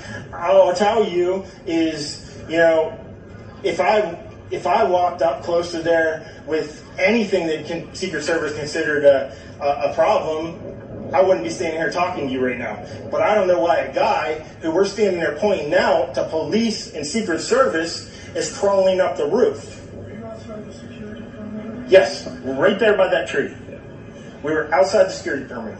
But my question is, there's only a few buildings around here. Why is Secret Service not at every building here? Well, there's a whole bunch of questions, I think, that are going to come. There's a whole bunch of questions. Yeah. Trump flag on the horse? Yes, she was right in front of me. She kept going back and forth right in front of me. Yes. Tell us about her. I mean, nice horse, nice lady running with a flag. Seemed very, patriotic. But what's the significance of her? No, he asked me if I saw a horse. Okay. All right, well, listen, I'm sorry you had to witness that. That was a terrible thing. And you just stay safe with your family and gotcha. Yourself. Thanks for your time. Man. That was a BBC reporter who had interviewed a young man who actually saw the assassin who had shimmied up a roof, was crawling on the rooftop, fired, according to this eyewitness, 5 shots. He desperately tried to bring it to the attention of the police who were on the ground. And then apparently snipers took out the gunman. But he asked a really good question. How is it in a very limited area where there weren't that many buildings to begin with? It's very rustic. It's very rural. How is it that no man and no women in law enforcement were placed on that rooftop? How is it the gunman was able to get up to that building without being identified, without being seen? So we anticipate any moment a press conference with the state police, the FBI, and the Secret Service. They'll have a lot of questions to ask. But in this particular case, it's clear. You got an eyewitness said that apparently security was not as good as normally you would expect it to be.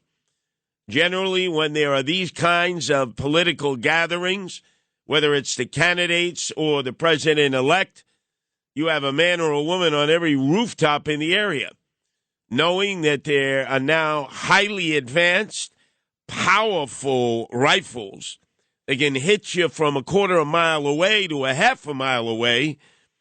The times have changed from that Italian rifle that Lee Harvey Oswald used to shoot JFK from the book depository in Dallas in 1962, and the Remington rifle that James Earl Ray used to assassinate Martin Luther King Jr. on the balcony of the Lorraine Motel in Memphis, Tennessee on April 4th of 1968.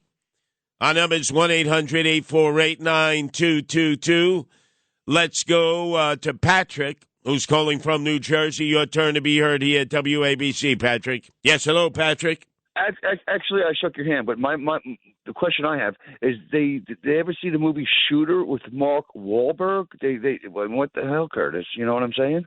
Explain for those who have not seen the movie. What is the premise, and what do you see?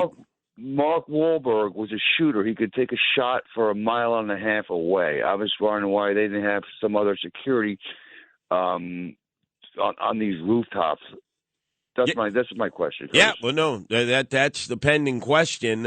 You heard that young man describe how he was desperately trying to bring to the police's attention and the Secret Service's attention that there was a guy on the roof with a rifle who turned out to be the assassin. And you're right. That's only like 400, 500 feet away. There are high-powered rifles in the hands of the right guy or gal. They can pop you right in the head from a quarter mile to a half mile away. Exactly, Curtis. No, I don't want to keep you up, but I'm saying I guess I didn't see the movie Shooter with Mark Wahlberg, who could shoot from 1.5 miles. They should have more security further away, so this did not happen today, my friend. No, you're absolutely spot on. Our number's 1-800-848-9222. Let's go to David calling from Staten Island. Your turn to be heard here at WABC. David? Curtis, there seems to be a pattern. If we take history from the American Civil War, Lincoln would not do anything until somebody hit federal government property. The second thing is, if you go into what you got going on now from the 2020, he was in the same spot as Abraham Lincoln. The blue states would not allow Trump to defend the cities. And if you add him now, they still want him out because he's holding the country together. Well, I find the comparison to Abraham Lincoln difficult to make, but that's why it was your turn to be heard, David. I'll have to process that. I was taught all about Abraham Lincoln by my father, Chester, who was from the land of Lincoln, Illinois, born and raised there, and that was like part of what you learned in going to the public school system there, as he did in Sherman Park, all about Lincoln. He never quite described it in the manner that you did, David. 1-800-848-9222. Let's go to Frank in New Jersey. Your turn to be heard here at WABC, Frank. Hey, Curtis. First of all, you're doing a great job. Thank you. I don't know why they didn't have a bulletproof glass petition in front of him to begin with. But I want to dispel one thing that someone said about a lunatic, possible left wing or right wing. This was not a lunatic. You planned this.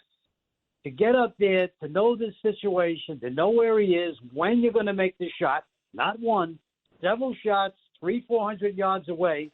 This man that was up there was not a lunatic. This guy knew exactly what he was doing.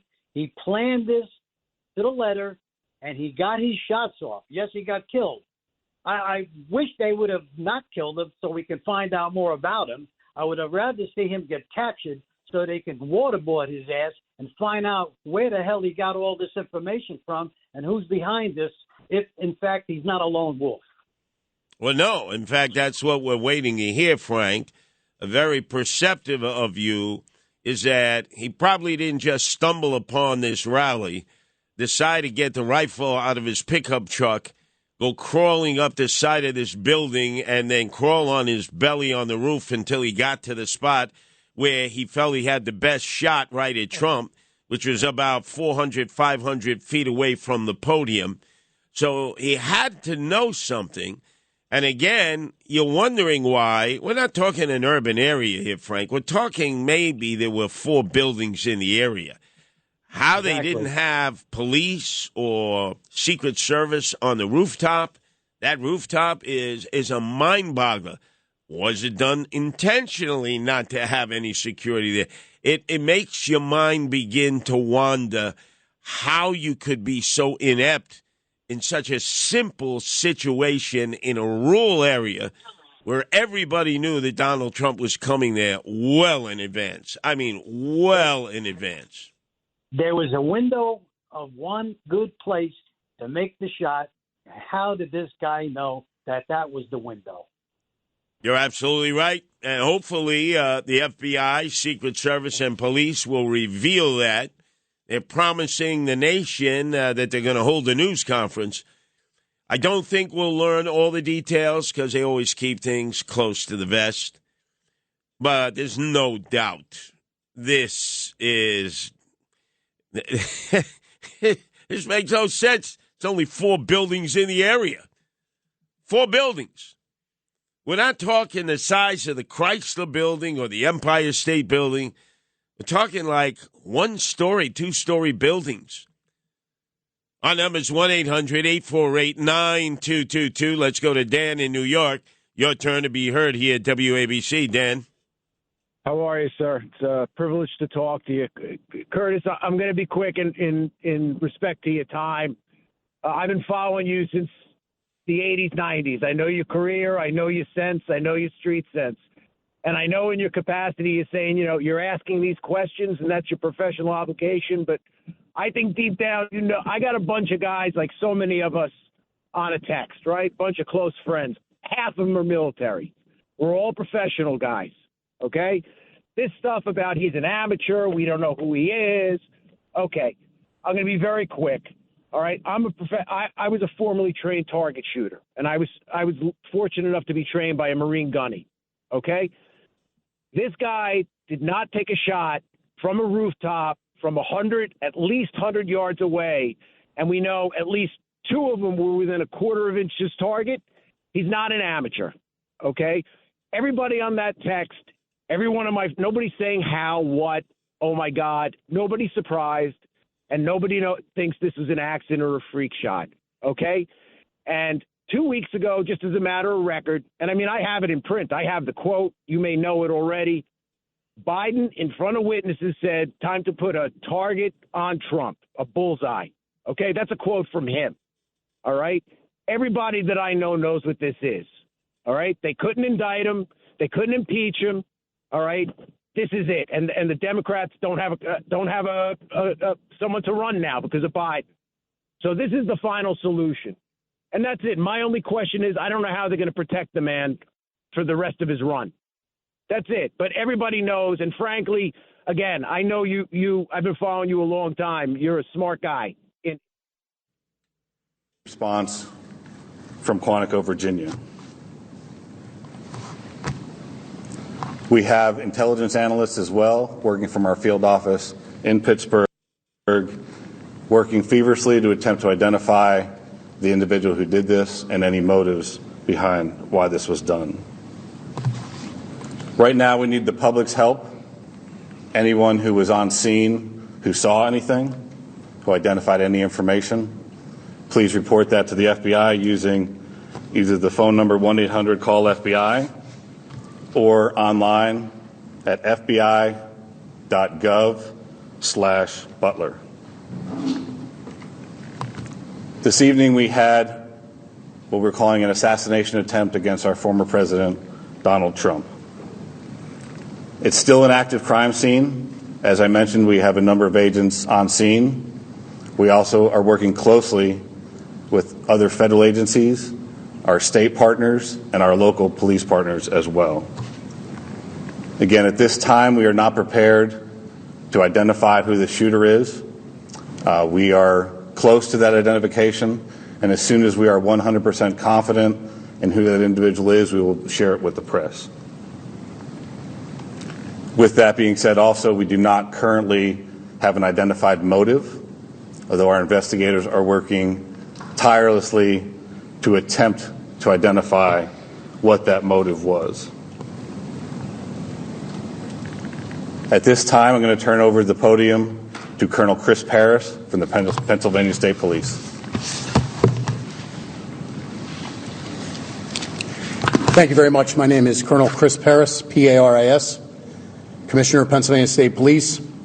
I would just like to say that the State Police have been in regular contact with the Governor's Office, and the full support and assets of the entire agency are behind the FBI and our other federal and municipal partners to assist with this investigation. The thoughts and prayers of the Pennsylvania State Police are likewise with the victims of this terrible act. We are prepared to support this investigation in any way, shape, or form, and we stand ready to participate in a full, fair, and competent and thorough investigation. To give you an operational rundown, Deputy Commissioner of Operations, Lieutenant Colonel George Bivens, is behind me, and he will discuss the operational portion that's being conducted by the Pennsylvania State Police. Lieutenant Colonel Bivens. Good evening. So let me describe for you a little bit about the scene that we have over there. As you know, there was a grandstand, a very large area, a lot of people there when this all unfolded. The former president had come out and begun to speak shortly after 6 o'clock this evening.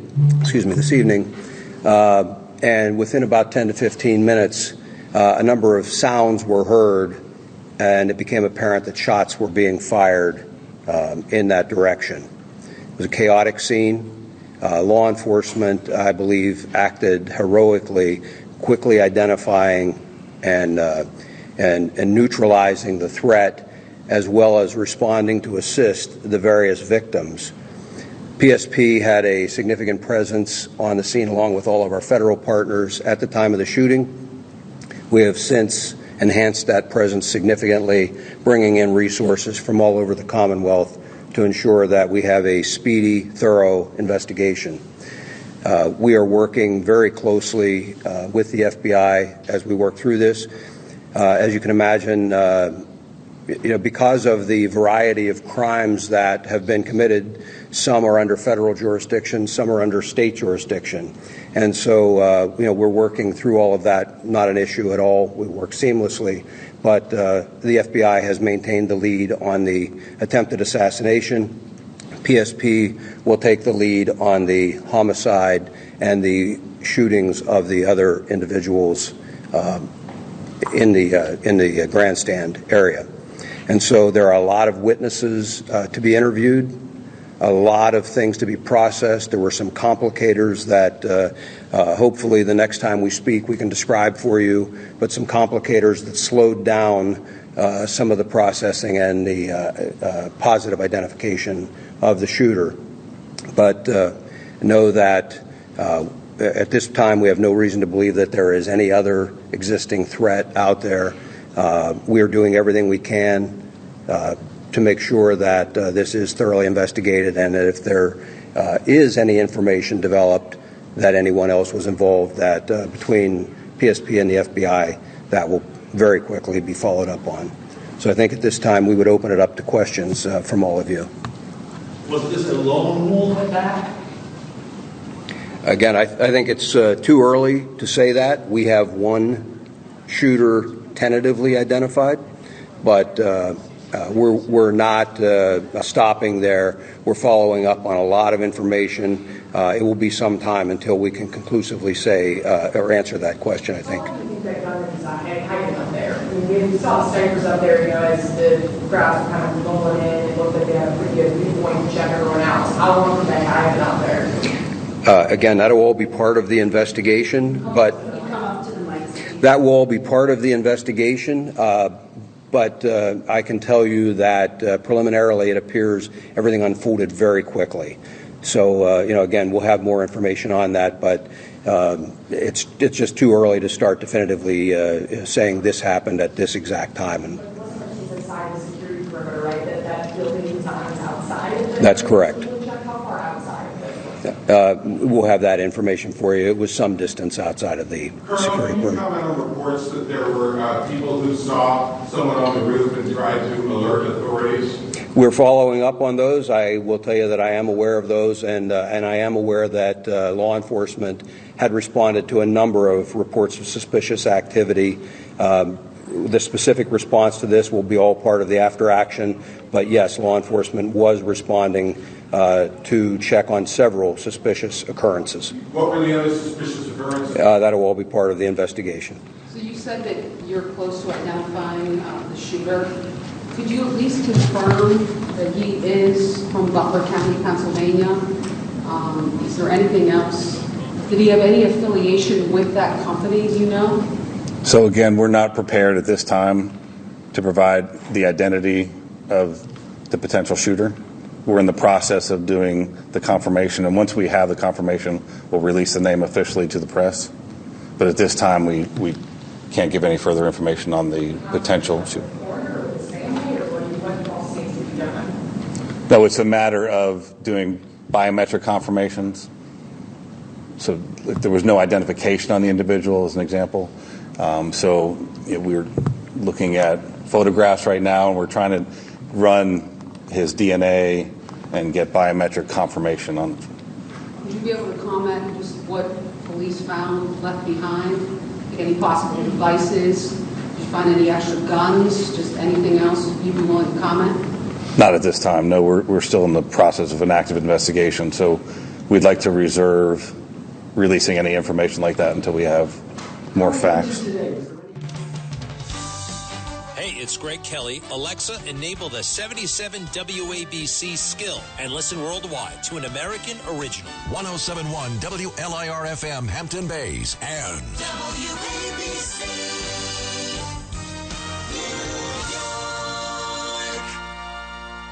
News, WABC. Continuing with the press conference live from Butler, Pennsylvania by the state police, the FBI, and the Secret Service. No, continue. It could have been a lot worse. Absolutely. Oh, absolutely. Comment more about that and how it was taken care of so quickly. So I think the credit goes to not only the Secret Service, who was on site, but also the state and local partners who were there on site and were able to react immediately when the incident occurred. Do you know how many officers fired their weapons? I do not. I understand that it's very early and there still going to be a lot of questions, but I mean, is this a failure of security? Really, at this point, we're not going to make that assessment. There's an active investigation. A lot of things need to occur investigatively to make those determinations of what, if any, failures there were. So really, we can't comment on that at this time. So you can't say if Secret Service had checked those buildings or were keeping a close eye or... Really have to defer to Secret Service for those questions. At the AGR property prior to the event? Were there police at that location at any point? Are you saying the location where the shooter was located? Yes. I don't have any information on that. You'd have to defer to Secret Service. When do you think you will release? When will the name of the shooter be released? I mean, any inkling of when that might happen, tomorrow or? So that'll be as soon as we've confirmed 100%, we're willing to release that. So if we have, as far as the contact information for the press, we should be able to do that within the next few hours, I imagine. There was a vehicle being checked not far from here. We also heard a possible related scene in Bethel Park. Is there anything you can tell us tonight about other areas where law enforcement may be searching in relation to this event? Again, right now we're tracking down all leads and doing all interviews and tracking anything that we can regarding suspicious locations, vehicles, locations, interviewing individuals. So it's all related to this event, but I can't confirm or deny anything that's going on beyond that. Can you tell us about the weapon that the shooter used? As far as the details of the weapon? Yeah, what kind of rifle was it? Do you want to comment on that? What did he use? No, until it's confirmed, I wouldn't comment on it. Okay. Until we have the confirmation of who the shooter is, and we'll release that as part of the investigative details later. You said the FBI is deploying extra resources, and one of the things that you said was bomb technicians. So is this standard procedure, or do you have reason to believe that there are bombs somewhere in Butler County? Can you just walk us through that? It's primarily standard procedure of any suspicious packages. In this case, there was identification of suspicious packages around where the shooter was, and so we deployed, in an abundance of caution, bomb assets to make sure that those were cleared for investigators to move safely in the area. We're still working on, it's still an active crime scene, so I'm not going to say that the scene is 100% clear at this time. Why are there any Secret Service agents here right now for this press conference? So Secret Service wasn't available for the press conference at this time. I understand what packages are you talking about? You're talking about packages, but the suspicious packages like what here from your shooter? Really anything. I don't have specifics on what they were looking at, but there's people in the crowd will leave bags as they're fleeing the scene like this. So any suspicious packages we have to treat as it may be an explosive device. And then how quickly, this wasn't, I guess, the Secret Service, they're not going to talk about it, I guess, but when you guys jumped into action, all law enforcement, and were able to take down the shooters, how quickly did everybody jump in and who ended up taking them out? So it was immediate, and we're still trying to figure that out. So we'll wait till we have more definitive information regarding that investigatively. What about the person in the crowd? Do you have any information about how they were killed? My understanding was it was from the shooter, but again, those will be details that are released later. Do you search homes or apartments as a part of your method of identifying the individual? So if that's where the leads take us, absolutely. Was Donald Trump hit with a bullet, do you know for sure, or was it potentially something else that could have? I don't have that specific information as far as the injuries to the former president. I understand you're not releasing the suspect's identification right now, but as you know it, is this person known to you guys? Is he somebody that you guys have been looking at due to threats he's possibly made online, et cetera, et cetera? Again, the information that we currently have, we're looking at that obviously very intently, and as we know that information, we'll release that as well. So we'll need to plan another time for a follow-up press conference. We're looking at all investigative leads and all everything from. And that's why we asked the public, because I'm sure there'll be cell phone video, there'll be all kinds of information that we'll use to fully flesh out exactly what happened here. I think you're saying you can't say what type of gun it is, but do you know how many shots were fired? I don't. And I don't have that information as far as that. That'll come out in the investigation as well. Is there an identification tonight on the other victims? As far as the civilians, yeah. So we do have identification on those. We're not prepared to release it at this time. We have notified a number of family members, but they have not had an opportunity to notify extended family and things. I would. We're going to phase out of this. They're obviously not answering any of the questions whatsoever. Noam Laden, we already have an identification of the gunman that has been certified. 20-year-old Thomas Matthew Crooks of Bethel Park, Pennsylvania, squeezed off the shots, one of which grazed Donald Trump in the ear at the outdoor rally. Sources said Crooks was planted on a roof of a manufacturing plant more than 130 yards away from the stage at the Butler Farm Showgrounds, which is exactly what was described by that young man to the BBC. So we know the police are aware of who this 20-year-old Pennsylvania resident is. I don't know why they're sitting on the information, but they're just basically not saying anything, and there's nobody from the Secret Service there to answer details as to why there was nobody on that building to prevent this gunman from climbing up there and then shimmying on the roof into a position where he could take as many as 5 shots at the former president of the United States. Yeah, we learned almost nothing from that press conference, actually, listening very closely. This individual, though, that the New York Post and some others are identifying, this 20-year-old, is from Bethel Park, which is a village about 40 miles south of where that Butler rally was held.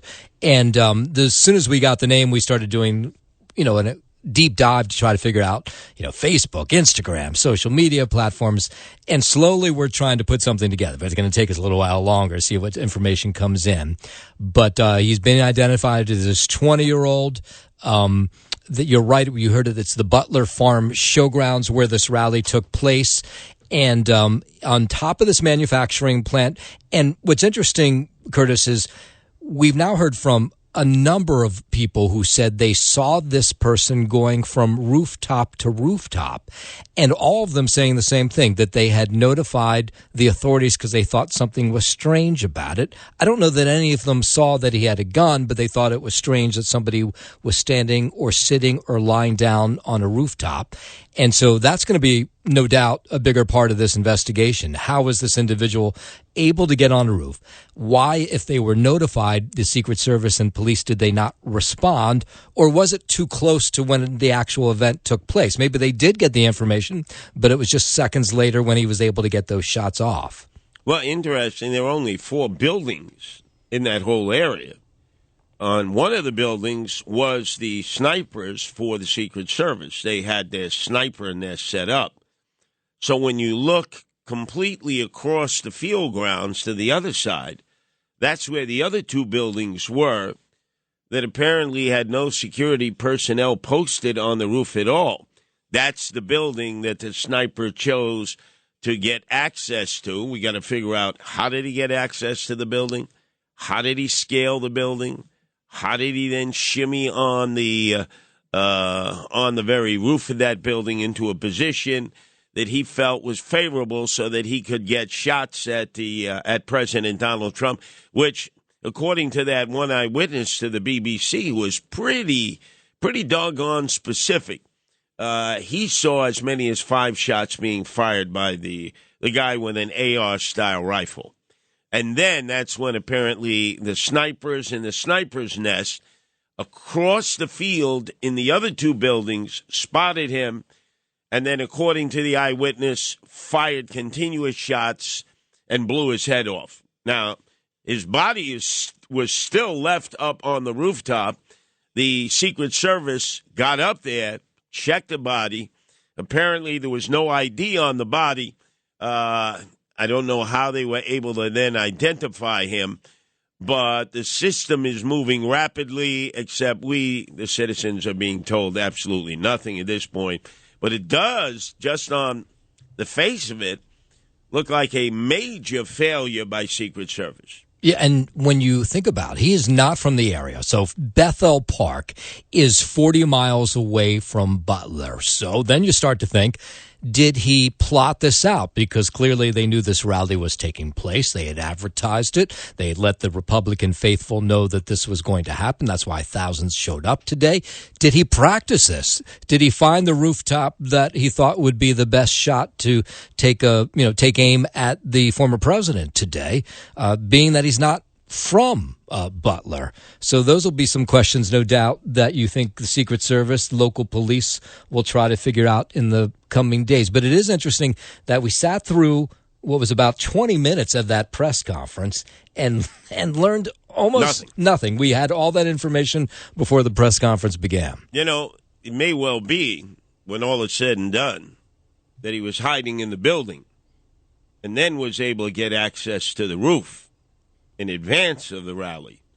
I find it almost impossible to believe that in that kind of a crowded situation with 50,000 MAGA people in the field, with law enforcement everywhere, that a guy is able to walk up to a building, somehow shimmy up the side of the building with a rifle, then get onto the roof, get into a position where he has access, where he can see Trump at the podium. I think the more likely thing is he might have already been in the building, was just waiting. Because everybody, as you said, was well aware that President Donald Trump was going to have one of these mega MAGA rallies there. And they knew exactly where it was going to be. Because if, in fact, he was able to drive up to that location, walk up to the building, shimmy up the side, get into a position on the roof where he could take shots at Donald Trump at the podium, well, then everybody was asleep. Everybody was asleep.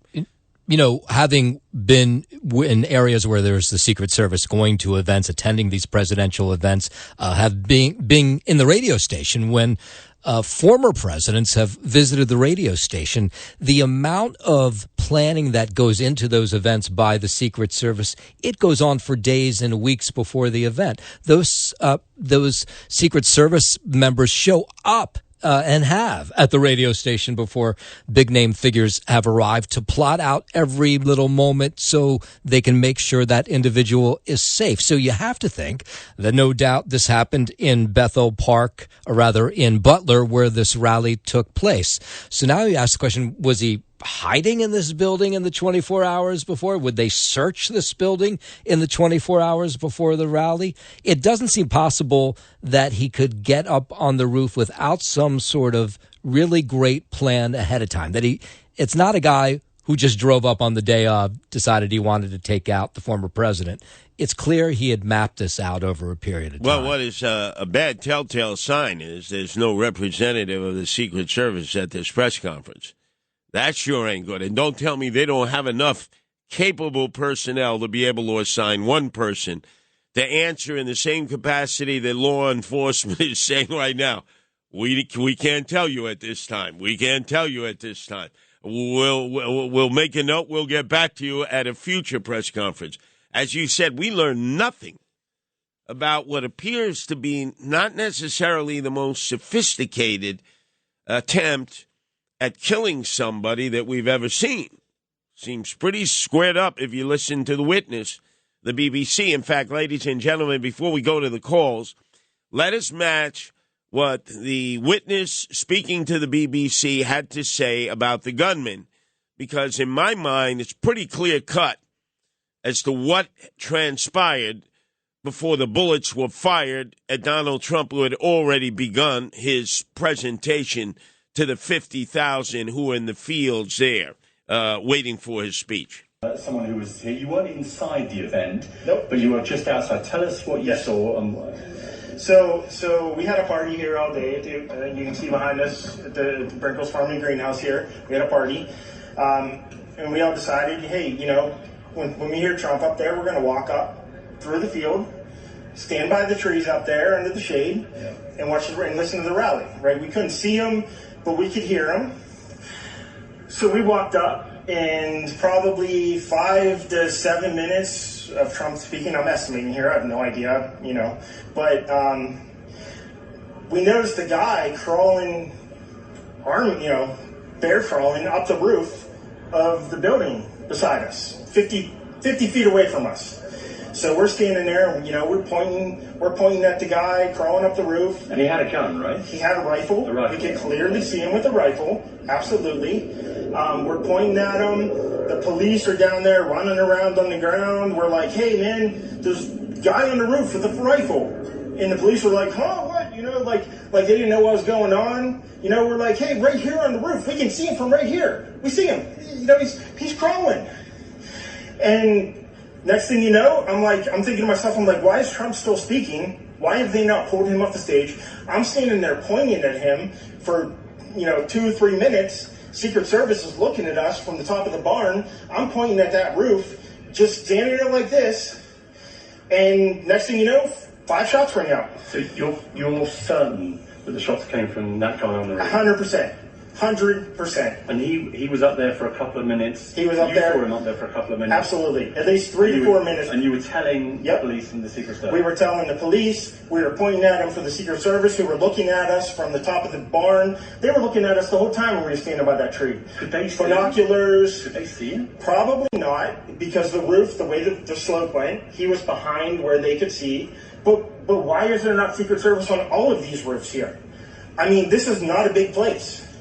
Did you see, obviously everyone, when the shooting started, everyone was very panicked. Did you see what happened to him at all? Oh yeah, they blew his head off. Okay, sorry. Secret Service blew his head off. Okay, just be careful because we don't quite know who's watching, but you're pretty sure they shot the guy? Absolutely, 100%. Okay. Yep. You saw that happen? Yep. Okay. Yep. And did you see them go up to him afterwards, or? They crawled up on the roof. They had their guns pointed at him, make sure he was dead. He was dead, and that was it. It was over.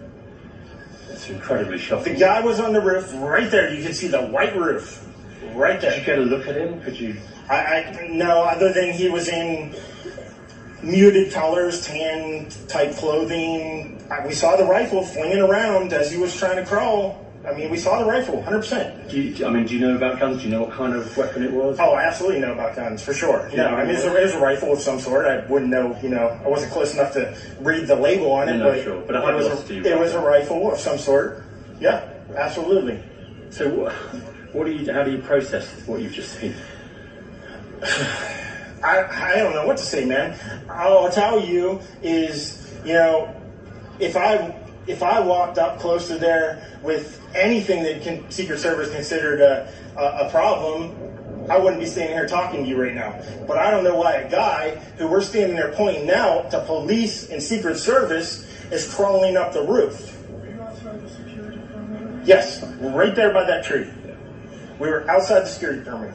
But my question is, there's only a few buildings around here. Why is Secret Service not at every building here? Well, there's a whole bunch of questions, I think, that are going to come. There's a whole bunch of questions. Yeah.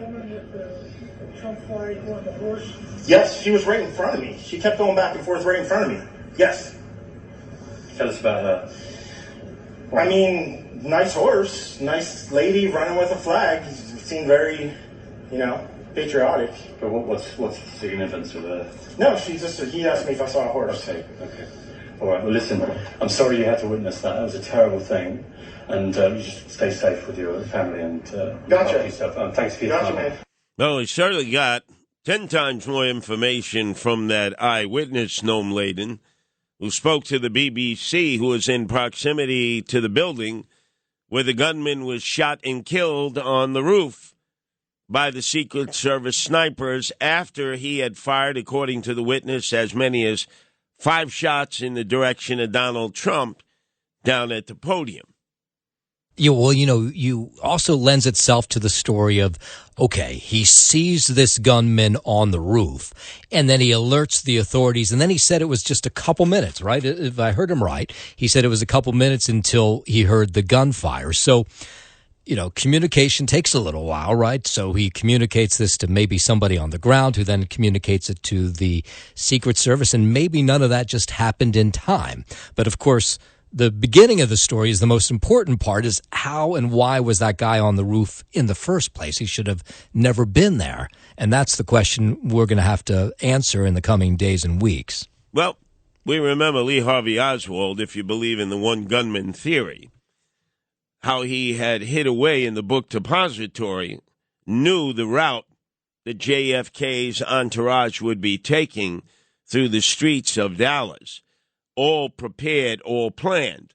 I still cannot fathom the idea that this guy came up to the building, somehow found a way up to the roof with that crowd around, with all the police around, and then shimmied his way into a position where he's almost hanging off the roof as he begins to fire at Donald Trump, who's 130 yards away at the podium 7 minutes into his speech. It just makes no sense, other than maybe if he was hidden away in the building, there's a trap door at the top, the speech has begun, he's now working his way into a position where he can take a shot, assuming that everyone is focused on Donald Trump, paying attention to Donald Trump, and not going to be paying attention to him crawling on his belly in order to get into a position where he can take his shots. We were also, Curtis, hearing from other witnesses, besides the BBC one you heard there, one who said they saw some individual climb onto 2 separate roofs. Now, that just could be something that he did not see. Maybe he thought he saw that, but someone said 2 separate roofs. They also say they raced to the closest police officer or security personnel that they could find and reported it to them to say something seemed bizarre about that. They didn't report seeing a gun like that person who spoke to the BBC, but they did say they saw something that seemed very unusual to them and raced over to let the authorities know. But we're going to continue to take your phone calls. Very odd. Secret Service didn't even have a representative at the press conference. That's strike one. Strike two, they didn't have anybody on the building of the shooter's location. Strike three is we have a witness who says he was waving, getting the attention of the cops in the Secret Service, and I guess they were not taking him all that seriously. Lots of explaining that needs to be done. Our number's 1-800-848-9222. An assassination attempt on former President Donald Trump. Former President Donald Trump rushed off stage late this afternoon by Secret Service agents and into his motorcade just minutes into his rally this afternoon in Butler, Pennsylvania. It's right outside Pittsburgh. After a series of pops that sounded like gunshots rang out, Trump's face and ear were bloodied as he was rushed off stage. Keep it here for live, up-to-date reports on 77 WABC. An assassination attempt on former President Donald Trump. Now the latest from 77 WABC. Let's go right to the phones. It's Craig in Rockland County. Your turn to be heard here at WABC, Craig. Hey, what's going on, Curtis? I'm really happy and proud to talk to you, Curtis from there. I am a former Marine. Are you there? Yeah, loud and clear. We're listening, Craig. All right. So I'm a former Marine. 200-yard shot. I heard one of your earlier callers say, "Oh, that must have been a trained person." 200-yard shot is actually that's child's play. Open sights, it's not really bad. So when I watched the video, I heard at least 6 shots go off, then a pause, then 1 shot. And it was like that 1 shot must have been the Secret Service shot. I saw another video where there was 2 Secret Service snipers. Each took a shot, one right after another, and that's a little like, why were there 2? However, I was stationed all over the place, but I finished up at Camp Lejeune, and I remember doing security detail for like a general coming to speak to us, and for days on base we would secure the area. So why wasn't the area, especially within 200 yards, not secured for the former president? That's ridiculous. Yeah, that's what does not make any sense, Craig. The lack of the Secret Service attending that press conference and giving an explanation is very troubling. Very troubling. Because that would have been their responsibility. Let's go to Charles in New Jersey. Your turn to be heard here at WABC, Charles. It's a shame Donald Trump got shot, but the other 2 people who are in critical condition, Donald Trump has Secret Service, and thank God that they did what they did. They're going to have to answer for a lot. But, people who support Trump don't have Secret Service. So are the crazy people like this fellow who's shooting people going to shoot people who support Trump as well? I mean, we got people who like Trump, but we got to worry about getting shot by these, people who are doing this. Yeah, unfortunately, it's kind of a political climate now, and what really has to be attended to, Charles, is the fact that you could have a copycat approach. This generally happens. People will be fixated on this for days now as they will run the tape over and over and over again. And you'll have people out there whose furniture is rearranged in the wrong rooms, who are emotionally disturbed to begin with, who might be motivated to try exactly to do the same thing. I mean, that was the premise of the movie Taxi Driver. Tavis Bickle, all of a sudden, comes to New York City, is driving a cab, gets a mohawk haircut, shows up at Columbus Circle. His intent, to assassinate a potential presidential candidate. I mean, it wouldn't be the first time. It's happened before. But you would think the technology is such, with drones, with all kinds of ways of maneuvering and checking out locations. How the hell could somebody, again, I can't say it enough because it is so obvious, actually get to the shooter location? The Trump stage is below about 130 yards.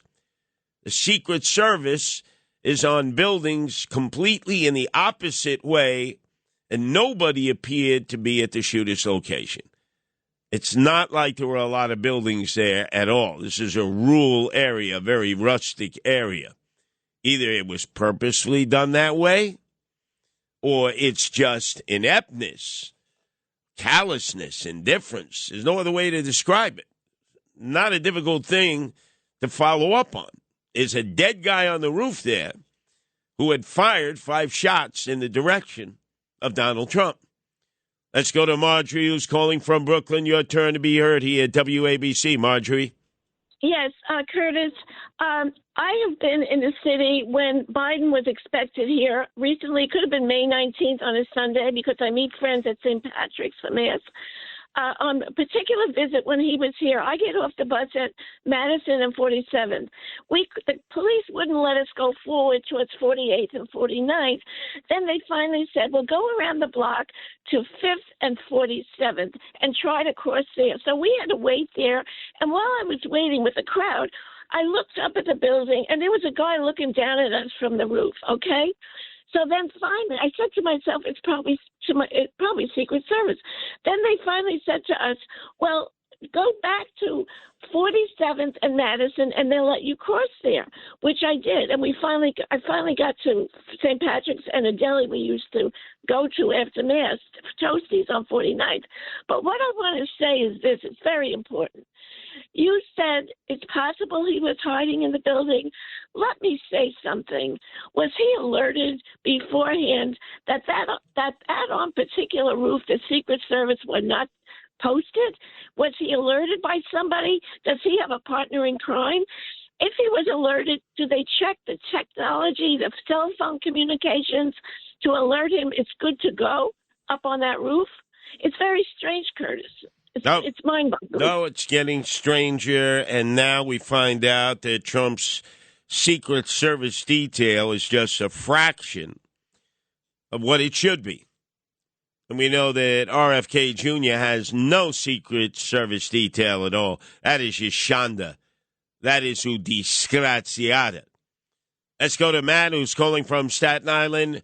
Your turn to be heard here at WABC, Matt. Hey, how you doing, Curtis? I've been to the Trump rallies down in Wildwood. They had drones, helicopters all over the place. I don't understand what's going on. It's a disgrace. They allowed these fields of fire on Trump. And it's a miracle that he wasn't hurt worse, and it wasn't good police work. The Secret Service has a lot to answer for here. Well, you had 100,000, if memory serves me correct, who showed up on the beach to hear Donald Trump and his guests on the stage in Wildwood. So describe for our audience again what you actually saw in terms of the security that was provided both by the local police, the state police, the secret security, and other agencies. Well, we had to go through the metal detectors, and it was a good orderly crowd, and but there was drones flying all over the place and helicopters everywhere. So I mean, how out of Pennsylvania if they didn't have drones up, even Trump should have his own security because he better start vetting some of these people that are supposedly trying to protect him. Yeah, I would think what you've just described, the contrast is so different.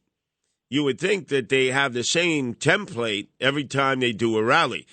Trump rally is pretty much a Trump rally. It's the same kind of dimensions. You may have to do it in a different location, but it's pretty much structured the same way. A lot of questions that have been left unanswered. And even though they had a press conference, the local authorities and the state police, Secret Service, did not attend. Did not attend. Troubling. Let's go to Chris in Suffolk. Your turn to be heard here at WABC, Chris. How you doing, Curtis? What's up, buddy? Anyway, this is a horrible, horrible thing today. I mean, really, really disgusting. But I was watching the TV before, and they had an eyewitness who was over in that field. And he said that him and a bunch of other people saw that guy crawling up on the roof, and they tried to get the attention of the authorities, and they were pointing to the guy, and he's up there with a rifle, and he said that they were just going, what, like he couldn't get them to go over there. And literally a couple of seconds later, he heard the gunshots. So there were people that saw the guy go up there, and I don't know if you saw this on TV. Did you see the aerial shot from where Trump was and where that guy was? That's not that far. How could that place not be covered? No, correct. It's about 130 yards. And to what you've described, let's once again play the audio of what Chris was describing on the video on TV of the eyewitness who actually saw the gunman on the roof, was trying to get the attention of the police on the ground and the Secret Service, but apparently was being ignored, could not understand why they were allowing Donald Trump to continue to speak when a guy had a rifle and was getting into position to take shots at him. Someone who was here, you weren't inside the event, nope, but you were just outside. Tell us what you saw. So we had a party here all day. You can see behind us at the Brinkles Farm and Greenhouse here. We had a party, and we all decided, hey, when we hear Trump up there, we're going to walk up through the field, stand by the trees up there under the shade, and watch and listen to the rally. Right? We couldn't see him, but we could hear him. So we walked up. in probably 5 to 7 minutes of Trump speaking. I'm estimating here. I have no idea, but we noticed the guy crawling, bear crawling up the roof of the building beside us, 50 feet away from us. So we're standing there, and, we're pointing at the guy crawling up the roof. And he had a gun, right? He had a rifle. We could clearly see him with a rifle. Absolutely. We're pointing at him. The police are down there running around on the ground. We're like, hey, man, there's a guy on the roof with a rifle. And the police were like, huh, what? Like they didn't know what was going on. We're like, hey, right here on the roof. We can see him from right here. We see him. He's crawling. And next thing you know, I'm thinking to myself, why is Trump still speaking? Why have they not pulled him off the stage? I'm standing there pointing at him for, 2 or 3 minutes. Secret Service is looking at us from the top of the barn. I'm pointing at that roof, just standing there like this.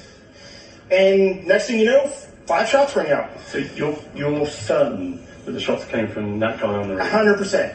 100%. And he was up there for a couple of minutes. He was up there. You saw him up there for a couple of minutes. Absolutely. At least 3 to 4 minutes. And you were telling the police and the Secret Service? We were telling the police. We were pointing at them for the Secret Service, who were looking at us from the top of the barn. They were looking at us the whole time when we were standing by that tree. Could they see binoculars? Could they see him? Probably not, because the roof, the way the slope went, he was behind where they could see. But why is there not Secret Service on all of these roofs here? This is not a big place. Did you see, obviously everyone, when the shooting started, everyone was very panicked. Did you see what happened to him at all? Oh yeah, they blew his head off. Okay, sorry. Secret Service blew his head off. Okay, just be careful because we don't quite know who's watching, but you're pretty sure they shot the guy? Absolutely, 100%. Okay. Yep. You saw that happen? Yep. Okay. Yep. And did you see them go up to him afterwards, or? They crawled up on the roof. They had their guns pointed at him, make sure he was dead. He was dead, and that was it. It was over. That's incredibly shocking. The guy was on the roof right there. You can see the white roof right there. Did you get a look at him? Could you? No, other than he was in muted colors, tan type clothing. We saw the rifle flinging around as he was trying to crawl. We saw the rifle, 100%. Do you know about guns? Do you know what kind of weapon it was? Oh, I absolutely know about guns, for sure. It was a rifle of some sort. I wouldn't know, I wasn't close enough to read the label on it, but sure. But it was a rifle of some sort. Yeah, absolutely. So how do you process what you've just seen? I don't know what to say, man. All I'll tell you is, if I walked up close to there with anything that Secret Service considered a problem, I wouldn't be standing here talking to you right now. But I don't know why a guy who we're standing there pointing out to police and Secret Service is crawling up the roof. Were you outside the security perimeter? Yes, right there by that tree. We were outside the security perimeter. But my question is, there's only a few buildings around here. Why is Secret Service not on every building here? Well, there's a whole bunch of questions, I think, that are going to come. There's a whole bunch of questions. Yeah. Trump flag on the horse? Yes, she was right in front of me. She kept going back and forth right in front of me. Yes. Tell us about her. Nice horse, nice lady running with a flag. Seemed very, patriotic. But what's the significance of her? No, he asked me if I saw a horse. Okay. All right, well, listen, I'm sorry you had to witness that. That was a terrible thing. And you should stay safe with your family and gotcha. Yourself. Thanks for your time. Man. So, Noam, you saw there was a very clear, concise description of what had transpired by the eyewitness to the BBC reporter. And yet, from the police, the state police, we got no information whatsoever from their press conference.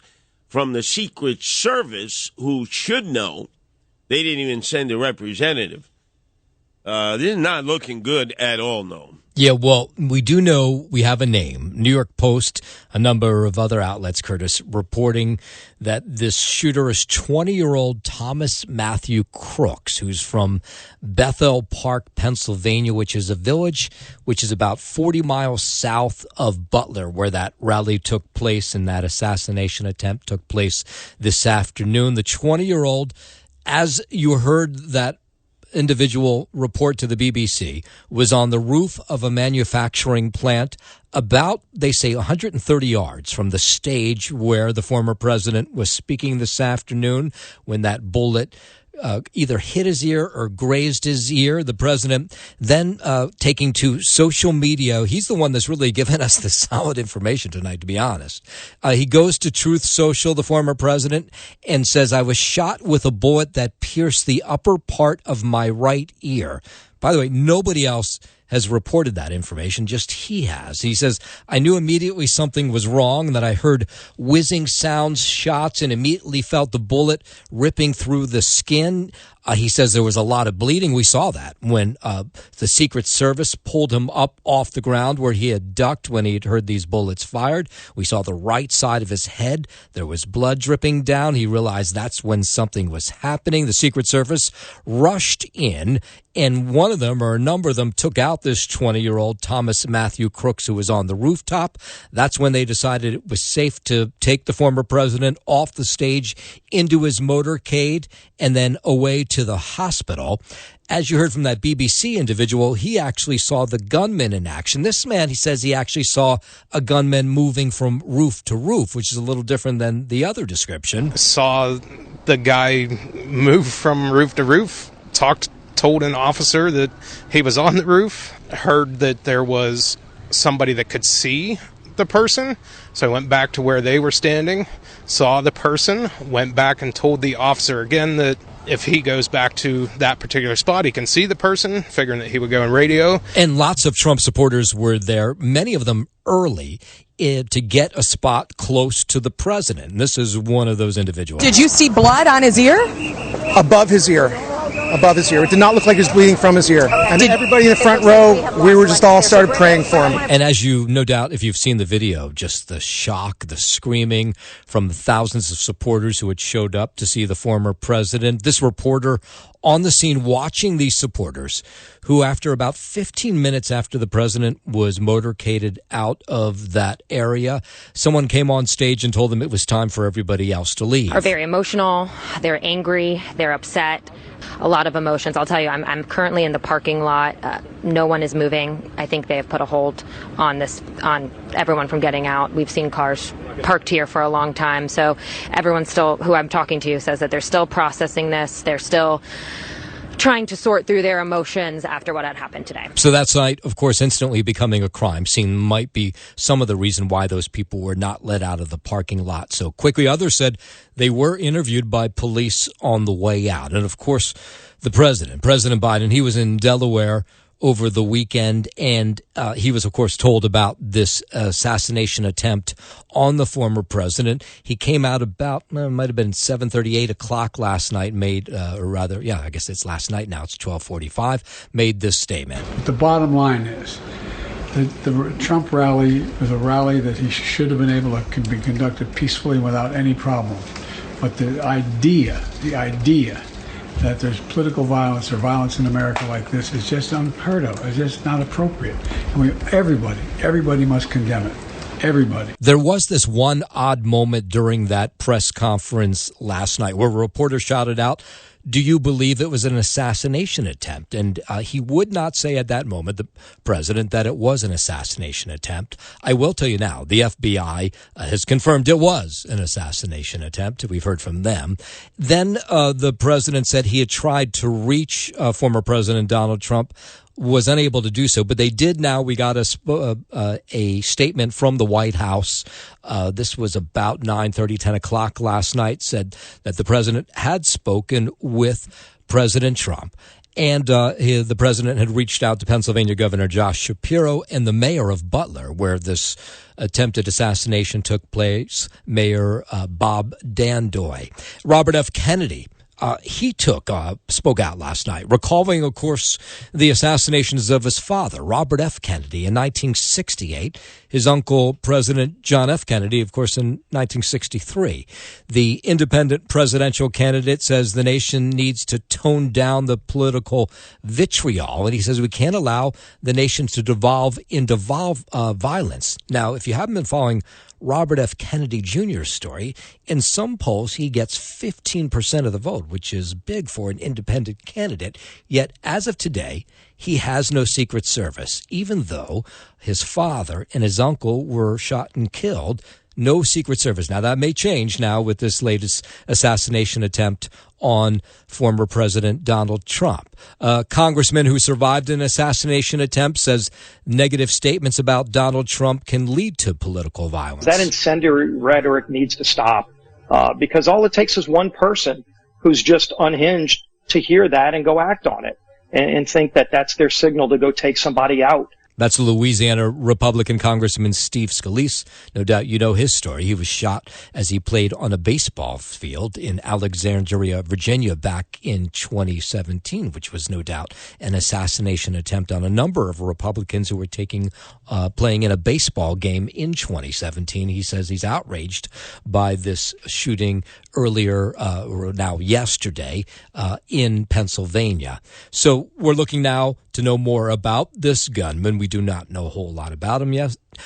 We don't have a reason for the shooting. Don't know that yet. And how he was able to get up onto that roof. A lot of questions that will still need to be answered in the coming days. The good news we can point out is the president says he's just fine. He was released from the hospital probably about 8:30 or 9 tonight. We saw the motorcade leaving the hospital, said he was injured, took a bullet to the ear, but thank God otherwise he seems to be okay. Conflicting reports about two people inside that rally that were shot. We have been no confirmation of who they are and no confirmation of their condition. Of course, that I'm sure we'll get in the coming hours as well. Now, live in the 77 WABC newsroom, of course, keep it here all night long. WABC will have the latest on this assassination attempt of Donald J. Trump. By the way, I will point this out before I send it back to Curtis. The RNC, the Republican National Committee, says there will be no change at all in the Republican convention that, of course, begins Monday night, Thursday night.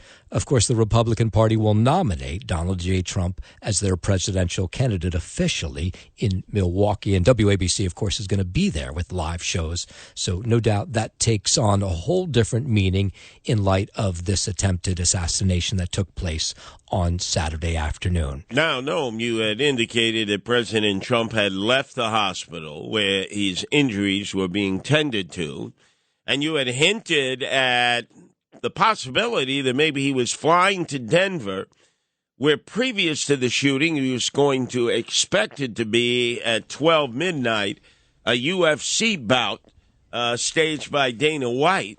You sort of teased us that might be a continued possibility. Anything further on that? So the fights are still going on in Denver. These UFC cards are packed with one fight after another. They go into the early morning. This always happens. But so far, no sign of the former president. He has been mentioned numerous times tonight by some of the fighters as they have won their fights. They've dedicated them to the former president. He's well known within the UFC. He's a big fan of UFC. He goes to a lot of the fights. But so far, he has not shown up in Denver, Colorado for the fight tonight. Do appreciate that. Noam, who's been giving us updates ever since this shooting occurred Saturday afternoon in Butler, Pennsylvania. A rally of 50,000 MAGA supporters of President Donald Trump. It was 7 minutes into his presentation when shots were fired in attempted assassination. The gunman on a nearby roof killed by sharpshooters of the Secret Service. But a lot of questions remain as to how the hell that gunman had access to the roof and why that roof was not secured by the Secret Service in advance. Let's go to Charlie in Staten Island. Your turn to be heard here at WABC, Charlie. Hey, Curtis. You've been around politicians. Do you think they are capable of green-lighting this? Explain further on that. Well, I said we both know they gave this guy 3 to 5 shots at Trump. The only sure thing was the shooter was going to get killed. I'm sure he was manipulated by the 3-letter agencies and coaxed into carrying this out. Most likely, according to the administrator, the shooter's going to be a white extremist. They cannot believe they have not stopped this guy with their entire campaign, media, courts, etc. So let's kill the guy. Yes, this government does think they can do that, do anything and control the narrative. what were the two sniper teams looking at, the counter sniper teams? Plus, the one team seemed to be pre-sighted on the shooter's position. These are questions that have yet to be answered.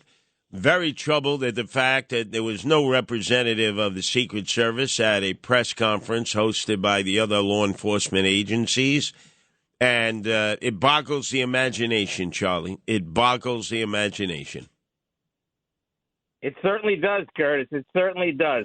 Well, I don't trust the government. I don't think you do. I think there are a lot of our listeners out there who are very suspicious of any of these agencies that are responsible for security, especially when you realize that Secret Service falls under the leadership of Mayorkas at Homeland Security in terms of multiple aspects of conducting security, Treasury, security, Homeland Security. Very, very troubling. This was a no-brainer, Charlie, a no-brainer. How the hell could they have not had personnel on that rooftop, even if it was just local police? If you were short personnel, you put two cops up there. It's happened before. That's the other troubling factor. Apparently, the Trump campaign team has been saying it did not have enough Secret Service agents assigned to their many activities, which is a prerequisite that everybody agrees to in advance of a campaign if you qualify. Why is RFK Jr. still, even though he's qualified for Secret Service protection, not been provided it by the Biden administration? You would think after this near escape from death, I mean, a quarter of an inch over, a half inch over, Donald Trump's shot in the head. The likelihood is you don't survive from that, and if you do, you're impaired. So why wouldn't we make sure we spend all that we can to protect all the candidates, no matter who they are, and have a check, double-check, triple-check system, especially in regards to our agencies who at times have proven to be very squirrely and very nefarious. Let's go to Vinny in Long Island. Your turn to be heard here at WABC, Vinny. Yeah, two things. We have two witnesses, supposedly. The first guy says he saw a person going roof to roof. The other witness seems very sure of what he saw. Someone bare clawing himself up the building and then climbing up the roof to a place where he could shoot him. I'm wondering why this guy at the party, this one last guy I was talking about, with apparently a bunch of other people, didn't mention that they were videoing themselves, the guy that's 50 feet away. With a zoom on a camera, you can see just about anything 50 feet away. And the other thing, when he was asked, are you sure, what happened? He's like, oh, definitely the Secret Service shot the guy. How does he know who shot the guy? Could it have been the other guy that the other witness saw on the roof? I'm not too sure about this second witness. Well, no, now you add to the whole cloud that is hanging over this attempted assassination. There's no doubt about it. There's definitely a cloud. Again, a rural area, not much density at all, very few buildings, huge crowd, 50,000. We're assuming, Vinny, that this did not come from the crowd, but rather came from the rooftop. But, so far, nothing suggests that it came from the crowd. But you're right. The biggest thing I doubt from this second witness is how could there have been multiple people there and not say that they were videoing? That, George Floyd, everybody has their camera out, they're showing everything. There were pro-Trump people and didn't video a guy on a rifle with a rifle on a building 50 feet away from them. I cannot believe that. Maybe it's something that he's deciding to not say that there's video, but unless he says that there was video there, I call BS on this guy's report. Well, I'll tell you what we'll do in the next hour. We'll play that again, and we'll dissect it and bisect it. We can't play it enough. I'll be playing it all morning long till the break of dawn because it's the only eyewitness account that we have at length because the Secret Service has all of a sudden deep-sixed it. They're not responding. They're not talking. They're not answering any inquiries. They were expected to have appeared with the state police and the local police at their press conference at the last second. They declined. Not looking good for the Secret Service at this point. Let's go to Julie in Staten Island. Your turn to be heard here at WABC, Julie. Hi, Curtis. We're going over the Verrazano right now. We were just took a visit at Trump Tower, and my mother and I were watching the rally on Newsmax, and we want to know why he had 3 female Secret Service agents, 5 foot tall, fumbling around with their weapons, totally disorganized. He's a 6 foot tall, 250-pound man. Why does he have such small women protecting him? And I commend them for being brave and trying to do their thing, but clearly inadequate services. Well, you are correct, Julie. I spotted 4 of what appear to be the Secret Service agents.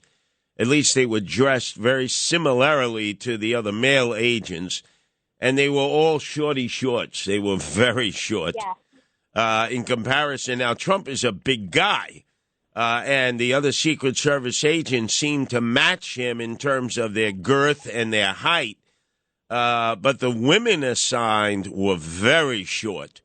And if you're going to be protecting somebody, there are taller women who would seem to match up better to this candidate than the 4 women apparently assigned to his detail that were very short. And part of the duty of the Secret Service, as if we didn't know before, we learned today in watching how quickly they moved, was to move in and cover the president from head to toe. If you're so short you can't even reach up to the president's face, you can't perform the job that's expected of you. Absolutely. It's such a travesty what happened today. It's very astute of you. I mean, we can go right on down the line, height requirements, all kinds of things that have been thrown out the window. What we saw on television in terms of video, the agents did a good job in protecting Trump. What we are now trying to find out is why were there not any Secret Service agents 130 yards away on a building where eventually the shooter, the assassin, was apparently cut down by sniper fire from the Secret Service agents who were stationed on a nearby building. An assassination attempt on former President Donald Trump. Former President Donald Trump rushed off stage late this afternoon by Secret Service agents and into his motorcade just minutes into his rally this afternoon in Butler, Pennsylvania. It's right outside Pittsburgh. After a series of pops that sounded like gunshots rang out, Trump's face and ear were bloodied as he was rushed off stage. Keep it here for live, up-to-date reports on 77 WABC. Assassination attempt on former President Donald Trump. Now the latest from 77 WABC. Right. We are 770 AM WABC and our FM affiliate WLIR as we continue with our nonstop, round-the-clock coverage of the attempted assassination earlier on Saturday in the fields of Butler, Pennsylvania. A lot of questions emerging now as to why there were no Secret Service agents or even local law enforcement assigned to the rooftop where the gunman fired upwards of 5 shots from a rifle in the direction of Donald Trump at the podium. He was only 130 yards away. In fact, let's play that 4-minute cut again. It has become a controversial piece of this whole scenario. in that this young man who was with other young people at the time is so sure of what he saw and what he saw of a lack of response by Secret Service that if true, or even partly true, this is really troubling. It would almost appear to me that law enforcement and Secret Service purposefully did not assign any personnel to this building or to the roof of the building where the assassin was lodged and fired as many as 5 shots from a rifle in the direction of former President Donald Trump. Someone who was here, you weren't inside the event, nope, but you were just outside. Tell us what you saw. So we had a party here all day. You can see behind us at the Brinkles Farming Greenhouse here. We had a party, and we all decided, hey, you know, when we hear Trump up there, we're going to walk up through the field, stand by the trees up there under the shade, and watch and listen to the rally. Right? We couldn't see him, but we could hear him. So we walked up, and probably 5 to 7 minutes of Trump speaking. I'm estimating here. I have no idea, you know. But we noticed the guy crawling, bear crawling up the roof of the building beside us, 50 feet away from us. So we're standing there, you know, we're pointing at the guy crawling up the roof. And he had a gun, right? He had a rifle. We could clearly see him with a rifle, absolutely. We're pointing at him. The police are down there running around on the ground. We're like, hey, man, there's a guy on the roof with a rifle. And the police were like, huh, what? You know, like they didn't know what was going on. You know, we're like, hey, right here on the roof. We can see him from right here. We see him. You know, he's crawling. And next thing you know, I'm thinking to myself, I'm like, why is Trump still speaking? Why have they not pulled him off the stage? I'm standing there pointing at him for, 2 or 3 minutes. Secret Service is looking at us from the top of the barn. I'm pointing at that roof, just standing there like this. And next thing you know, 5 shots rang out. So you're certain that the shots came from that guy on the roof? 100%. 100%. And he was up there for a couple of minutes. He was up there. You saw him up there for a couple of minutes. Absolutely. At least 3 to 4 minutes. And you were telling the police and the Secret Service? We were telling the police. We were pointing at them for the Secret Service, who were looking at us from the top of the barn. They were looking at us the whole time when we were standing by that tree. Could they see binoculars? Could they see him? Probably not, because the roof, the way the slope went, he was behind where they could see. But why is there not Secret Service on all of these roofs here? I mean, this is not a big place. Did you see, obviously everyone, when the shooting started, everyone was very panicked. Did you see what happened to him at all? Oh yeah, they blew his head off. Okay, sorry. Secret Service blew his head off. Okay, just be careful because we don't quite know who's watching, but you're pretty sure they shot the guy? Absolutely, 100%. Okay. Yep. You saw that happen? Yep. Okay. Yep. And did you see them go up to him afterwards, or? They crawled up on the roof. They had their guns pointed at him, make sure he was dead. He was dead, and that was it. It was over.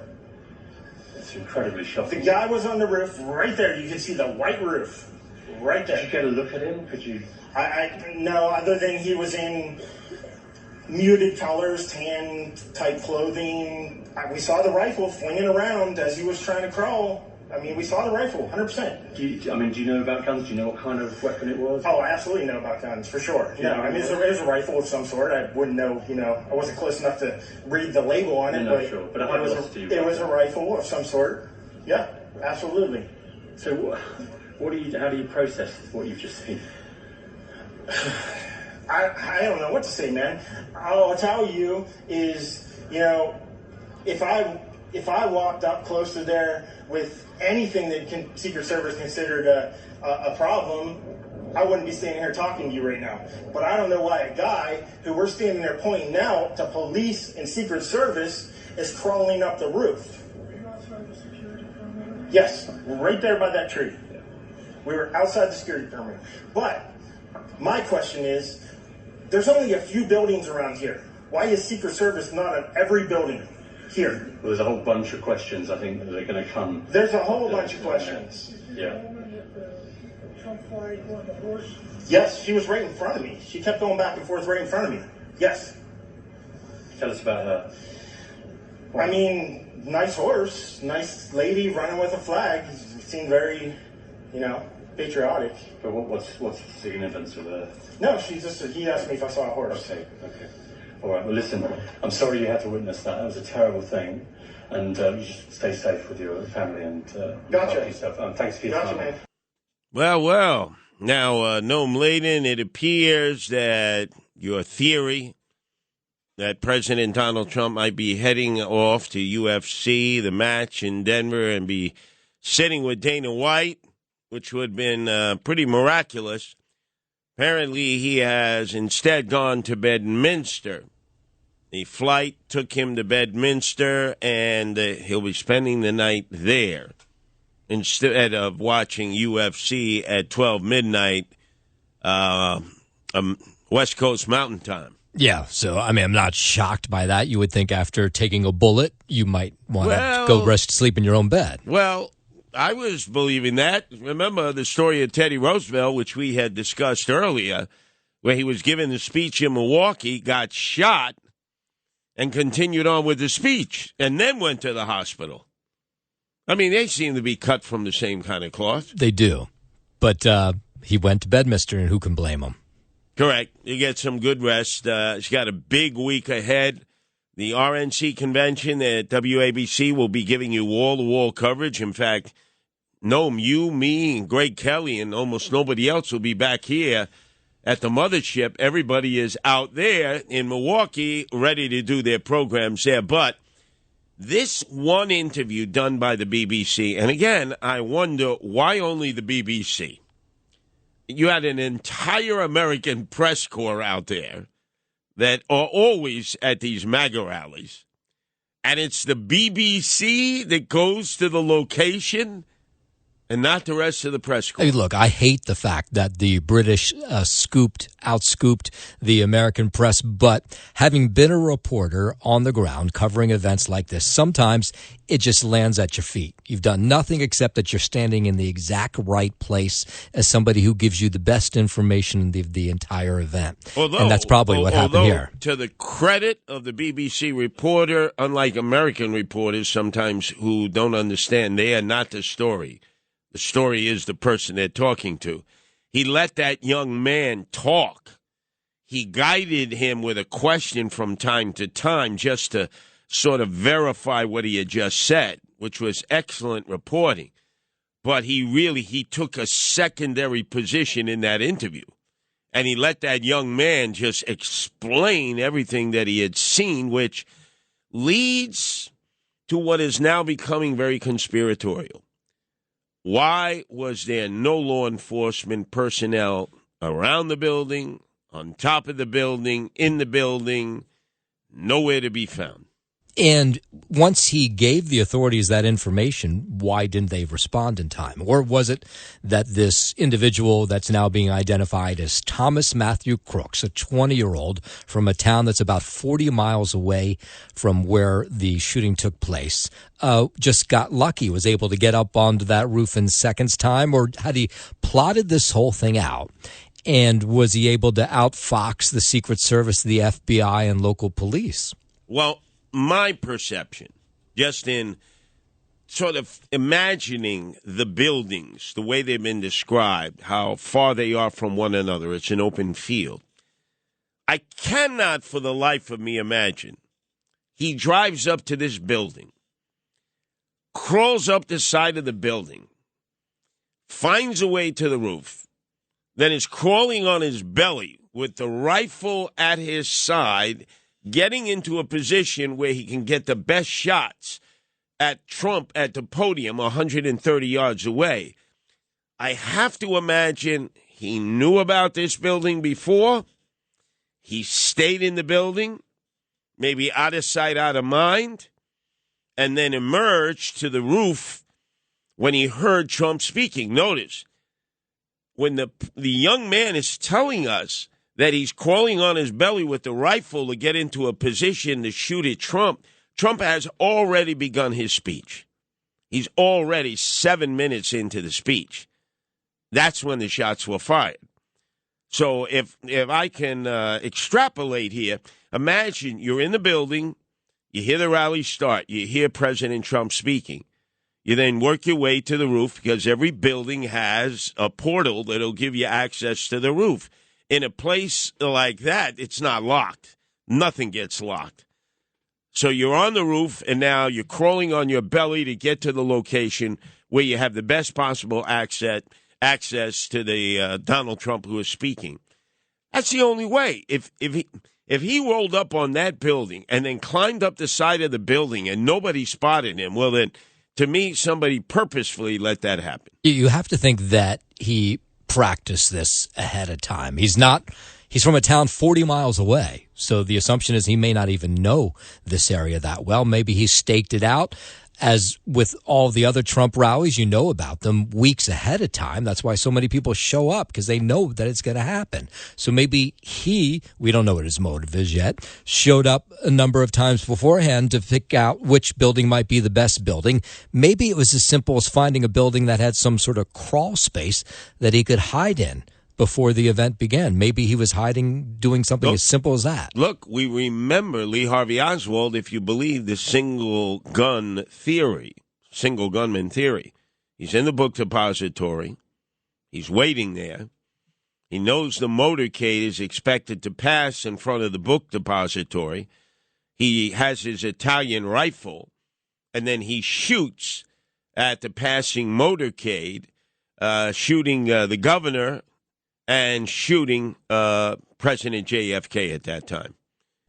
I got to believe he was already in the building and worked his way to the roof. You mean like for days ahead of time? Or, I mean, how do you show up at that hours before? You would think that building would have been secure. This is not Midtown Manhattan. This is a rural area where there's not a lot of buildings around. Or maybe he has worked in that building before.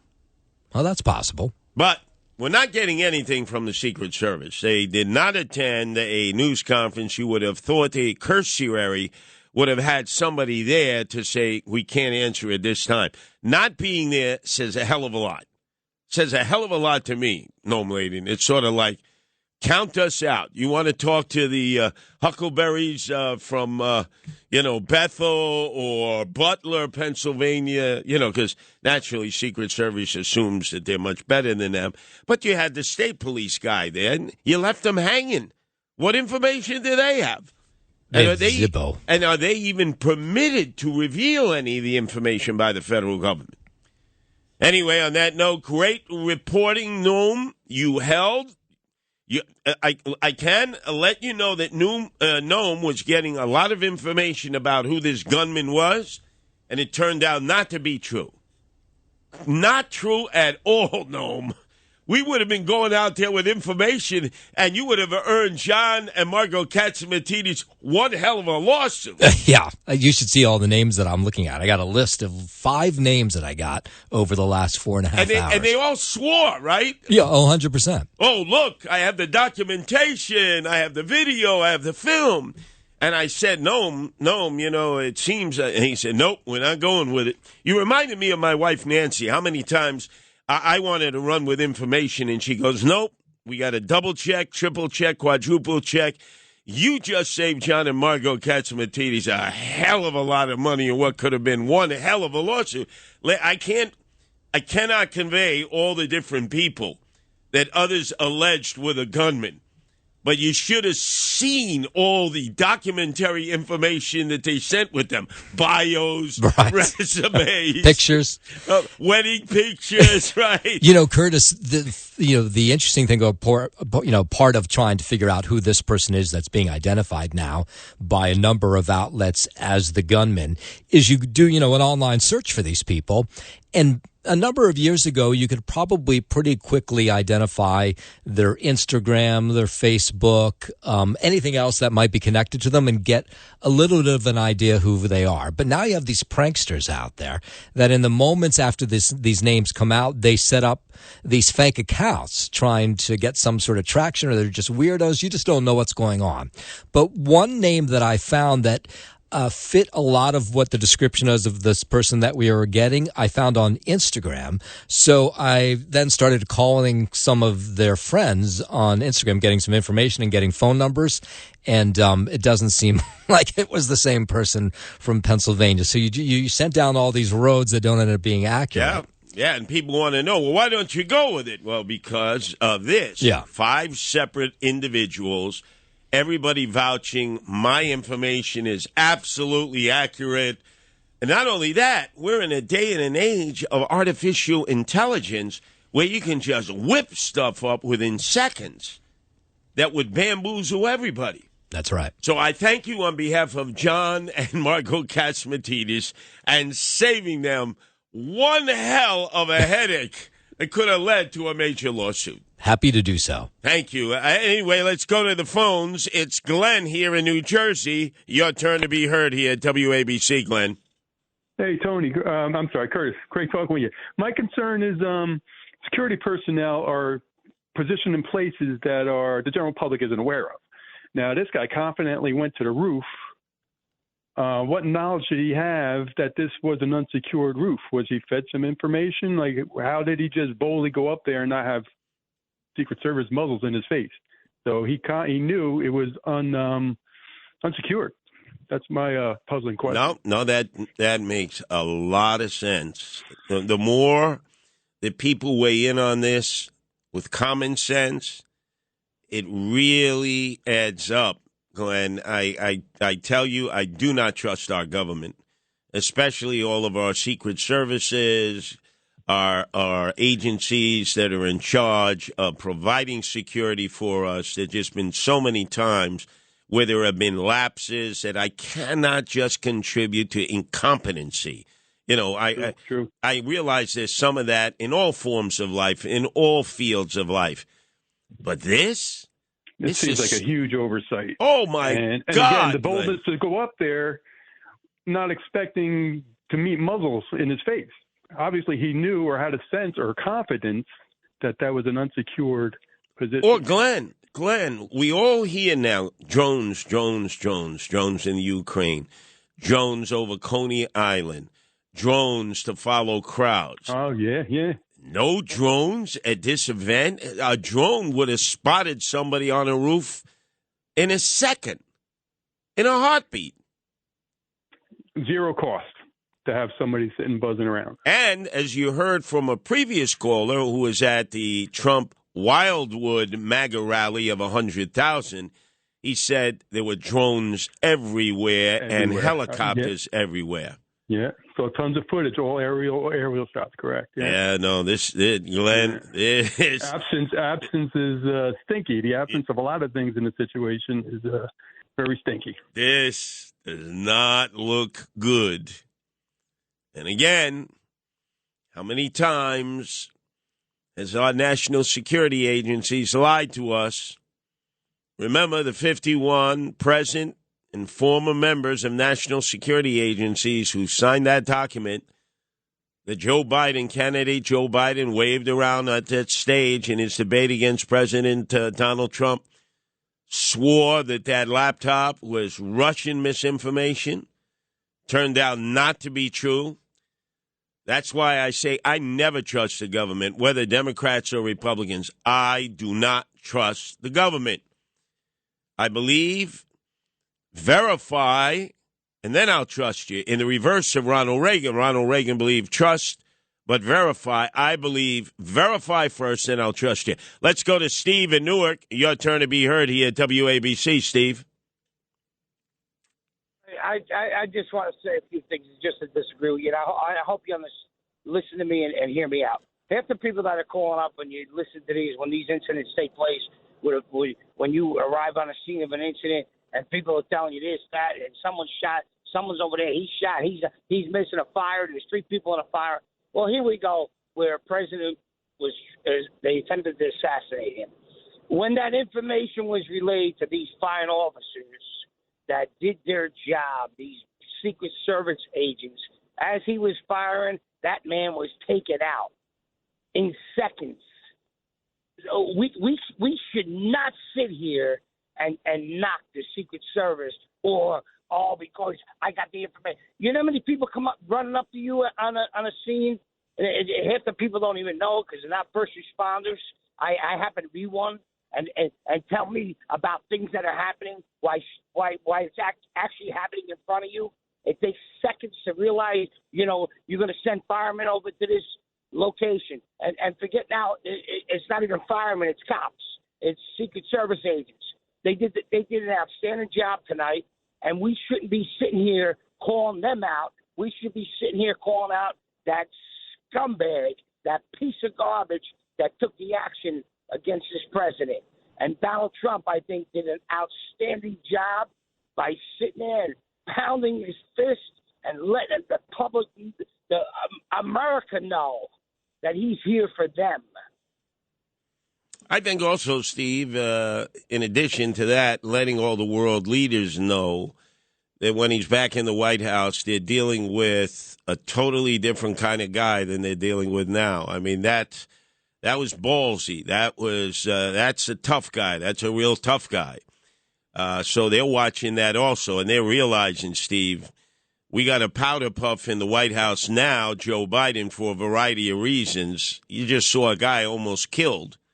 Another quarter of an inch, a half inch over, and he's either a vegetable or he's dead, and he's fired up, and he's telling the crowd, no, fight, fight, fight, fight. Hey, Curtis, could I say one other thing? Of course, Steve. I spoke to people looking me right in the face that was shot in the head. 10 minutes later, they were dead in the hospital because the bullet penetrated their brains, and there just was no activity. There's nothing a hospital could do for them. President Trump is so lucky tonight that the Lord is with him, and the Lord is with him for one reason, because he's a great man, and he loves America. I don't care what anybody thinks about that guy. He should never go through this, nor should no witness say they told a cop this and they told a cop that. We're going to react. We're going to look into it. We're going to react. Unfortunately, they didn't have enough time to react. This idiot started doing what he did, and they probably checked that roof 100 times. But, everybody wants to point a finger, and there's no pointing a finger at nobody. This is a mental piece of garbage, and the little pictures that were shown to me on this internet, and all this crazy stuff in America that you guys are all on, that I'm not on, that my daughter sent me, I looked at that picture and I couldn't. I was in tears tonight, and I don't vote for Trump. I just believe in him. I don't vote for. I don't vote for none. You may. I'm worse than you, Curtis. I don't trust none of them. But I tell you what, I have in my heart, Donald Trump loves America and loves the people, and that's all I can say. I feel so bad what happened to him tonight. I swear, my kids, I was in tears, and my kid's a cop. My daughter's an EMT supervisor. It was sickening what happened tonight, and it's not time to blame anybody but that piece of garbage. And I think his protection, his security protection, I think they did an outstanding job. There was a blonde-haired girl there. There was another guy with sunglasses. He put his hands over his head. In the event it was still an active shooter. There's no time to say information was really. If somebody told you on a Monday, hey, why is this guy going up on a roof? You would sit there and say, well, let's investigate. Let's put people on that roof. You're talking about this guy, however he got on that roof or whatever he did, and why it wasn't protected. They acted upon it, and that's why they took him out. You imagine if they didn't act upon it and walked away? They wouldn't know where the shots were coming from. They wouldn't have paid attention to that roof. They paid attention to that roof for that fine person that came forward and said, hey, you see this guy up there? You see something, say something. I love that. No, I understand, Steve, but it's troubling when you look at the diagram of the few buildings that are in that area that surround the field where the MAGA people showed up 50,000 strong to hear President Donald Trump. There's only two sets of buildings, one on the left-hand side, that's where the Secret Service sniper's nest was, 2 shooters, and then on the right side, in which there were no security personnel posted at all from local law enforcement, county sheriff's department, state police, Secret Service, nothing.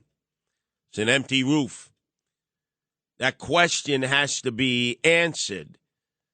Secret Service and Secret Service alone has to answer that question. And, boy, that guy who took the shots at Trump knew he wasn't getting out of there. He had to be programmed for this. There ain't no way he was getting out of it. It reminds me of that black guy who pretended to be an AP photographer who walks up to Joe Colombo to try to take a photo and shoots Joe Colombo at the Italian-American Civil Rights League rally on Columbus Day in front of over 100,000 supporters, mostly Italian. And then the Colombo crime family shoots him 60 times. There's no way that guy could ever have believed he was going to get away with that. So that's like, it's going to be suicide. Suicide in this case by Secret Service. But he was on a mission. And we need more information, and I realize the information may eventually come. But when all of a sudden we don't even have an appearance by somebody speaking on behalf of the federal agency in charge of the security for this operation, the Secret Service, that is extraordinarily troubling. Let's go to Joe in Long Island. Your turn to be heard here at WABC, Giuseppe. How you doing, Curtis? Well, first off, let's just thank God that this day didn't turn out more worse than it did. So my question is this. Do you think this is more of a security breakdown or more of a manpower breakdown? Because as the reports have been coming out, they asked for more guys and were denied. Well, it goes back to January 6th.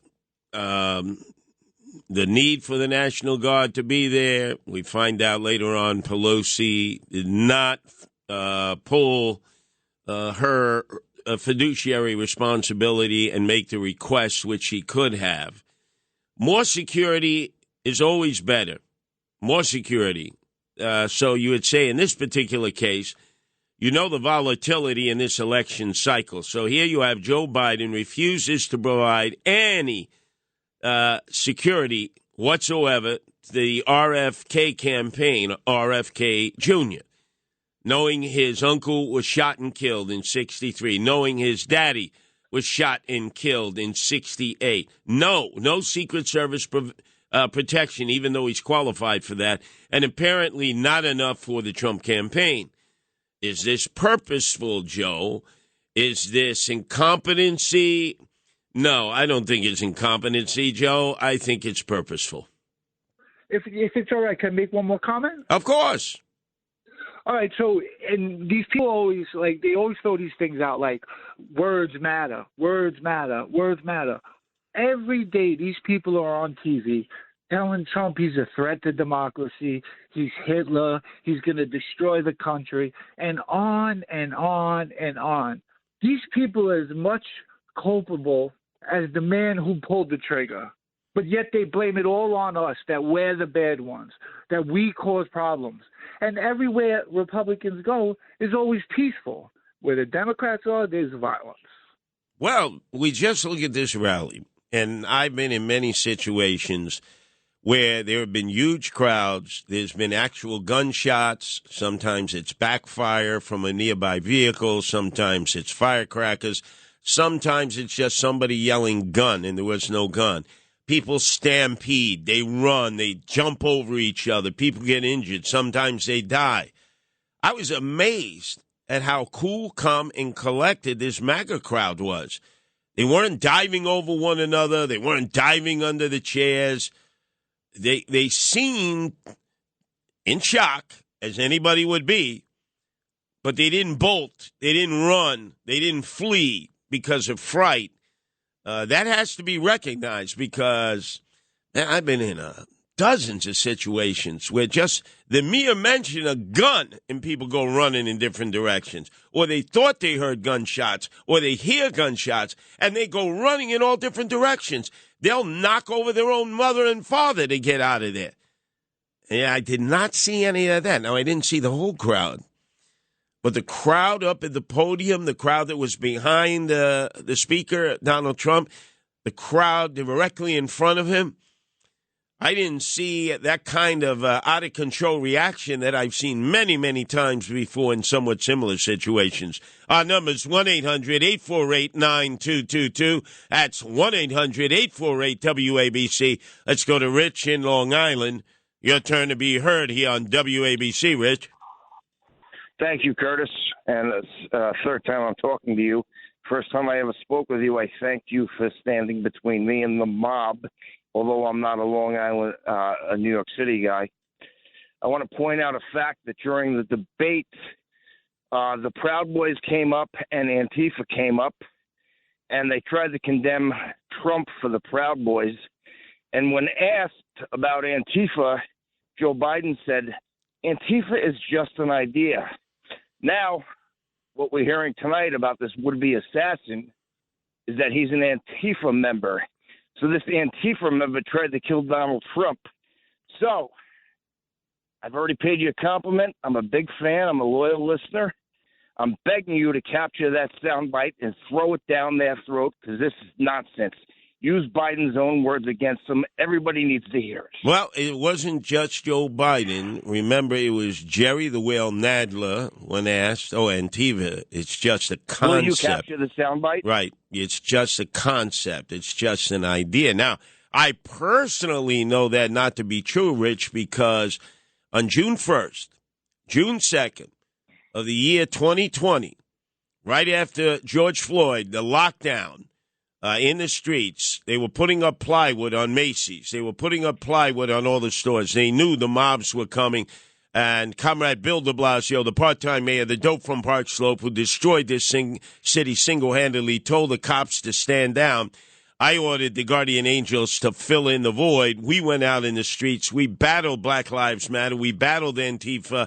And my jaw was broken by a claw hammer from Antifa. So I knew that Antifa was not just an idea or a concept. They're real. They're active.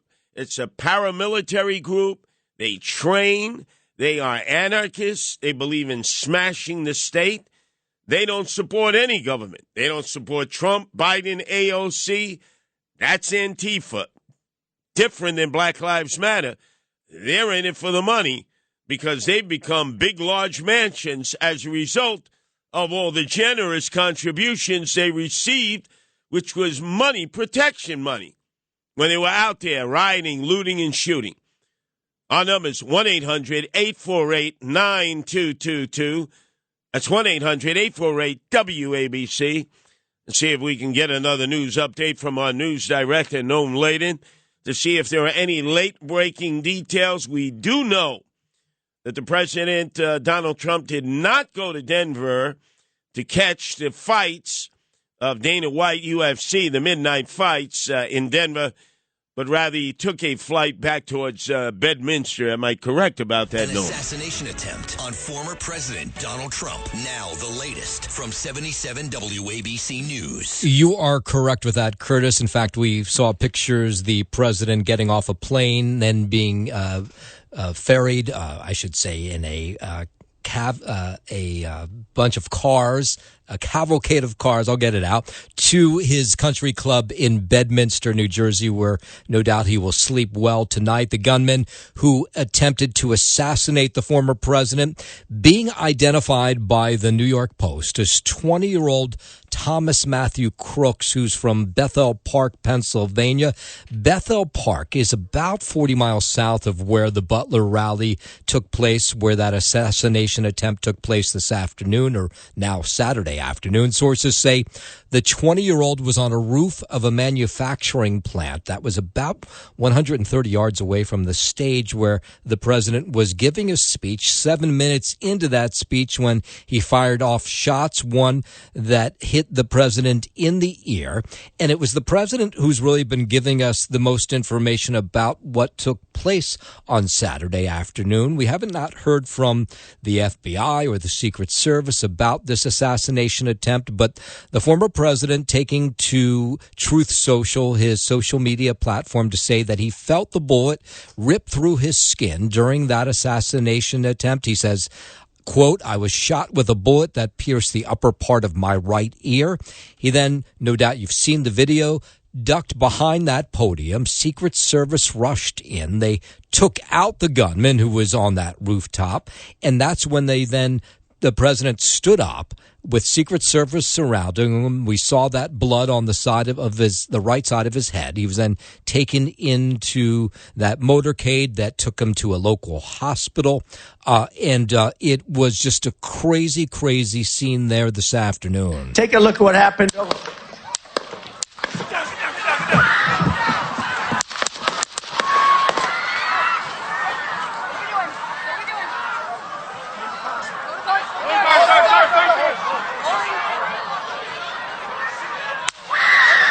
Thousands had showed up at this rally, as they had at many of these Trump rallies over the last couple years. One local Republican lawmaker actually was pointed out, brought to the stage by the former president right before those shots were fired. And then people around me were saying, "You got to stay down because maybe there's still more shooters, or maybe the shooter's not been apprehended." And the president had just literally, called me up and made a big deal about me. So. Yeah, conceivably, I could have been somebody they would have targeted. The gunman was taken out by Secret Service. His body, there are pictures of him lying on the roof where apparently he took those shots from. Blake Marnell was one of the many who got to this fairgrounds awfully early because he wanted to be as close as possible to the stage to see Donald Trump. I saw President Trump giving his remarks. I heard the noises. I looked to my left, hoping that it was a prank, and it does not appear from the reactions that it was. Marnell says the Secret Service was incredibly quick to act, and no doubt if you've seen the video, you've seen that for yourself. Now, the former president, at Bedminster at the Country Club tonight. That's where he'll spend the night. We don't know what his plans are for tomorrow, but we do know what his plans are for the coming week. This is the Republican convention this week. Starts Monday night in Milwaukee. He will be there. He's expected to announce his VP running mate. Then he'll accept his party's nomination on Thursday night. And it's changed the event, of course, in a big way. Security would have been awfully tight no matter what had taken place. But now you can imagine it'll be extra tight in Milwaukee. The Trump campaign says the convention will proceed as normal. We've heard the same from the RNC. The Republican National Committee says nothing has changed about this. This will go on as usual in Milwaukee. And in the hours since that attempted assassination of former President Trump, there have been 3 suspicious packages found at Trump Tower here in the city. All of them ended up being nothing, but they did bring in the bomb squad for one of them to have it checked out, obviously taking no chances after that assassination attempt. Now, we're working on getting more information on this 20-year-old gunman. Also, his motive, neither of those known right now. And, of course, more information about how he was able to get to that rooftop in what is a pretty rural part of Pennsylvania. This is no city. This is not a ton of buildings surrounding these fairgrounds, just a few of them. So a lot of questions to be answered in the coming hours and days. But the good news is the president is okay. Taking a bullet to the ear, but he is all right in Bedminster tonight. We're live in the 77 WABC newsroom. I'm Noam Laden. Well, Noam, apparently the Secret Service should have been at that press conference earlier that was conducted by the local police, the state police, and the FBI, because now the FBI is saying they were surprised at the number of shots the gunman was able to take at President Donald Trump. They said it's surprising, but we had no control over what the Secret Service was up to in terms of its security provisions. So apparently they did not coordinate that. Well, how is that possible? Well, I guess they're kind of upset that the Secret Service left them out there on that stage without a spokesperson. They went on to say, this is the FBI speaking from the Pittsburgh Bureau, the Secret Service really needs to answer that question because we were there to support them, but we were left out of the mix. Interesting. It is. I wonder if this is a new thing we do not know about. And you've dealt with the Secret Service many times during your career. I have as well, being at some of these presidential events, having some of those people come to visit us at the radio station. The Secret Service can be incredibly thorough. When they've come to the radio station with a presidential candidate, in fact, sometimes a sitting president for that matter, the Secret Service agents are here sometimes weeks before that actual event, asking questions, looking for exits, how to get in and out of the building. You have to think the same thing went on where this rally took place today, checking every single angle possible. So many questions they're going to have to answer in the coming days. They had to have gone through the same drill at this rally site, or maybe they didn't. We just don't know. Well, think of it. If it was from a half a mile away, because obviously there are rifles that have that capacity now, you would say, okay, how are they going to get control of every building within like a 1 mile radius? I get that, okay? This is 130 yards away. This is only 130 yards away. The gunman was on the roof, visible to eyewitnesses. How did he get up to the roof? How was he able to fire off shots, 5, without being shot himself at that point, especially since cops were being warned about his presence on the roof before he actually fired the shots? So, again, there were not that many buildings. There's only a total of 4 in that area, 2 on one side of where the president was speaking, 2 on the other side of where Trump was speaking, and 2 of those buildings had no personnel assigned to the roofs. Now, is it incompetence? I don't believe that. I mean, I don't know. There's no such thing as incompetence like that. One of the other Secret Service agents would have said, hey, how come there's nobody on that roof? Right. No drones. I mean, they had drones in Wildwood. I'm sure they have drones at the other rallies. That's what our police department in New York says. Why do we have drones? Well, we want to make sure that everyone is safe. Okay, I accept that. Why were there no drones? A drone would have picked up the fact, what's this guy doing on the roof, crawling around with a rifle? Well, we've been hearing from, Curtis, 2 eyewitnesses, one who spoke at length with the BBC, giving a blow-by-blow, saying he watched this gunman, alerted authorities as soon as he possibly could to the fact that this gunman was there. And then another individual who said he thought he had seen somebody going from roof to roof, suggesting that maybe he had tried out one building and then went to a second building. Now, sometimes, by the way, we will point out, witnesses get things incorrect. But when you hear from the witness from the BBC, it is blow by blow, detail by detail. Now, the question is, once he handed over or let somebody know about this information, how long would it take to go through everybody until somebody can go and check it out? I mean, they're not Superman, so they can't make it happen instantly. So we need to know the time frame between this eyewitness who saw this guy on the rooftop to the time that information got to authorities. Maybe it was 60 seconds. Maybe it was 2 minutes. That's not a lot of time. But the bigger question, of course, is what was he doing on that rooftop? Well, we will definitely play that interview in the next hour. So if you haven't heard it before, it is, as Noam mentioned, very specific in detail. The person interviewed, who was an eyewitness, was righteously upset that nobody responded to his warning about the gunman on the roof and the question of why the hell wasn't security on the roof to begin with, only 130 yards away from where President Trump was already 7 minutes into his presentation to the MAGA crowd. Let's go to Jim in Florida. Your turn to be heard here at WABC, Jim. Oh, yeah. Hello. Yeah, Jim. You having a fight? Having a fight there? No, I'm talking to my wife. I can't believe I'm talking to you. Look, pleasure talking to you, Curtis. Love you. I'm a Brooklyn guy, but really quick. It could be, you're right about the drones.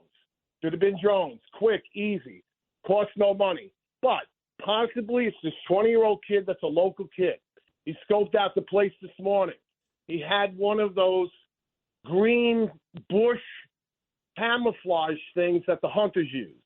He went there early. People said they saw him. He went up a tree and waited.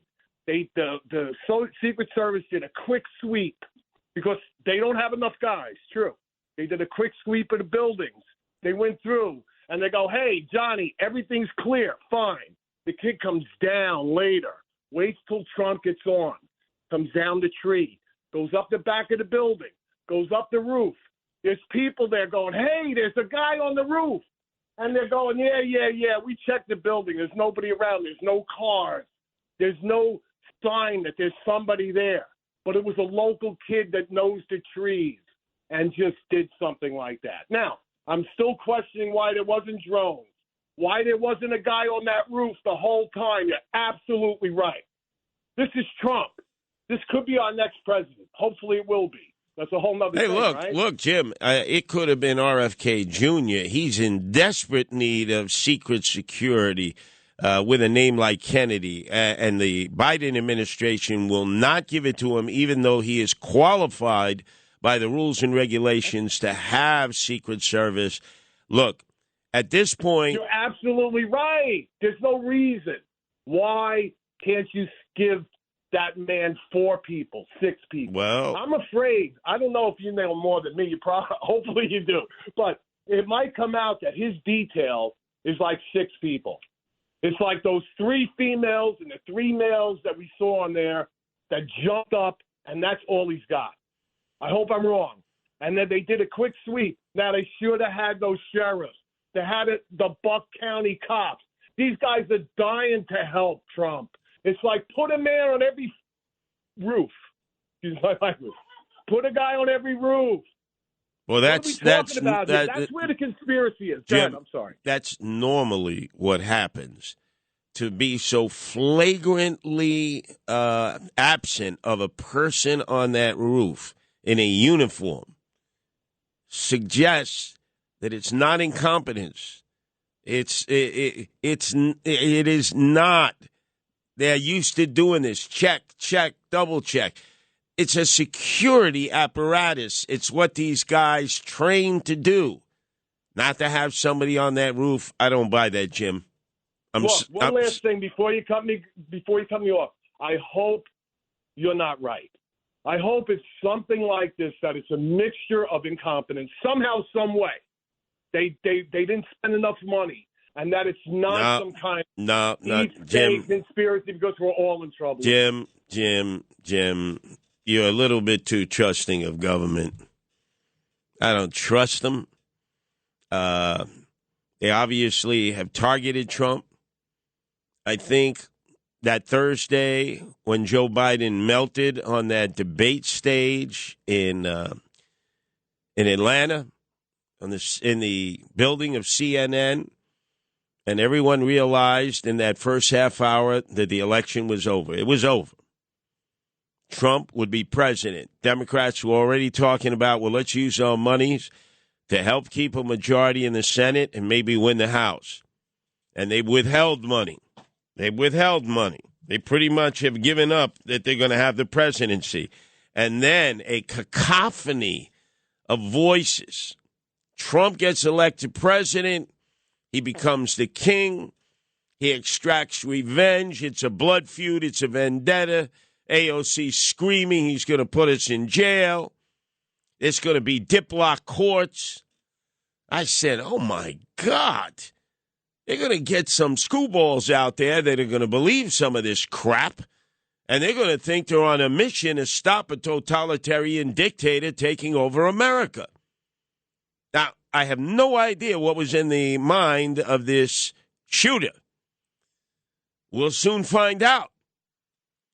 But there are others like him out there who could be just as prone to go out and think that they're going to stop somebody because of a particular belief that they have. We're back to 1968. I've been saying this on a regular basis. Assassination of Martin Luther King Jr. Again, in a situation that has never been answered by James Earl Ray. Never trust anybody with 3 names, but also the role of the government in that. the assassination of RFK months later, after he had just won the California Democratic primary by a guy named Sirhan because RFK Sr. was too close to Israel? I mean, now, possibly. Back then, no. So, I mean, just think about it. Incident after incident after incident. You want to believe it's incompetence. I believe it's on purpose. And I realize that many of you say, come on, Curtis, our government wouldn't do that. Yes, they would. Yes, they would. That's why I call the CIA criminals in action. That's why I don't trust government. I trust the people. Government, if you give them an inch, they'll take a mile. They'll take a mile. Let's go to Charlotte, who's calling from Pittsburgh. Your turn to be heard here at WABC, Charlotte. Hi. Thank you for discussing this. I get so much information. I had been listening to a local radio station here, and they didn't say the name, although they knew it. And they did have people calling in who were there. And one of the callers was an obstetrician who was sitting about a yard away from the attendee who was shot in the head. And he said he was shot in the back of the head. And I'm blind, so I don't know how all this stuff goes. And my daughter told me Trump's hands were on the podium, and he had his head turned over his right shoulder, and the bullet went through the top of his right ear. And so I'm thinking it's coming from the buildings that you said were not covered, secured. And then there was, when you played that last tape of all the gunshots going off, the shooter got off, about 5 shots, and then you hear different kinds of guns, I guess, taking him out. But it was like 3 seconds before the Secret Service got up from the chair to go cover Trump. And in the meantime, when he got shot, he had put his hand to his ear, and then he dropped behind the podium. And then the Secret Service started to pile on top of him. In other words, Trump was saving himself behind the podium before the Secret Service responded. And like I said, it's called The Times, the Sunday Times, and it's a British newspaper. They say the oldest newspaper. And they have a video clip of the shootings going on there. And when you listen to it, then you'll hear after the gunshots stop that there's about 8 seconds, or it goes up. Then you hear another gunshot, and then you hear this woman do this blood-curdling scream twice, and it's her blood-curdling screams are at the end of what you just recently played, and right before she screams, you hear another gunshot. So that person who was shot in the head had family members around him, so I'm thinking maybe that was that, But the obstetrician said he got shot in the back of the head. And then BBC, I was listening to BBC earlier because I couldn't get any good news off my local station here that's supposed to be the news for Pittsburgh. And they even said the shots happened at 6:34. My mother was at my door saying, Trump shot it. And I said, what time? And she said, 6:09.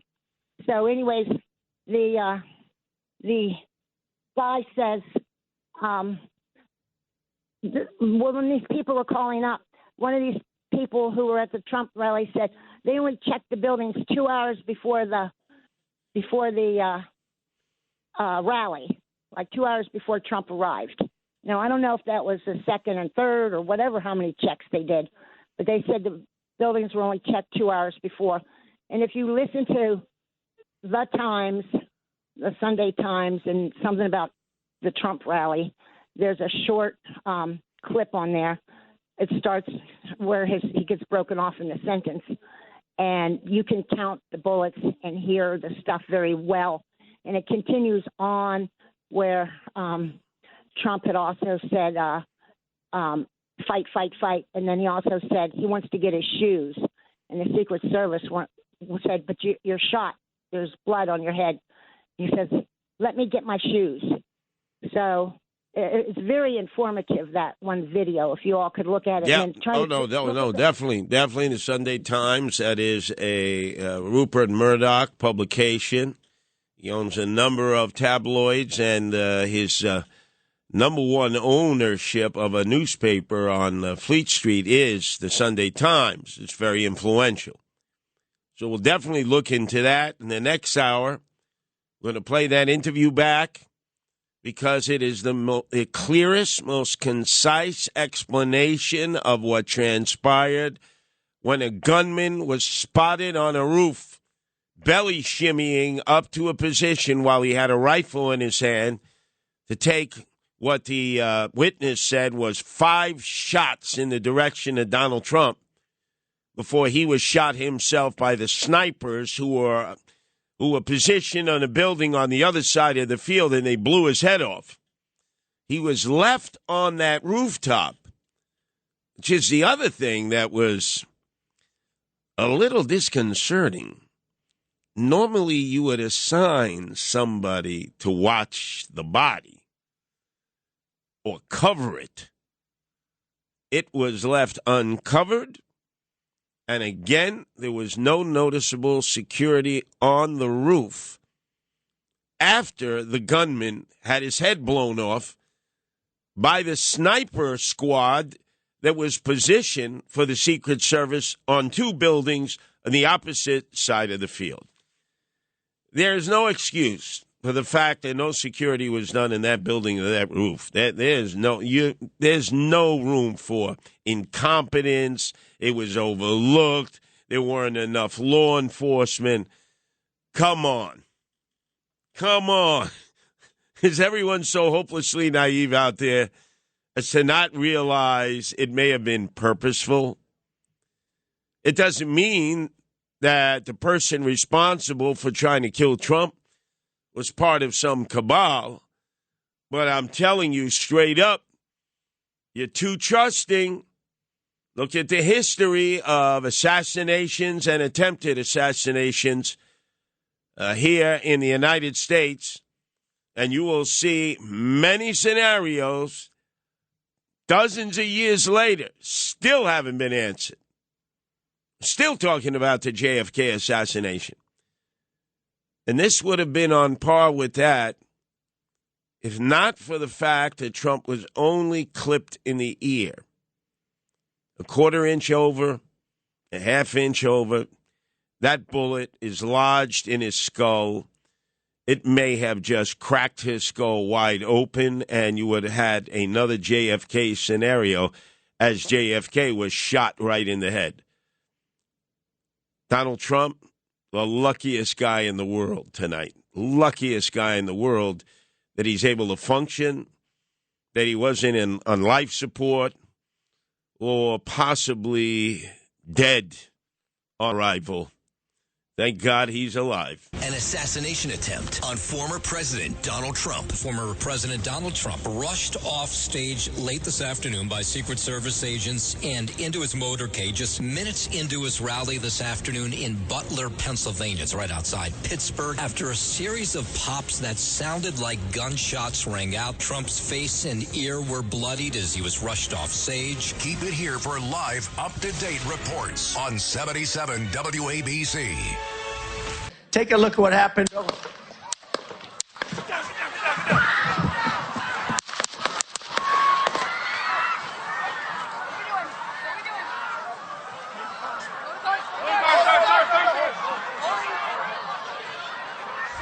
An assassination attempt on former President Donald Trump. Now the latest from 77 WABC. As reported, the assassin, Thomas Matthew Crooks, he was found to be carrying an AR-15 on that rooftop. His head blown off his shoulders by the Secret Service snipers on a roof across the field from his. And he is a white guy.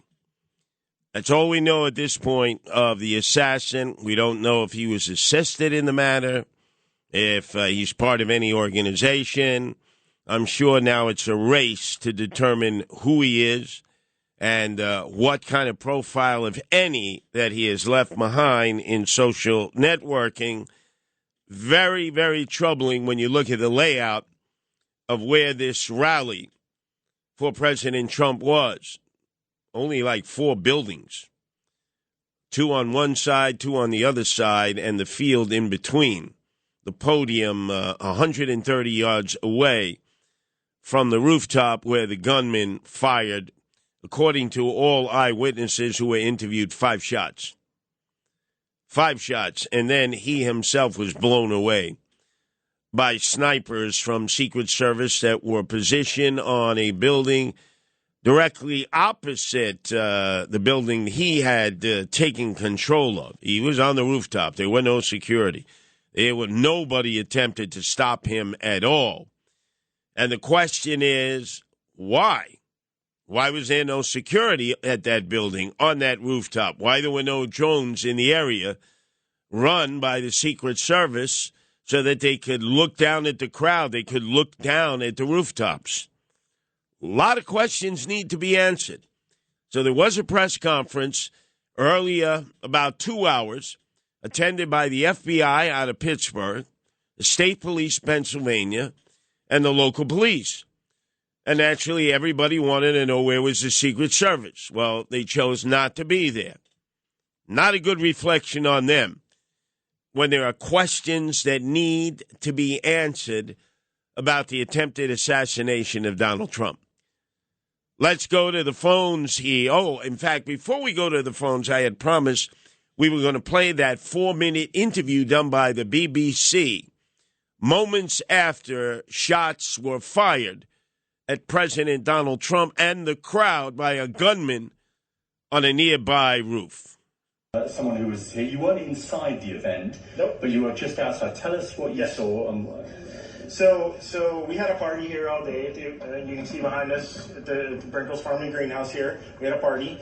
And we all decided, hey, when we hear Trump up there, we're going to walk up through the field, stand by the trees up there under the shade, and watch and listen to the rally, right? We couldn't see him, but we could hear him. So we walked up, and probably 5 to 7 minutes of Trump speaking. I'm estimating here. I have no idea, But we noticed the guy crawling, bear crawling up the roof of the building beside us, 50 feet away from us. So we're standing there, and we're pointing at the guy crawling up the roof. And he had a gun, right? He had a rifle. We could clearly see him with a rifle. Absolutely. We're pointing at him. The police are down there running around on the ground. We're like, hey man, there's a guy on the roof with a rifle. And the police were like, huh, what?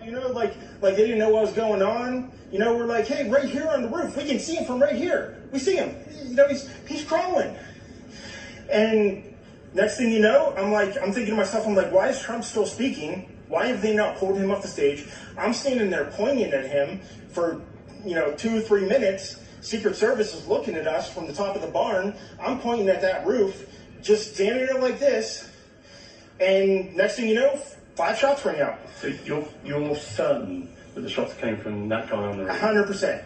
100%. And he was up there for a couple of minutes. He was up there. You saw him up there for a couple of minutes. Absolutely. At least 3 to 4 minutes. And you were telling the police and the Secret Service? We were telling the police. We were pointing at them for the Secret Service, who were looking at us from the top of the barn. They were looking at us the whole time when we were standing by that tree. Could they see binoculars? Could they see him? Probably not, because the roof, the way the slope went, he was behind where they could see. But why is there not Secret Service on all of these roofs here? This is not a big place. Did you see, obviously everyone, when the shooting started, everyone was very panicked. Did you see what happened to him at all?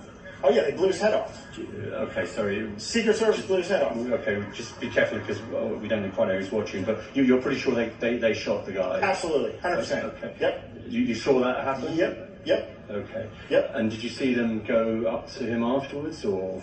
They crawled up on the roof. They had their guns pointed at him, make sure he was dead. He was dead, and that was it. It was over. It's incredibly shocking. The guy was on the roof right there. You can see the white roof right there. Did you get a look at him? Could you?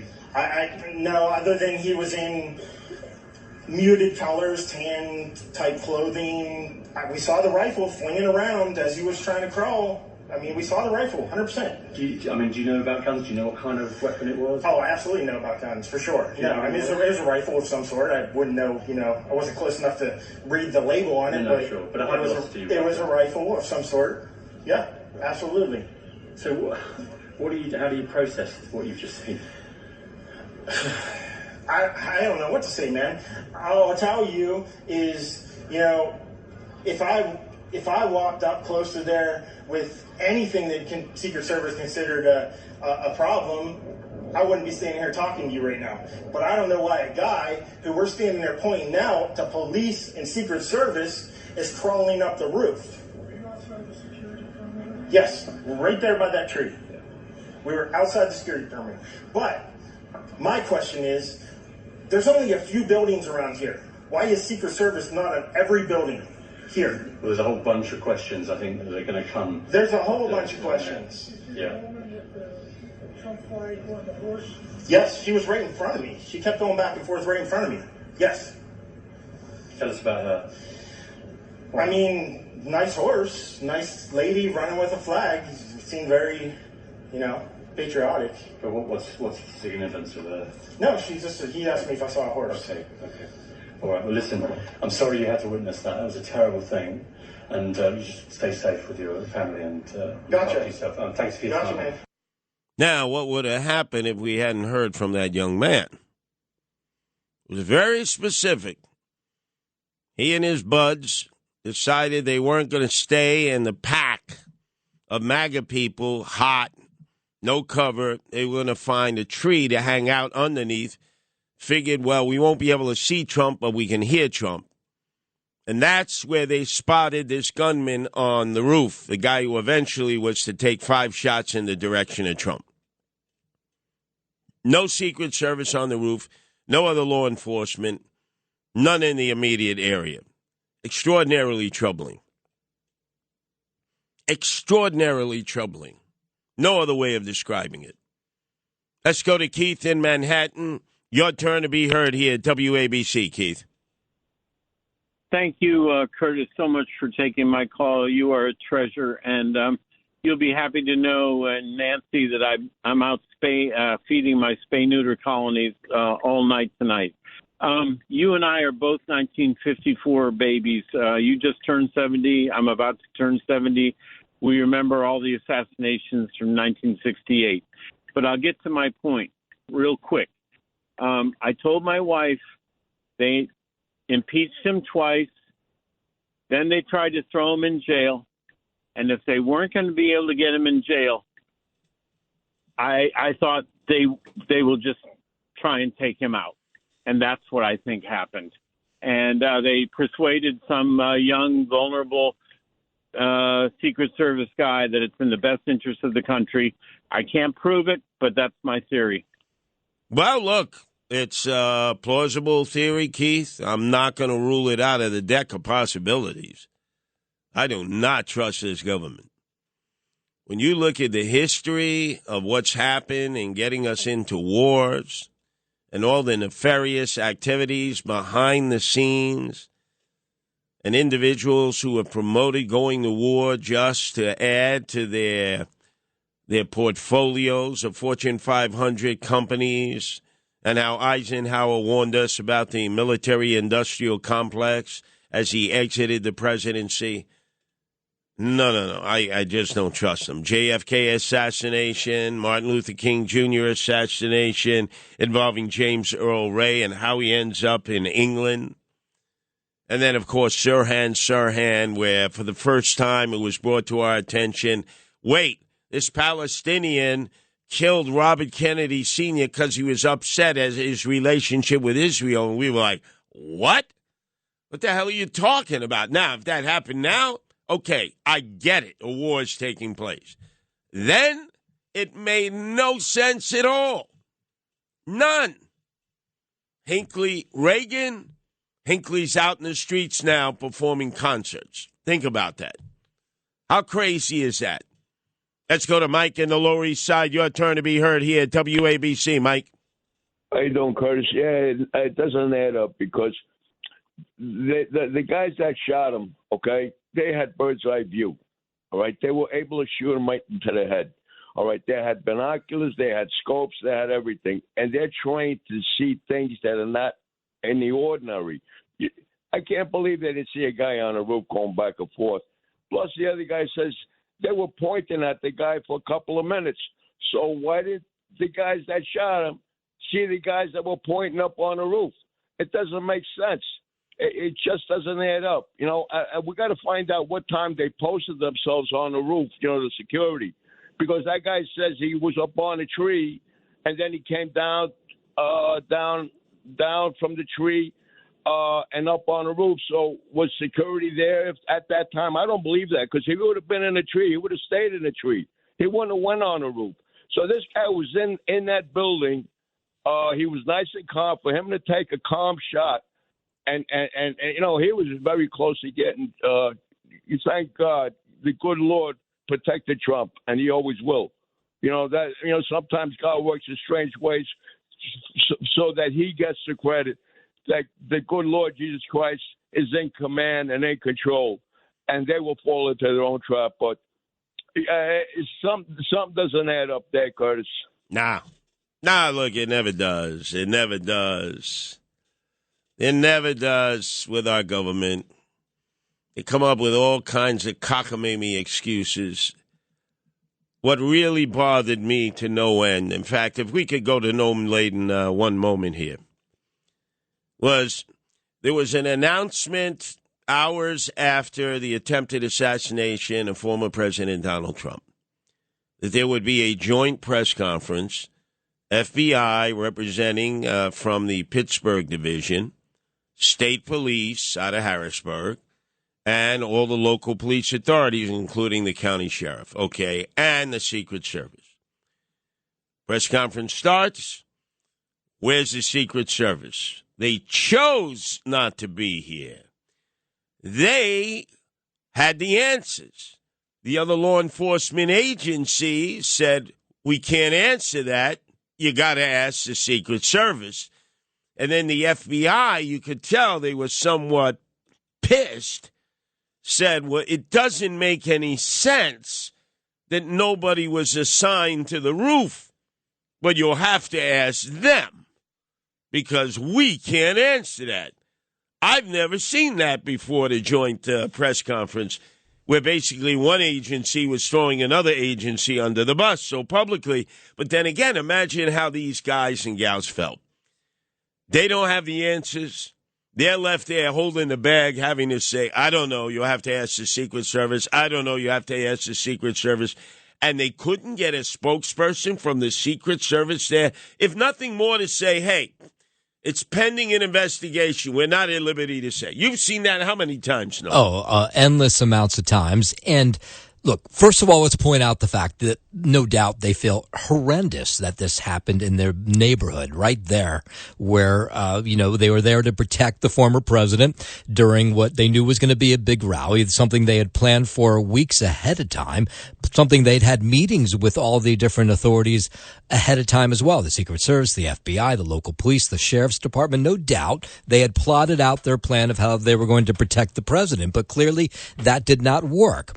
But when the Secret Service, Curtis, did not show up today at this press conference that was now about 4 hours ago, they gave us little or no information. But I will point out, and you may not have seen this, Curtis, just in the last hour, maybe now 2 hours, the FBI has come out with a statement. Now, it's a no-duh kind of statement, but what they're saying, the FBI, is, yes, this was an assassination attempt on former President Donald Trump. And we saw it with our own eyes, but they have made that statement. We have heard nothing from the Secret Service. Not only that, why nobody was assigned to that building or that roof? As you saw in the press conference, the other law enforcement agencies were a hummer. You'll have to ask the Secret Service because, one agency is always overall in charge. You can't have 4 different chefs, making the broth. So whenever they get together and they have these task force, the Secret Service is always going to be overall in charge for the security of a presidential candidate or a president. Still, this is the simplest question in the world. How come you didn't have security at that building? It's right next to where the president's speaking. 130 yards away. You got this young guy saying, I see the guy. He's crawling on the roof. He's got a rifle. Hey, there's a guy up there. There's a guy with a gun up there. There's a guy with a rifle. And nobody's paying attention to him. No, and we've heard from a number of witnesses who saw that individual, reported it to the authorities. Now, we don't know the time frame between the time they reported it to authorities and he was able to open fire on Donald Trump. But, of course, the real question is, how was he on that roof? And this, we should point out, is not in the middle of New York City. It's not in the middle of Pittsburgh. It is in a relatively rural part of Pennsylvania. So there's not a ton of buildings around. In fact, just 4 big ones surrounding where this rally took place. So you would think nothing's relatively easy, but you would sense it would be easier to protect the former president within those confines as opposed to him doing something in Midtown Manhattan. And they're all flat rooftops, which makes it a lot easier. Where are the drones? We keep being told, we have all these drones now to keep an eye and to do crowd control. Local police have it, county police have it, state police have it, the feds have it. How come there were no drones?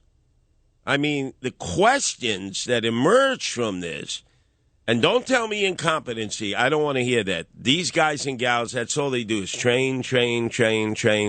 Somebody is overall in charge of putting together the security. And first and foremost, you would put somebody on a rooftop. We see that all the time. They're always on the rooftops. A lot of times they'll put 3 or 4 law enforcement people on a rooftop with long guns, if nothing more to intimidate or frighten away any potential thoughts of assassins, taking a shot at a candidate or taking a shot at the president. But for them not to even show up at the press conference, the gall of them. They're responsible for taking care of Trump and the crowd. 2 people in the crowd almost died. They were in critical condition in a nearby hospital at this point. So I don't want to hear this great Secret Service, great job. No. I don't trust these people. I'm not talking about the people who are assigned to Donald Trump. They develop a friendship. They develop a relationship, as I'm sure Secret Service has for Joe Biden, except for those that were bitten by his German shepherds. Boy, is that weird. Yeah, that is a very strange story. God, he's sitting there on the porch watching his German shepherd bite his Secret Service agents and just staring blankly into space. And these poor men and women, they just have to take it. 18 of them. Yes. Bleeding. Yeah, it is amazing. Hey. This 20-year-old that the New York Post is identifying as Thomas Matthew Crooks. We're trying to find out more information about who he is. I have to say it's been a little bit more difficult than usual. Maybe it's somebody who's not online. Well, hold on. Yeah. You know why it would be more difficult. If he was your typical young 20-year-old with high levels of testosterone crashing through his cranium, he'd be all over Instagram. Right. There would be pictures of him with his buddies or girls at bars drinking, Iron City beer or whatever the crap they drink in Butler. Nothing? It is always bizarre when you find somebody who has almost no digital imprint whatsoever. Now, I don't know that's the case here because he has a name that isn't, Thomas Crooks. There's a fair amount of Thomas Crooks out there. Wait a second. It's beyond that. He has a middle name, Thomas Matthew Crooks, TMC. And I always say never trust anybody with 3 names. Well, we tend to give these guys 3 names, actually, because we want to identify the right person, right? So if you just go by Thomas Crooks, there's thousands of them, so they give him the middle name. All right. So meantime, you got every news department, every organization doing a deep dive on social networking. By now, you would have thought somebody would have surfaced, right? Yeah. Well, I talked to a few people who said, no, that's not the guy. Yeah. because maybe what I'm talking about has some traction. Huh? Possibly. Well, it's starting to look more and more like that, Noam. Let's go to Marianne in Queens. Your turn to be heard here at WABC, Marianne. Good morning. Listen, they could have disabled this shooter without killing him, but they killed him because they did not want to leave anyone who can tell who sent him. The guy was only 20 years old. Alexandra Ocasio-Cortez controls more than 13 million young people. Start by investigating that little witch. He probably has something to do with this, with her God, Biden. They killed Kennedy. They killed Kennedy's brother. And they almost killed our President Reagan and those three Republicans. And now they're trying to kill Trump. This is a killing machine, the Democrat Party and their surrogates. Investigate Biden and Alexandra Ocasio-Cortez. Very valid, Marianne, especially AOC, who gave an interview and said, oh, my God, I'm in danger. Trump is targeting me. If he becomes president, he'll probably look to put me in jail. How ridiculous is that? Everybody knows that Trump has more bark than bite. Remember, lock her up, Hillary, the whole campaign, lock her up 2016. Remember that, Noam? Lock her up, every rally, lock her up. As soon as Trump got sworn in to a smaller crowd than Obama had, he couldn't accept that. Everybody said, you're going to lock her up now? Remember, he said, nah. He was done with that. Yeah, it's okay. You know, I want to say something about what Marianne said, you know, this idea of opening fire just to injure. I've always learned, and maybe you've heard something different than I have, Curtis, from the police officers that I've talked to, is that the minute you take out that gun and fire it, it's not to injure, it's to take somebody out. And so there's none of this, oh, I'm going to hit him in the leg, I'm going to hit the tire as the car drives away. No, it's you're shooting to kill. Wait a second. Are you disputing my husband-in-law, David Patterson, who asked when he was a state senator, why couldn't they just wing him, the cops? Why couldn't they just shoot him in the arm or the leg? It doesn't work that way. When you're taught, when you're trained in the police academy, that you pull out the gun to take someone out. It's not to injure them. They shot his head off, Noam. They did. Well, they had good aim. They normally shoot at body mass, Noam. Well, I didn't say they all have good aim. They just did what they were supposed to do, take out somebody. You really are playing it right by the book. You're like not at all leaning in my direction. No, here. I'm not. They blew his head off of his shoulders, Noam. Well, that's the way it's been described anyway by that one guy who said he saw it. Exactly, and I have no reason to doubt him because he's given us more information than anybody. Him and Trump have given us more information than anybody else. Yeah, I've never heard a witness like that witness. He's boy, is he good. Victim. Yeah. The victim, Trump, has given us more information than anybody on his social networking. This young man on the BBC has given us more information. You asked the combination of the FBI, the county police, the state police in Pennsylvania, the Leave It to Beaver, Father Knows Best police department there, Michigan Action, Secret Service, blah, blah, blah, blah, blah. We're not at liberty to say. We're not at liberty to say. We're not at liberty to say. Come on, Noam.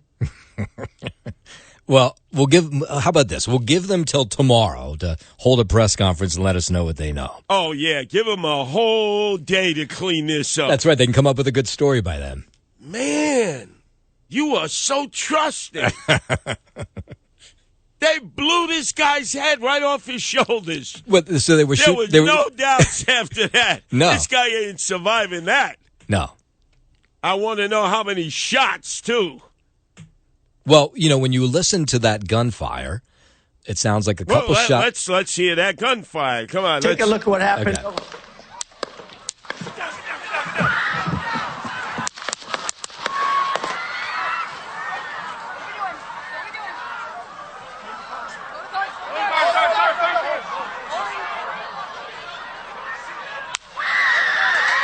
I heard that last one. I think that last one was for the gunman. Yes. Don't you believe that? Yep.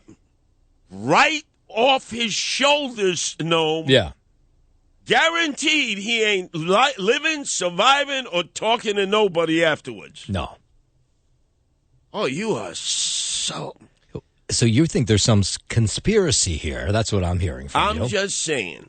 That they blew his head off so there'd when be... you have somebody crawl up on a building, it's only like 2 stories max, flat roof, surrounded by people, crawling on his belly with a rifle, guys screaming at the cops.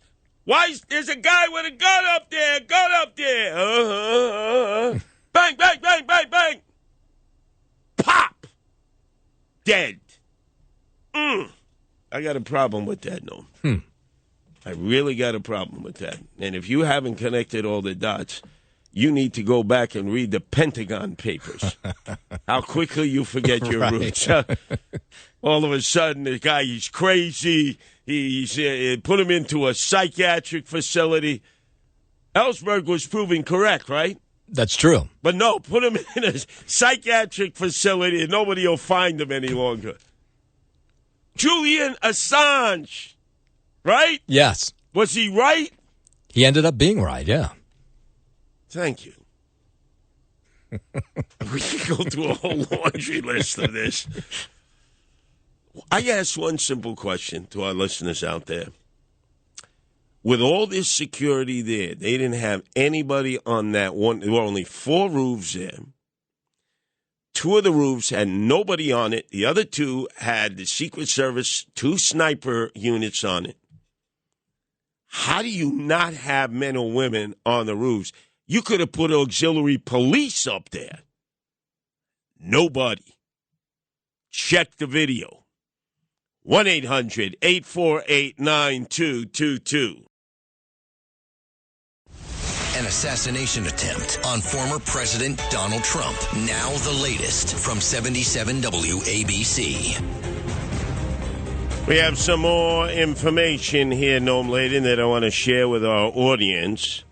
That counter-sniper team that blew off this guy's head from his shoulders were opposite the building where the sniper's body was later discovered. That building is part of AGR International Incorporated, a supplier of automation equipment for the glass and plastic packaging industry, whose land directly abuts the farm show grounds, separated only by a chain link fence. The shots originated from atop the building, part of the AGR International Complex, which is located behind and to the left of the stands that was full of rally goers who were looking towards the stage as Trump spoke.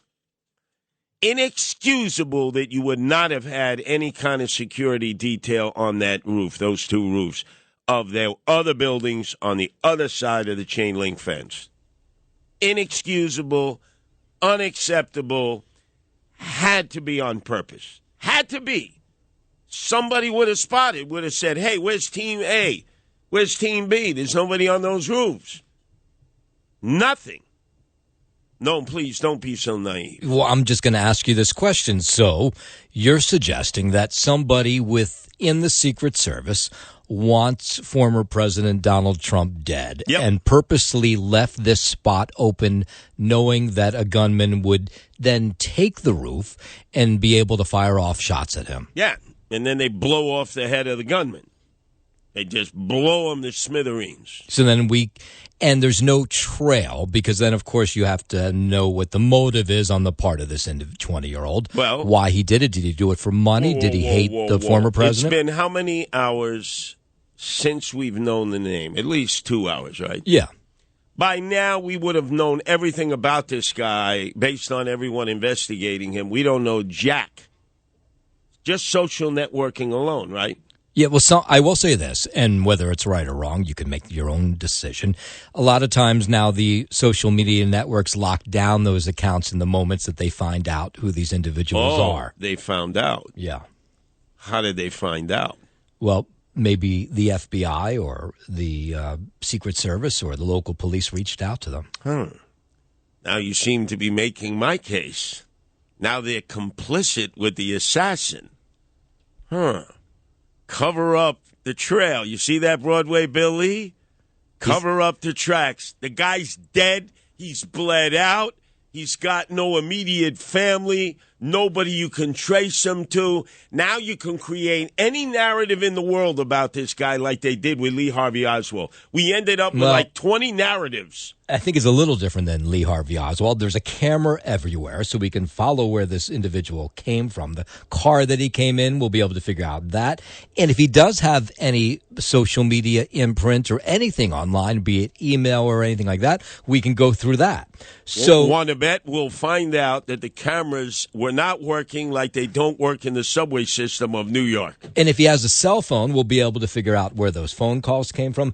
The only way that potentially you can get away with something is maybe, is there a payphone anywhere anymore? No. You can't make a pay. Okay. No. So there's no payphones. So they have to have a way to reach this individual. So a clone those phone. Theories are much more complicated now than they once were. Trust me, a clone phone.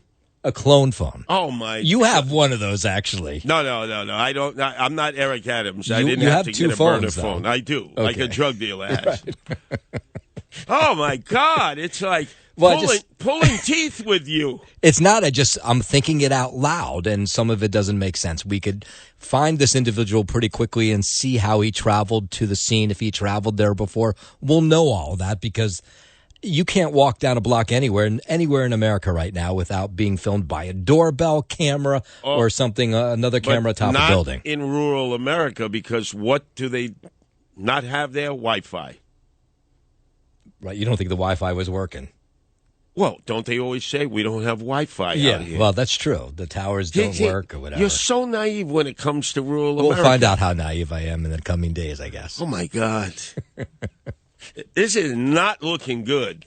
In the next hour, we'll replay that BBC interview that seems to be the only way we seem to be getting any information because all other law enforcement and government agencies have locked down on this. We are getting information from Donald Trump on his social networking, very specific information. We're getting information from this young man who is a Trumper.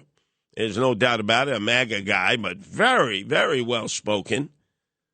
And it was the BBC, not ABC or NBC or CBS, a foreign outlet. It just happened to be there, huh? Sure, Noam. You keep thinking that, Noam. You keep thinking that.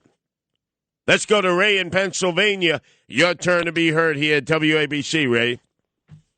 Hey, how's it going, Curtis? I remember back in 2017, Chuck Schumer said that if you take on the security services or the intelligence services, that they're going to screw you over 7 ways to Sunday, speaking about Donald Trump.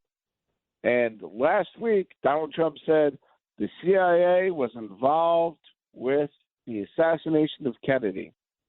So You are absolutely correct. Schumer talked about how if you mess with the deep state, the CIA, the national security agencies, they have 50,000 different ways to spin you and get you. He said that himself.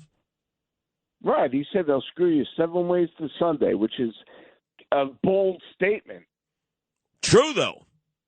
Maybe the only time that the schmuck to putz Chuck E. Cheese Schumer ever told the truth in his whole damn life.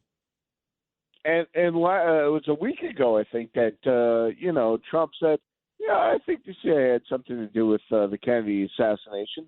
Oh, no doubt. There is no doubt about that. You've heard me regularly say CIA criminals in action, Ray.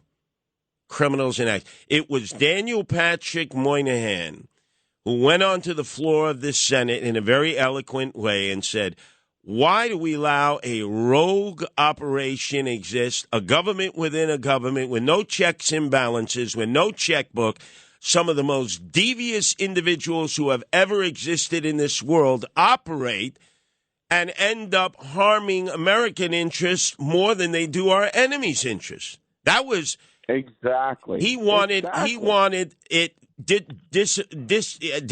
He wanted it done away with. I would do away with the CIA in a heartbeat. In a heartbeat. Yeah, I mean, he had the Jake leg and he was a drunk and all that, but, he was right on that. Oh, spot on. And all of a sudden, his colleagues wouldn't at all align themselves with him because they took the same attitude as the schmuck that butts Chuck E. Cheese Schumer. You don't play with the deep state, with the national security agencies, and especially the CIA. Moynihan took him on, but all of his colleagues in the Senate left him hanging by himself on that. Yeah. Hey, can I give a shout out? I love Noam Laden, his as a velvet voice, but I saw a picture of him the other day and it looks like a human underarm deodorant. Just saying. Noam, you look like a human underarm deodorant. I'm not sure I know what that means. Well, in other words, you're only like 5 feet tall, and I think you can rub up against your bald head, and Yeah, you're like, underarm deodorant. Okay. Yeah, I concur. You are absolutely. You're like a roll-on, yeah. Ray, you are. I love your voice. I love listening to you. I tune in to listen to you at the 5 o'clock hour, and you. But you're just not attracted to me. That's all right. Well, exactly. Which is good because I'm not gay, so. That's right. But Ray immediately remembered the statement of Chuck Schumer, which was really, he said, as a warning to all. Why he doesn't take them on, why he doesn't suggest that anybody take them on, because it's part of the deep state. It's part of a shadow government that we all know exists. When they had 51 different members, active and former members of national security agencies, sign a piece of paper that said the Hunter Biden laptop was Russian disinformation, and all of it was disproven. No apologies, nothing. They made it all up. They made it all up. Remember, there was, let me get Noam Laden here on his second. Remember, National Security Agency head for Barack Obama, James Clapper. Clap on. Clap off. Remember James Clapper? Sure. Said, we have never spied on the American people. And remember the guy who was the whistleblower who had to end up going to Russia because we basically ran him out of the country? Yeah. Like Julian Assange. That's right. The same thing. The same thing. We know they spy on us. We know they spy on Americans. Of course they do. And do you think they spy on their friends, or do you think they spy on their real and imagined enemies? I think both, actually. With the power of the government in order to do it. And our checkbook that pays for it. Man, they are nefarious. Boy, come on over to the conspiratorial side here, no lady. You play it too straight here. Sorry. My God. Someone has to set you straight. It's a good thing I'm here. Oh, my God, there's gambling in Casablanca. I'm shocked.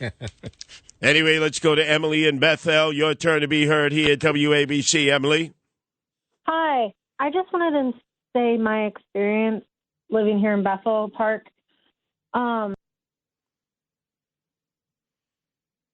Yes, Emily. Oh, my God. She was from Bethel Park, the same place as that the gunman. Well, hold on a second. Specify, Emily, are you from the same town in western Pennsylvania that the gunman is from? Yes, I am. Okay, first, before you say what you called up to say, what is your town like? And do you happen to know this guy who's been identified? No, I do not know him.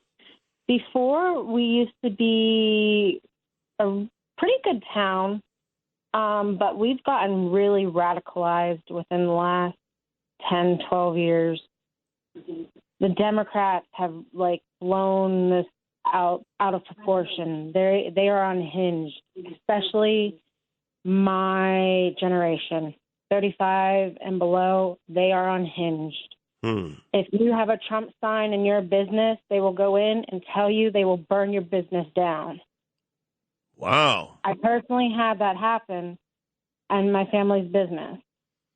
And Now explain this. Did you grow up in the area, Emily?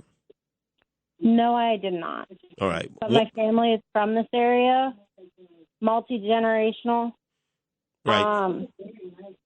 It's a great area. It used to be fantastic, but like even the old Democrats, they say that this new generation of Democrats are unhinged and that they are ruining the Democrat name. Now, from your knowledge, it's a very small town. Have you had any radical groups emerge like Black Lives Matter or Antifa? Yes. Wow. In the small town of Bethel. So there's a lot of Antifa that live in Bethel Park that will go to Pittsburgh and demonstrate. Yeah. There's a lot of, I'm not quite sure if they are Black Lives Matter or not. I know they promote it, but I don't know if they are part of that group precisely. But I know there was a lot of people who went and protested and were pro-Palestine and went down to Pitt campus. Wow. So they would definitely have motive because they're the ones helping to spread this concept that if Trump would have become president again, that's it. It's lockdown, totalitarian regime, fascism, the whole 9 yards. Now that makes a lot of sense. But this just shows you a little town like Bethel, Western Pennsylvania, outside of Pittsburgh, and you have a active branch of Antifa there. Mm-hmm. Well, and another thing is they have taken over our school board like no other. They are promoting transgenderism, and it's really disgusting. And they're like stuffing it down your throat. Like, I would never let my nephews go to school here. Never in my life. And where are you originally from, Emily? I grew up mostly in Maryland. So outside of D.C. Has it gotten so bad that you would actually contemplate leaving? Leaving Pennsylvania? Yeah, leaving Bethel. Yes. We thought about it a lot, but we have so much history and family roots here. Like in the old cemetery, we have family members there. They were Democrats, like coal mining Democrats. And oil drillers. And the other side of our family were oil drillers. And then, like, we have so much history, and that's just from one side of the family. And then the other side of the family is what? Oh. And then the other side of the family was medical director. And it was just like there's so much family history. And to see how this place is turning out, it's really demoralizing. Would you do me a favor, Emily? Sure. It's a very small world you live in there, Bethel. Unfortunately, where we live in New York City, it's 8.2 million people. You know, so you can't know everybody. But if you hear anything about this guy who was identified as the shooter, although they're sitting on all information now about him, Thomas Matthew Crooks, could we contact you and try to find out, maybe if you were able to find out a little information? I can try. I highly doubt I'll be able to find out anything because people are going to be zipper-lipped about this. No, they're not going to know anything. They're not going to want to be put. They don't want to tarnish themselves over this. They're not going to know. No, understood. Curtis, can I interrupt you for a second? Because I think I have an address for Thomas Matthew Crooks. If I give that to you, can you drive over and take a look at the house? Sure. I can do that. Let me see if it's accurate, what I have. All right. Once Noam gives the information to Emily, Tony, make sure you get Emily's contact information so we can stay in touch with her. But let Emily continue to have dialogue with us now. Noam, do you have the address? I'm just double-checking that what I have is accurate before I give it to her. Well, there can't be that many people named Thomas Matthew Crooks. Well, there's more than one Thomas in Crook. Bethel. There's actually more than one Thomas Crook in Bethel. No. Whoa. All right, so what do you have? Yeah, hold on 1 second before I give it to you. I'm going to double-check this 1 second. Oh, we can give it to her off air. That's what. Oh, that's a good idea. Let's do that. That'll make it easier. Yeah. So, Emily, stay on the line. Tony, don't lose Emily. Get her information, and she's willing to. We've deputized her to do what apparently the federal government, the state government, county government, and local government won't do. Find out who this guy is, this fiend. Good work, Emily and Bethel. Good work, Noam Laden, following up. Good work, Tony. You, Broadway Bill Lee, you're $1 short and a day late. An assassination attempt on former President Donald Trump. Now the latest from 77 WABC. No, a hell of a lot further along in trying to find out who this guy is that apparently is the assassin now, Thomas Matthew Crooks. You said, Noam Laden, that he lives in Bethel, where Emily agreed to go and try to find that address that you gave her, right? We're working on it. We're working on making sure that we're not sending her on a wild goose chase.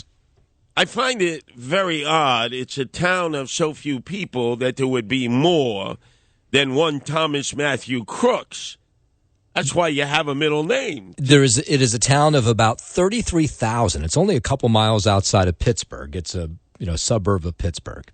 I understand that, but if it were three-eyed cousin fornicators, which it's not, I can understand that everybody would have the same name. But come on, Noam. Well, Crooks is not an uncommon name. There's a fair amount of people in this country with the last name. Well, there Crooks. are a lot of crooks in this country. We know that. They're white-collar crooks, right. blue-collar crooks, they're politicians, they're crooks.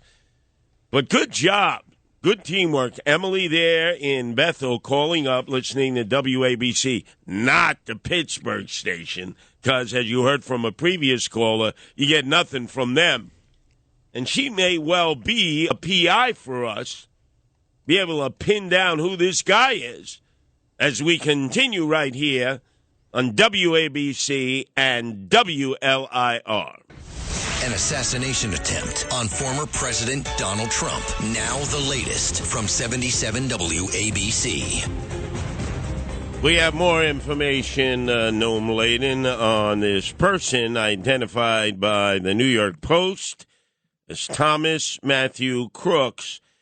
You seem to indicate that there may be others in Bethel Park with a similar name, same name, correct?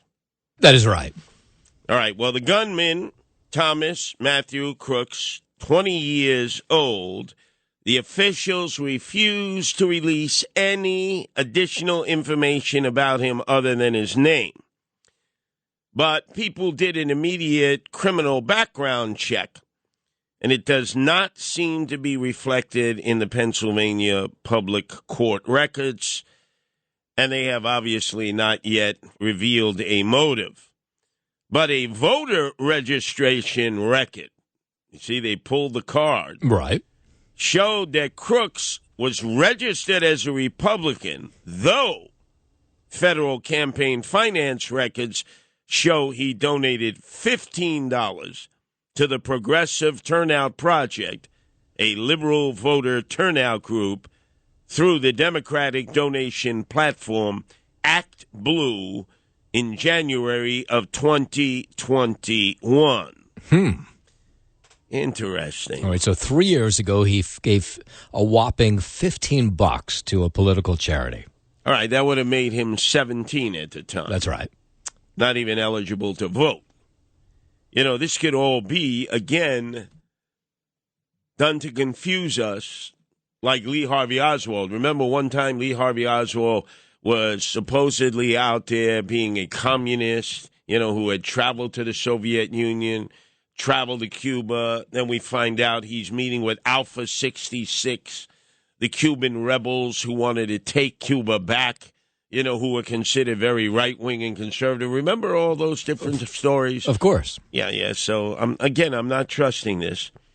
He appears to have graduated in 2022 from Bethel Park High School, which has about 1,400 students, and received a $500 Star Award that year from the National Math and Science Initiative, according to the Tribune Review in Western Pennsylvania.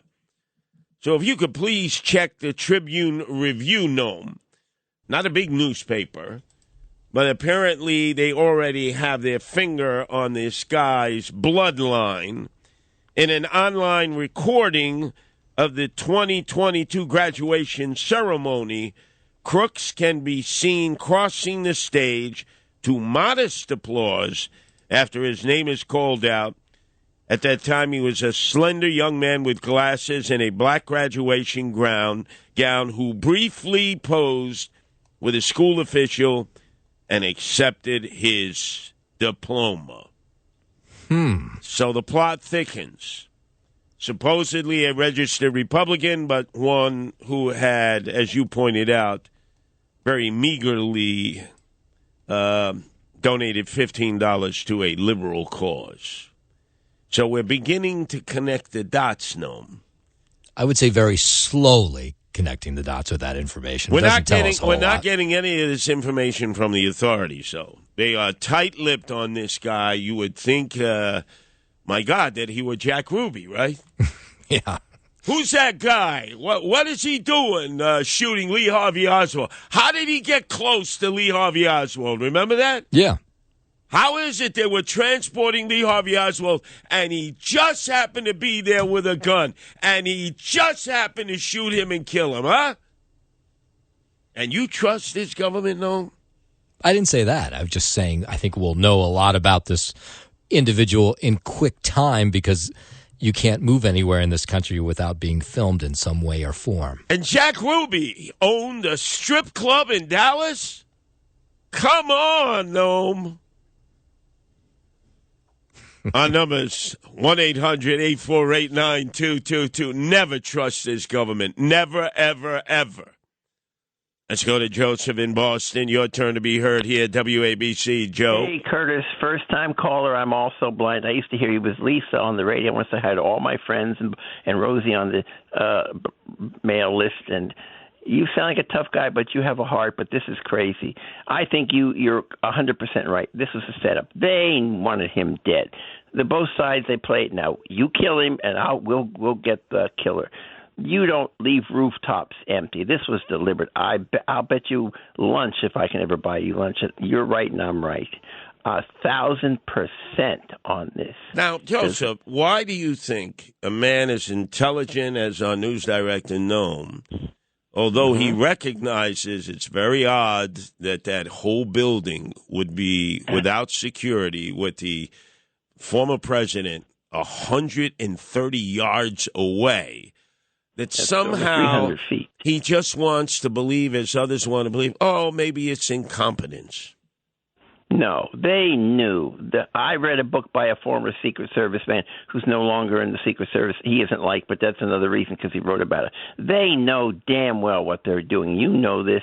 Used to be the head of the Guardian Angels. They have scopes. They have this. They have that. They have everything scouted out ahead of time.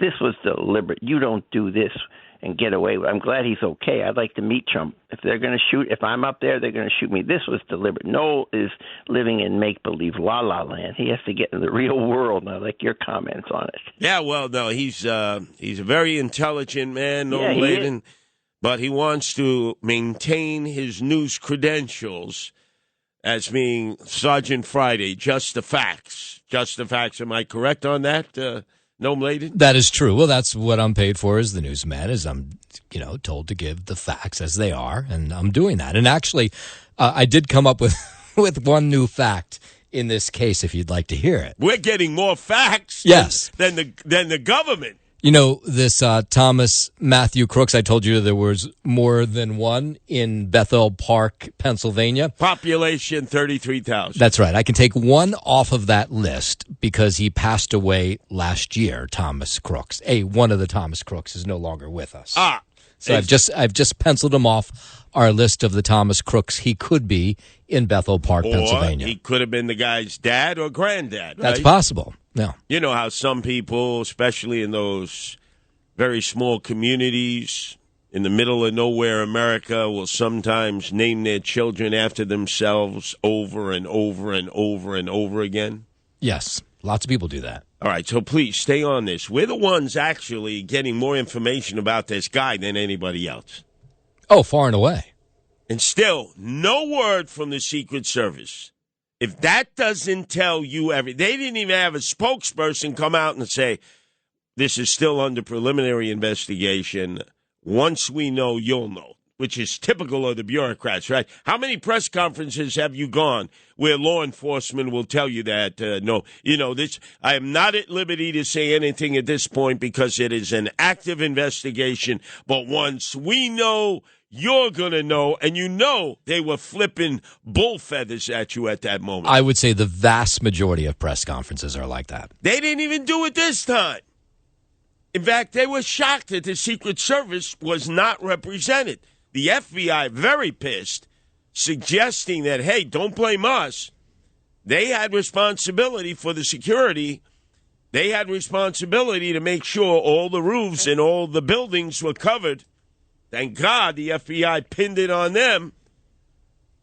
Let's go to Philip, who's calling from New Jersey. Your turn to be heard here at WABC, Philip. Hey, Curtis. I don't know about you, but I think that we're so close to another civil war or revolutionary war, if anything. In what capacity, Philip? In what capacity? They describe that because we obviously had a civil war. We saw what it did to our country. You're not sort of comparing it to our previous civil war, are you? No, I think it'll most likely be a revolution because the Democrats have so much power at this point. So you feel like people are going to be so frustrated at a point that they'll feel their only option is a revolution. Yeah, I think we're getting there slowly.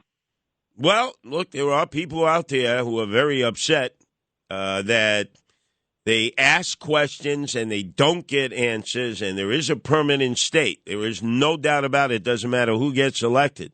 There is a permanent state of people who are the shot callers. We never, ever get answers. All we're asked to do, Philip, we get the invoice, pay your taxes, shut up, and we'll leave you alone. But if you stick your nose into our business, then it's going to be double trouble for you. So it's things like this that put people into that kind of a mindset, that people's backs are against the wall, and then all of a sudden they decide they're going to become extreme as a result of this. Hopefully this does not trigger off loonies on the other side. I mean, there's screwballs galore on the left, screwballs on the right, screwballs who have their own agenda, who just have a mission of their own. They're sort of marching to their own beat. They just want recognition and attention. And that is my biggest fear, is that you will have a copycat approach here. So even though you see that the shooter, they blew his brains out, shot his head off from the counter sniper team's nest, doesn't matter. Doesn't matter. There'll be people lining up, regardless of their background, thinking that they're going to get their attention and recognition, even if it leads to their demise. Let's go to Mark in Orange County. Your turn to be heard here at WABC, Mark. Yes, thank you, Curtis. Before I say anything, I got to say that was very eye-opening with Emily. I'm like an hour and a half. I've been through those areas, and I wouldn't expect them to be anything more than you think about it, and she gave you a different idea. But I'm with you. I love my country, but I don't trust this government at all. I think they had a perfect plan, except they didn't expect those kids to end up there. I mean, even the best minds, they can only plan so much, and something weird happens. And those kids were never supposed to be up there. And even if this kid is recruited, how does it explain that rooftop was unaccounted for? Yeah, now just connect the dots on that, and we're going to play that interview again with the BBC. These young guys are having a party. They hear that Trump is having a rally. Say, let's go to the rally. They get into the crowd. There are 50,000 people. They say, it's kind of hot. Let's go find the tree. We'll hang out under the tree where it's cooler, although we won't be able to see Trump directly because he's out of our line of sight. The amplification is so great we could hear it like, a mile away. So we'll just lay up there. And then they look over to their right because they're right near that building that we've described, and they see the gunman on the roof, crawling on his belly with the rifle towards a position which will give him better access to shooting at Donald Trump. And they start screaming at the police nearby and the Secret Service. There's a guy on the roof with a gun. There's a guy on the roof with a gun. And they're ignored. And then shots are fired. And then at that point, there's a delay and then a response. One shot, bang, blows his head right off his shoulders. In fact, you notice, Mark, how the BBC guys say, don't be so descriptive. No, I want him to be descriptive. Exactly. He saw the gunman's head get blown off of his shoulders. But they sweep those places completely.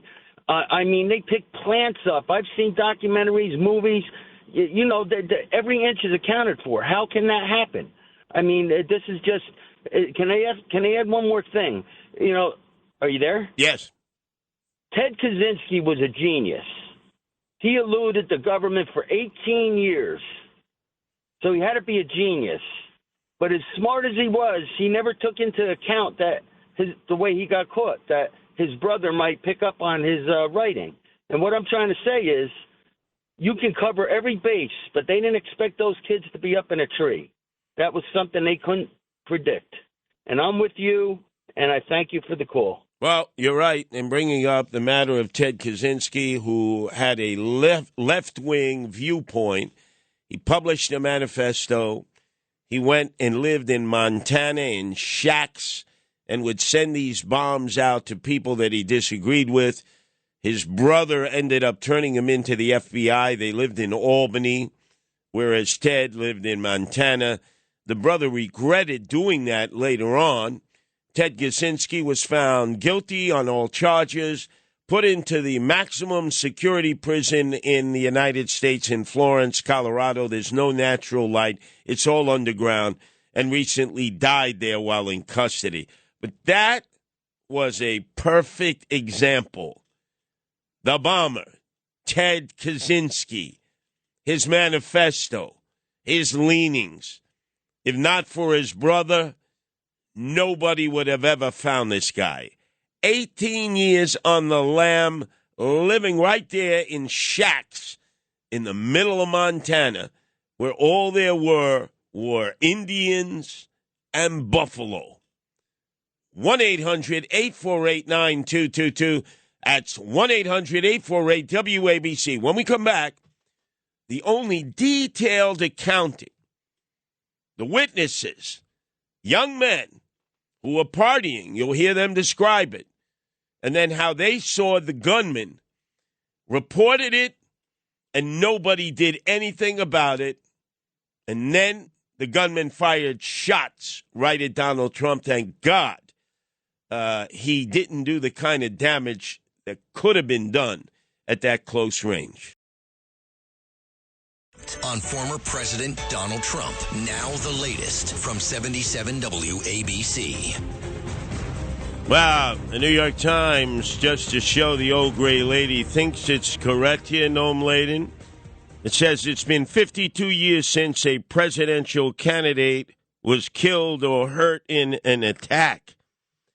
Did they forget about George Wallace, who was running for the presidency and was speaking right near a strip mall in Maryland at that time? And all of a sudden, a guy who had come down from Milwaukee, get it, Milwaukee, Arthur Bremer, who had been tracking him, shot him 5 times and caused him to become a paraplegic.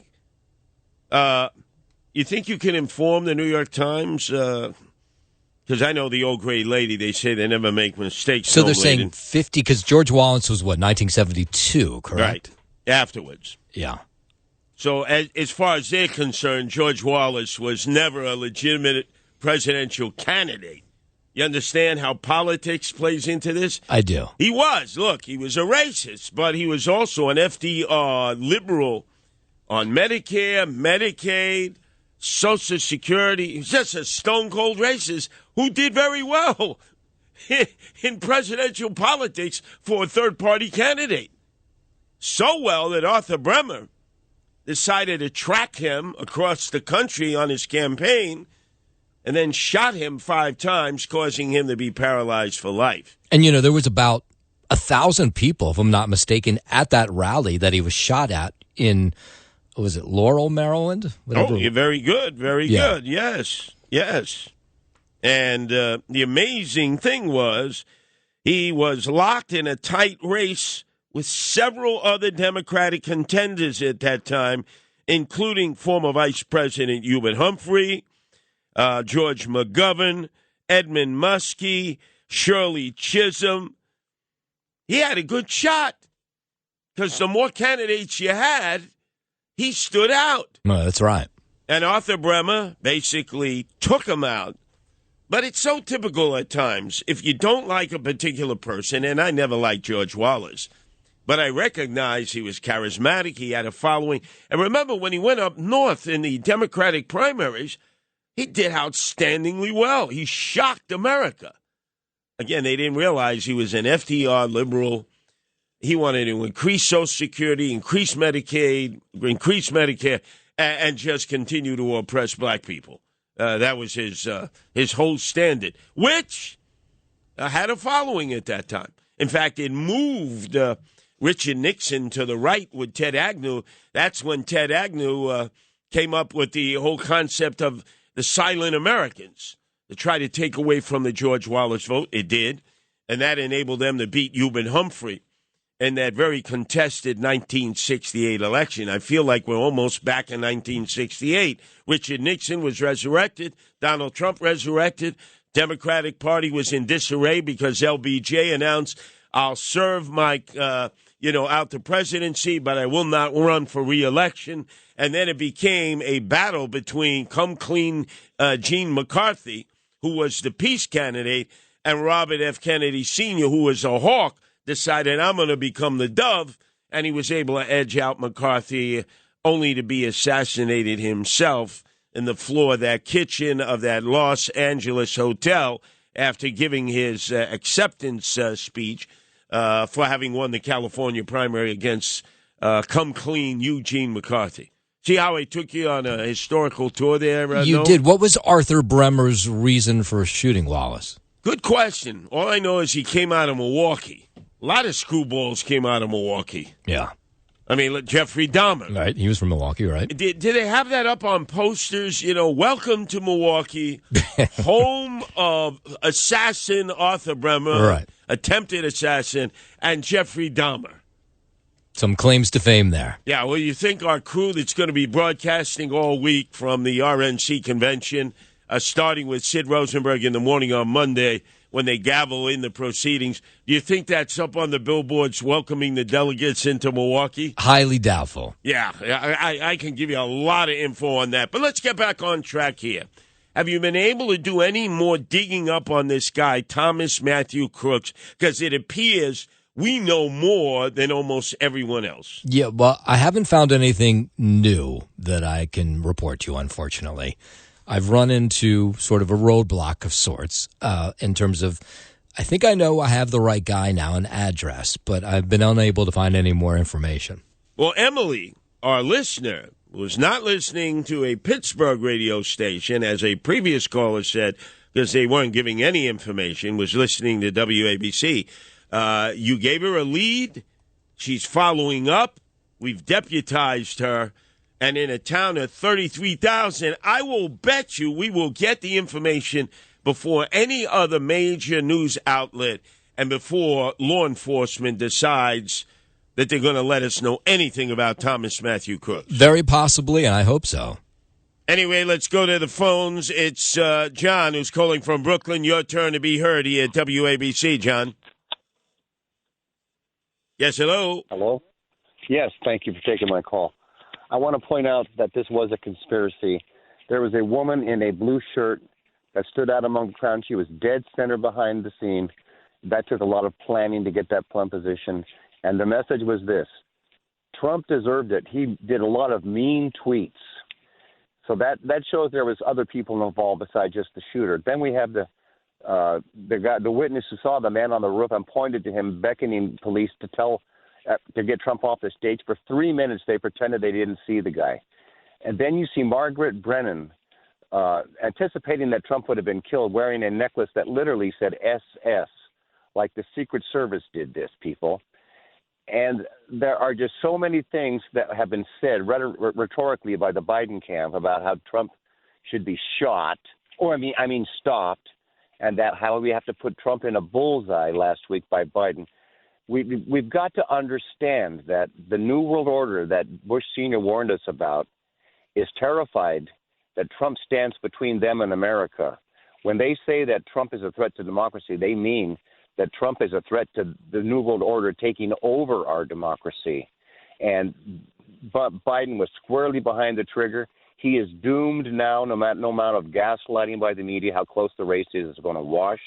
No declared victory by Biden is going to wash. Everybody knows dirty old Irishman Biden was behind this. Now, you've connected a lot of dots there, John. A lot of dots. All of it is plausible. I will not in any way, shape, or form dismiss anything that he said because our government won't tell us anything. Our government, our Secret Service, said it was responsible for all the security. They were overall in charge. Refused to address the issue at this moment of why no security personnel were posted on the roof of the building where the assassin was, were not posted in the building, were not posted around the building. In fact, that building was bereft of any security of any agency because, as the FBI has said, Secret Service was in charge of all the security. We were at their beck and call.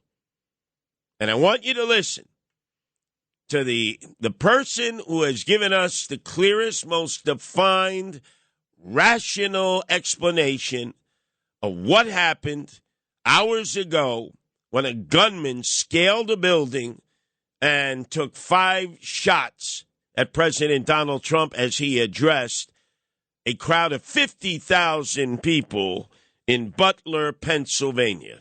Someone who was here. You weren't inside the event, Nope. But you were just outside. Tell us what you saw. So we had a party here all day. You can see behind us at the Brinkles Farm and Greenhouse here. We had a party. And we all decided, hey, when we hear Trump up there, we're going to walk up through the field, stand by the trees up there under the shade, and watch and listen to the rally, right? We couldn't see him, but we could hear him. So we walked up, and probably 5 to 7 minutes of Trump speaking. I'm estimating here. I have no idea, But we noticed the guy crawling, bear crawling up the roof of the building beside us, 50 feet away from us. So we're standing there, and we're pointing at the guy crawling up the roof. And he had a gun, right? He had a rifle. We could clearly see him with a rifle. Absolutely. We're pointing at him. The police are down there running around on the ground. We're like, hey man, there's a guy on the roof with a rifle. And the police were like, huh, what? Like they didn't know what was going on. We're like, hey, right here on the roof. We can see him from right here. We see him. He's crawling. And Next thing you know, I'm thinking to myself, why is Trump still speaking? Why have they not pulled him off the stage? I'm standing there pointing at him for, 2 or 3 minutes. Secret Service is looking at us from the top of the barn. I'm pointing at that roof, just standing there like this. And next thing you know, 5 shots rang out. So you're certain that the shots came from that guy on the roof? 100%. 100%. And he was up there for a couple of minutes? He was up there. You saw him up there for a couple of minutes? Absolutely. At least 3 to 4 minutes. And you were telling the police and the Secret Service? We were telling the police. We were pointing at them for the Secret Service, who were looking at us from the top of the barn. They were looking at us the whole time when we were standing by that tree. Could they see binoculars? Could they see him? Probably not, because the roof, the way the slope went, he was behind where they could see. But why is there not Secret Service on all of these roofs here? I mean, this is not a big place. Did you see, obviously everyone, when the shooting started, everyone was very panicked. Did you see what happened to him at all?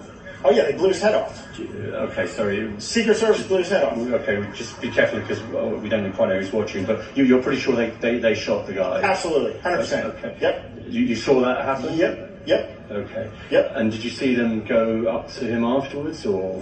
They crawled up on the roof. They had their guns pointed at him, make sure he was dead. He was dead, and that was it. It was over. It's incredibly shocking. The guy was on the roof right there. You can see the white roof right there. Did you get a look at him? Could you? No, other than he was in muted colors, tan type clothing. We saw the rifle flinging around as he was trying to crawl.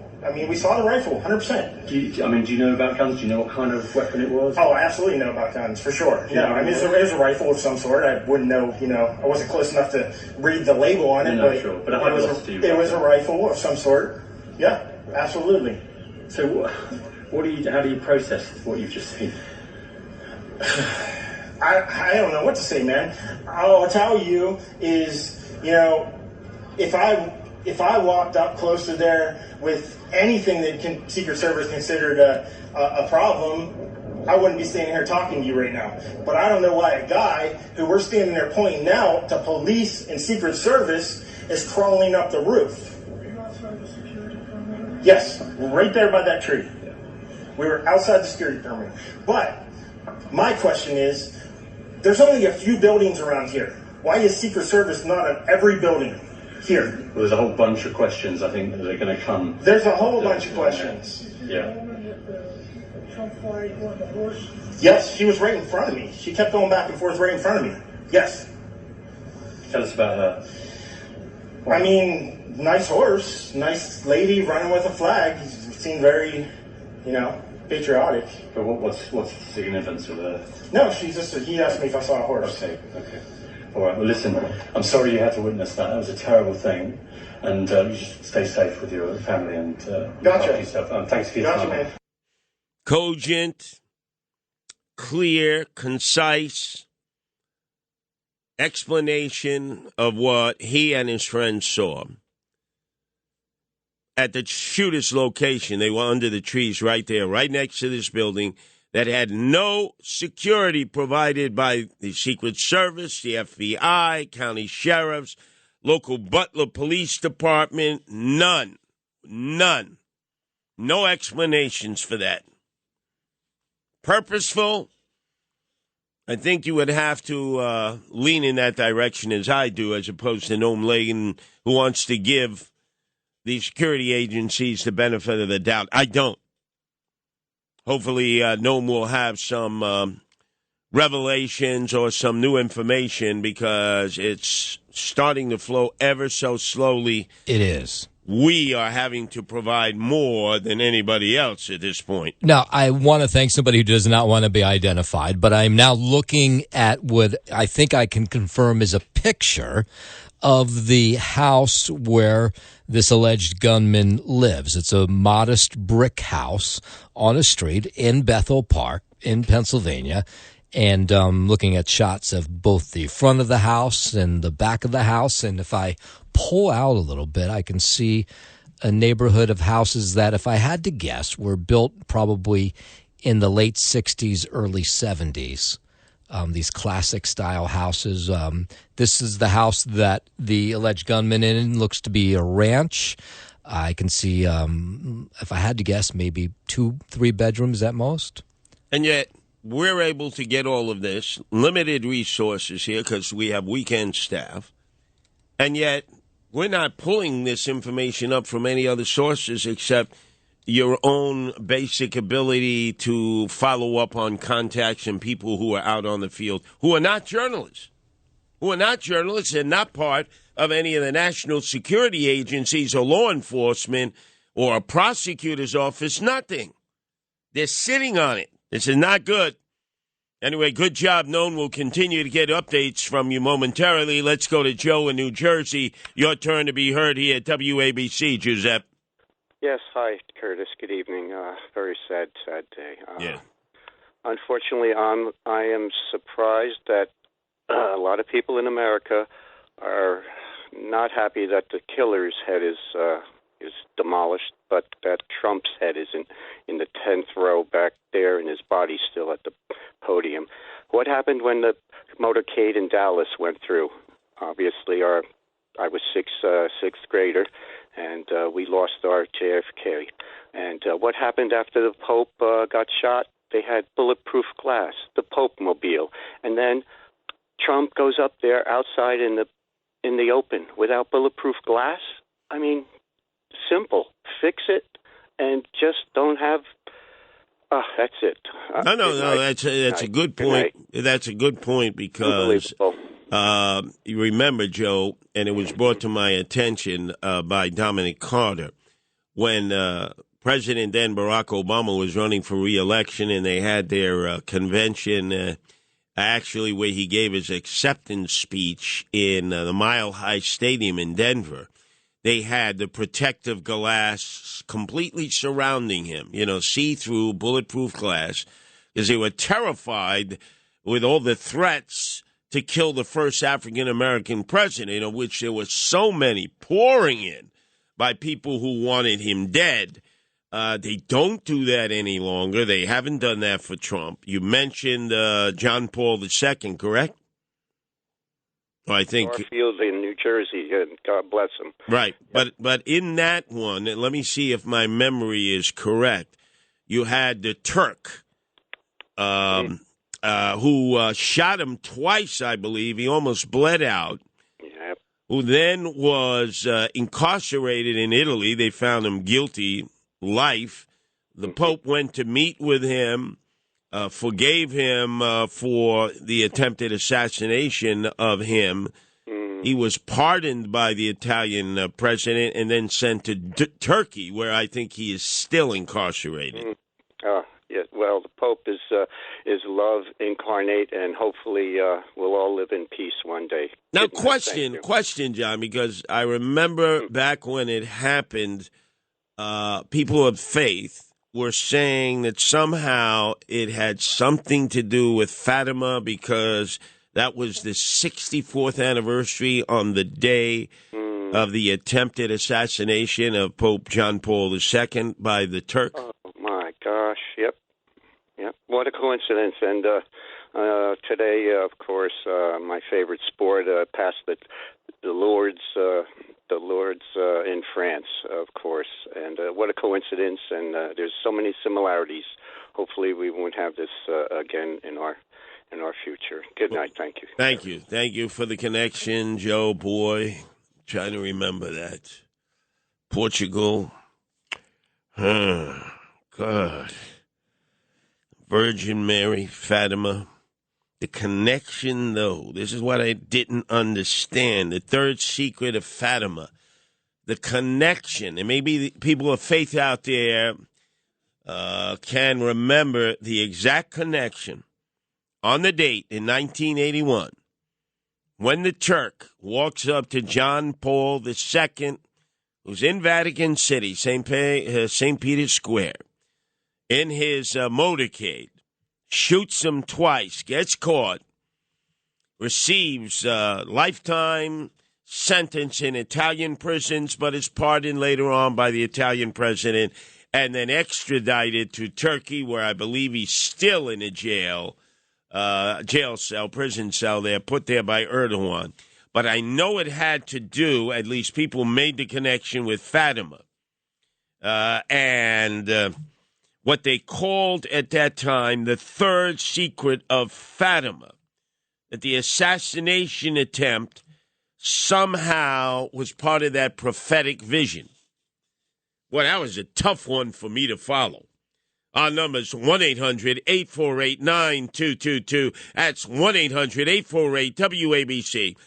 Let's go to Ray all the way in the heartland of America, Indiana. Hoosier State, your turn to be heard here at WABC. Ray. Hi, Curtis. How are you? You keep me up on Friday, Saturday nights. I deliver pizza all night, and look forward to coming home, hearing you on the way home. Then I sit on my driveway till, sometimes you do put me to sleep, but not very often. Now, what town of Indiana do you live in, Ray? I live in Elkhart. I work in South Bend, home of Mayor Pete. Oh, yeah. And deliver pizza 5 nights a week. And I hear you loud and clear on my radio, so it's just pretty nice. Oh, well, thank you. Thank you for listening to us all the way from South Bend. Yeah, it's raining here now, so if you hear rain on my rooftop, that's what that is. Yeah, you guys are up with it. I'm looking at. Now you're fading. You're fading a bit. Try to talk right into the phone, Ray. I will do that. I was looking at Fox News and CNN. I don't find a whole lot of new information, but yeah, that street where you were sending the lady, it says one of the Pittsburgh stations said it's all quiet on that block, but there's a police car at one end of the block and a police car at the other end of the block, and that's all they say. So. So Noam Laden is spot on with that information, right, Ray? Yeah, but I don't think you're going to get down the block. I think your detective you sent out is going to have no luck. But yeah, but Emily, I have a feeling Emily will work her way there and get information. But isn't this amazing, Ray? Think of this. It is amazing. We have limited resource here because it's the weekend staff at WABC, and we are digging up more information for our worldwide audience because we're the largest radio station in the world at night. Heard in 173 countries, 38 states, parts of Canada, right on down to Davy Jones's locker. We're coming up with more information than our government is, than the major news outlets are, Ray. And I believe it's not because we're better than them. It's because they're sitting on that information, Ray. They don't want that information released. So whereas I give credit to Noam Laden for doing the deep dive, I'd like to believe it's just the fact that we are not allowing anything to prevent us from getting to the source of information. But I have a feeling, Noam, others with far better resources and access to this information know exactly who this guy is, where he's from, what his motivation was, what his MO was.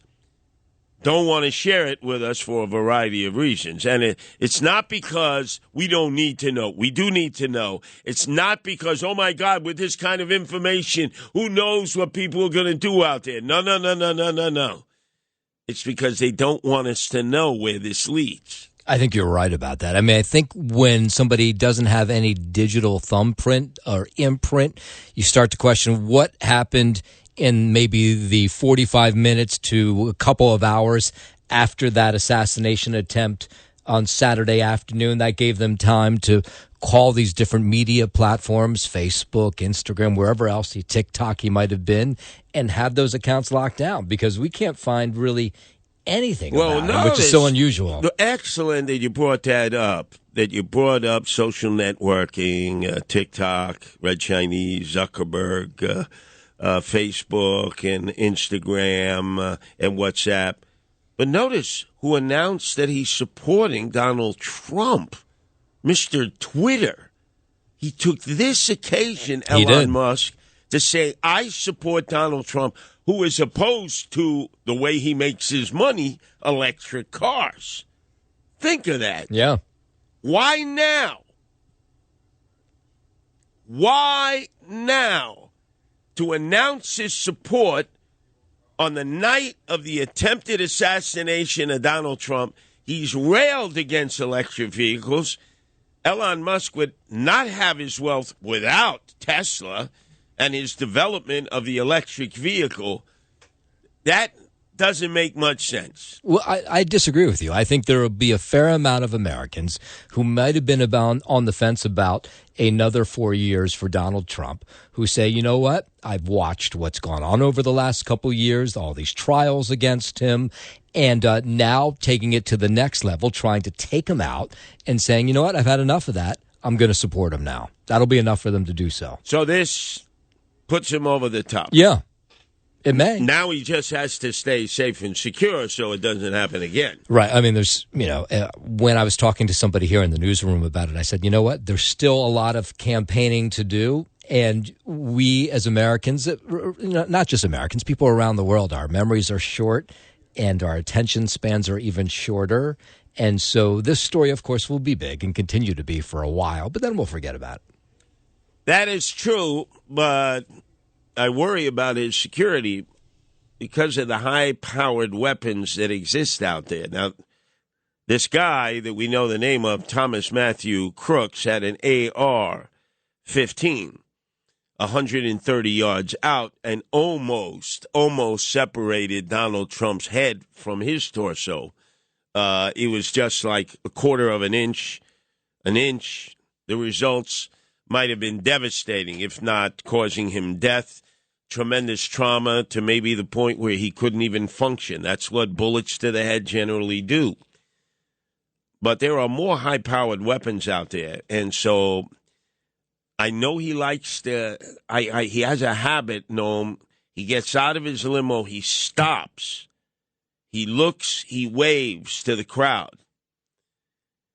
That is an invitation to a screwball out there who's a sharpshooter.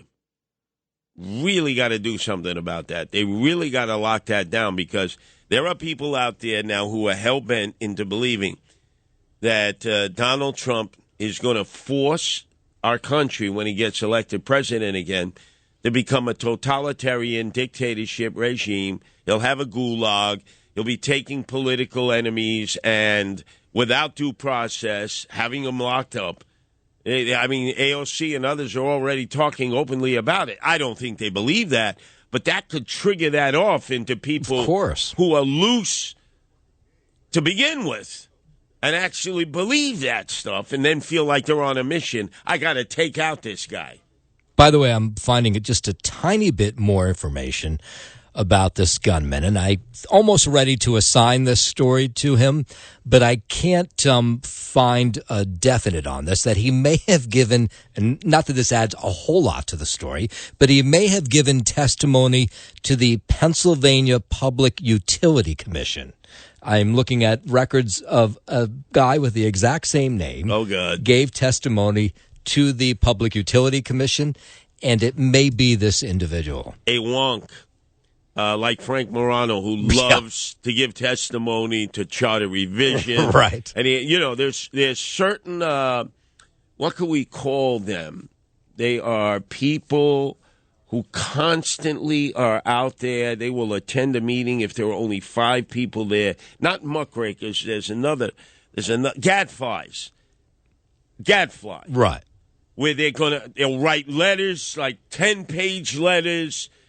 Frank Morano will read and they'll give him 3 minutes before committee. He gets 3 minutes this time. He's at the next committee hearing. He gets another 3 minutes. They all know one another. They have a coffee clutch. Of course. The public utilities meeting. Yeah. That's where these people go. Yeah. And they're crazy. If that ends up being true, and I haven't been able to confirm it. I've been at those meetings. Right. Those are crazy people. Well, maybe we need to watch people who show up to these kinds of hearings at the Pennsylvania Public Utility Commission. Yeah. That's that. Those are real gadflies, and they go on for 45 minutes. Wow, that's good. You're on to something there, Noam. I've known people like that. One of them works right here. His name is Frank Morano. Coast to coast. No, not coast to coast. The other side of midnight. That's his competition. Excuse me. Let's go to Brandon in New Jersey. Your turn to be heard here at WABC, Brandon. Hey, Curtis. Hey, Noam. I thank God that President Trump's all right, and I believe the theory that you're pushing more than the this one, but I have this I guess you could say opposite conspiracy theory. I mean, President Trump, he comes out of this like a rock star, like a hero, and he survived the assassination. I just have this like nagging opposite conspiracy theory about what if he set something like this up to come out and look bigger than he even is and get more support. When he gets shot, he turns his head to the right so the cameras, you can't see the actual hit. And then, he goes down and, it's possible he could have a squib pack, with blood or something. I mean, I know it's far out there, but I just wanted to throw that out No, there. it's not. In fact, initial reaction, if you went to social networking, were a lot of people thought, probably still do, Brandon, that Donald Trump and his supporters set this up to make him the victim, because let's face it, where he could lose the election is with female voters. There's no doubt about it. He does not. He's got the male voters. He's got them overwhelmingly, but it's women who vote more than men, and there are more women voters than men.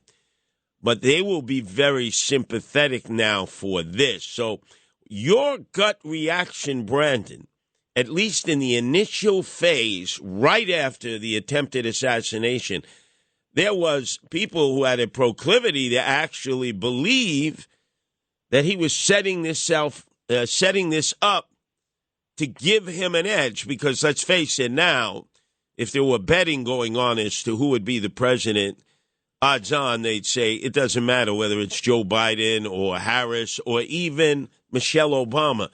This kind of an event puts him over the top, makes him the next president of the United States. So do not ever think that you are too far gone, because that was the conclusion of many in the first hour after the attempted assassination, when more people actually believed that it was a setup by those that support Donald Trump to become president.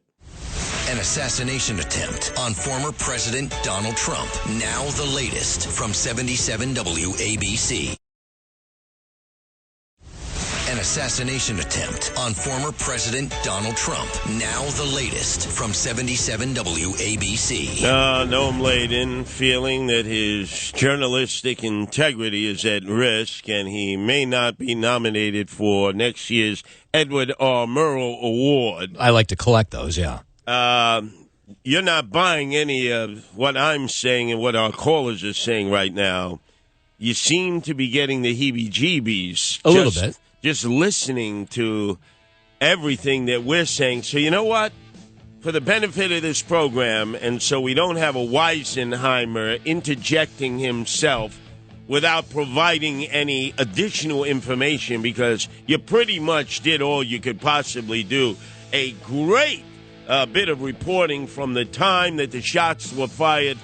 Noam Laden, I'm releasing you because I want you to actually think the next year you're going to be on the stage receiving the Edward R. Murrow Award for journalistic integrity.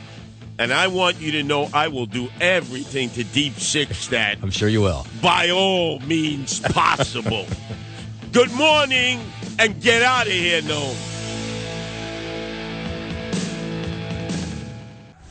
An assassination attempt on former President Donald Trump. Now the latest from 77 WABC. Now that Noam Laden has departed, I can say some things that I believe. I cannot prove them yet, but I believe resulted in this assassination attempt against President Donald Trump hours ago in Butler, Pennsylvania. As you know, the Democratic Party is in chaos now because of the dismal performance of Joe Biden at that debate in Atlanta on the stage of CNN. It has caused a mutiny on the bounty to occur, and it has cost them the presidency. Any hope they had at the presidency, whether it remains Joe Biden or Harris gets swapped in for him. The Republicans appear to be very strong going into their convention in Milwaukee, which starts Monday. And our WABC colleagues are there to give you round-the-clock, local on-the-spot coverage as I and Greg Kelly and Frank Morano hold it down here back in New York. Everybody else is over there. But I believe that with Donald Trump having secured the nomination and eliminated his competition, the only question for anyone to contemplate was who might be the vice president to Donald Trump. That has not been decided. Names have been bandied around, from Marco Rubio to the governor of North Dakota, to others in that sphere. Scott from South Carolina. I mean, we could go on and on and on. That list grows by the day. And we know that Donald Trump loves to be able to tease an audience because it gets them into a frenzy in which they become obsessed with trying to figure out who his vice presidential pick would be. Now, let me create a hypothetical. Thank God President Donald Trump was not seriously injured. Although a quarter of an inch over, a half inch over, a full inch over, we may have been looking at a situation very similar to what JFK went through when his head was almost severed from his shoulders. His head was blown off of his shoulders. If that had occurred and Donald Trump was no longer here in this plane or was incapacitated to the point where he could not communicate, it would have thrown the Republican National Convention itself into a dizzy without having a designated presidential candidate. And I know individuals would have said, for the part of party unity, let's settle on this guy or this gal. None of that would have happened. I'm telling you, it would have been a food fight like the Democratic Party is having now. So having an assassination attempt against Donald Trump, who was a slam dunk to become president again after that horrific performance by Joe Biden at that CNN debate, it was over. It was over that day forward. I don't even doubt it, no matter who they came up with to replace Joe Biden, if in fact they ever did have a replacement.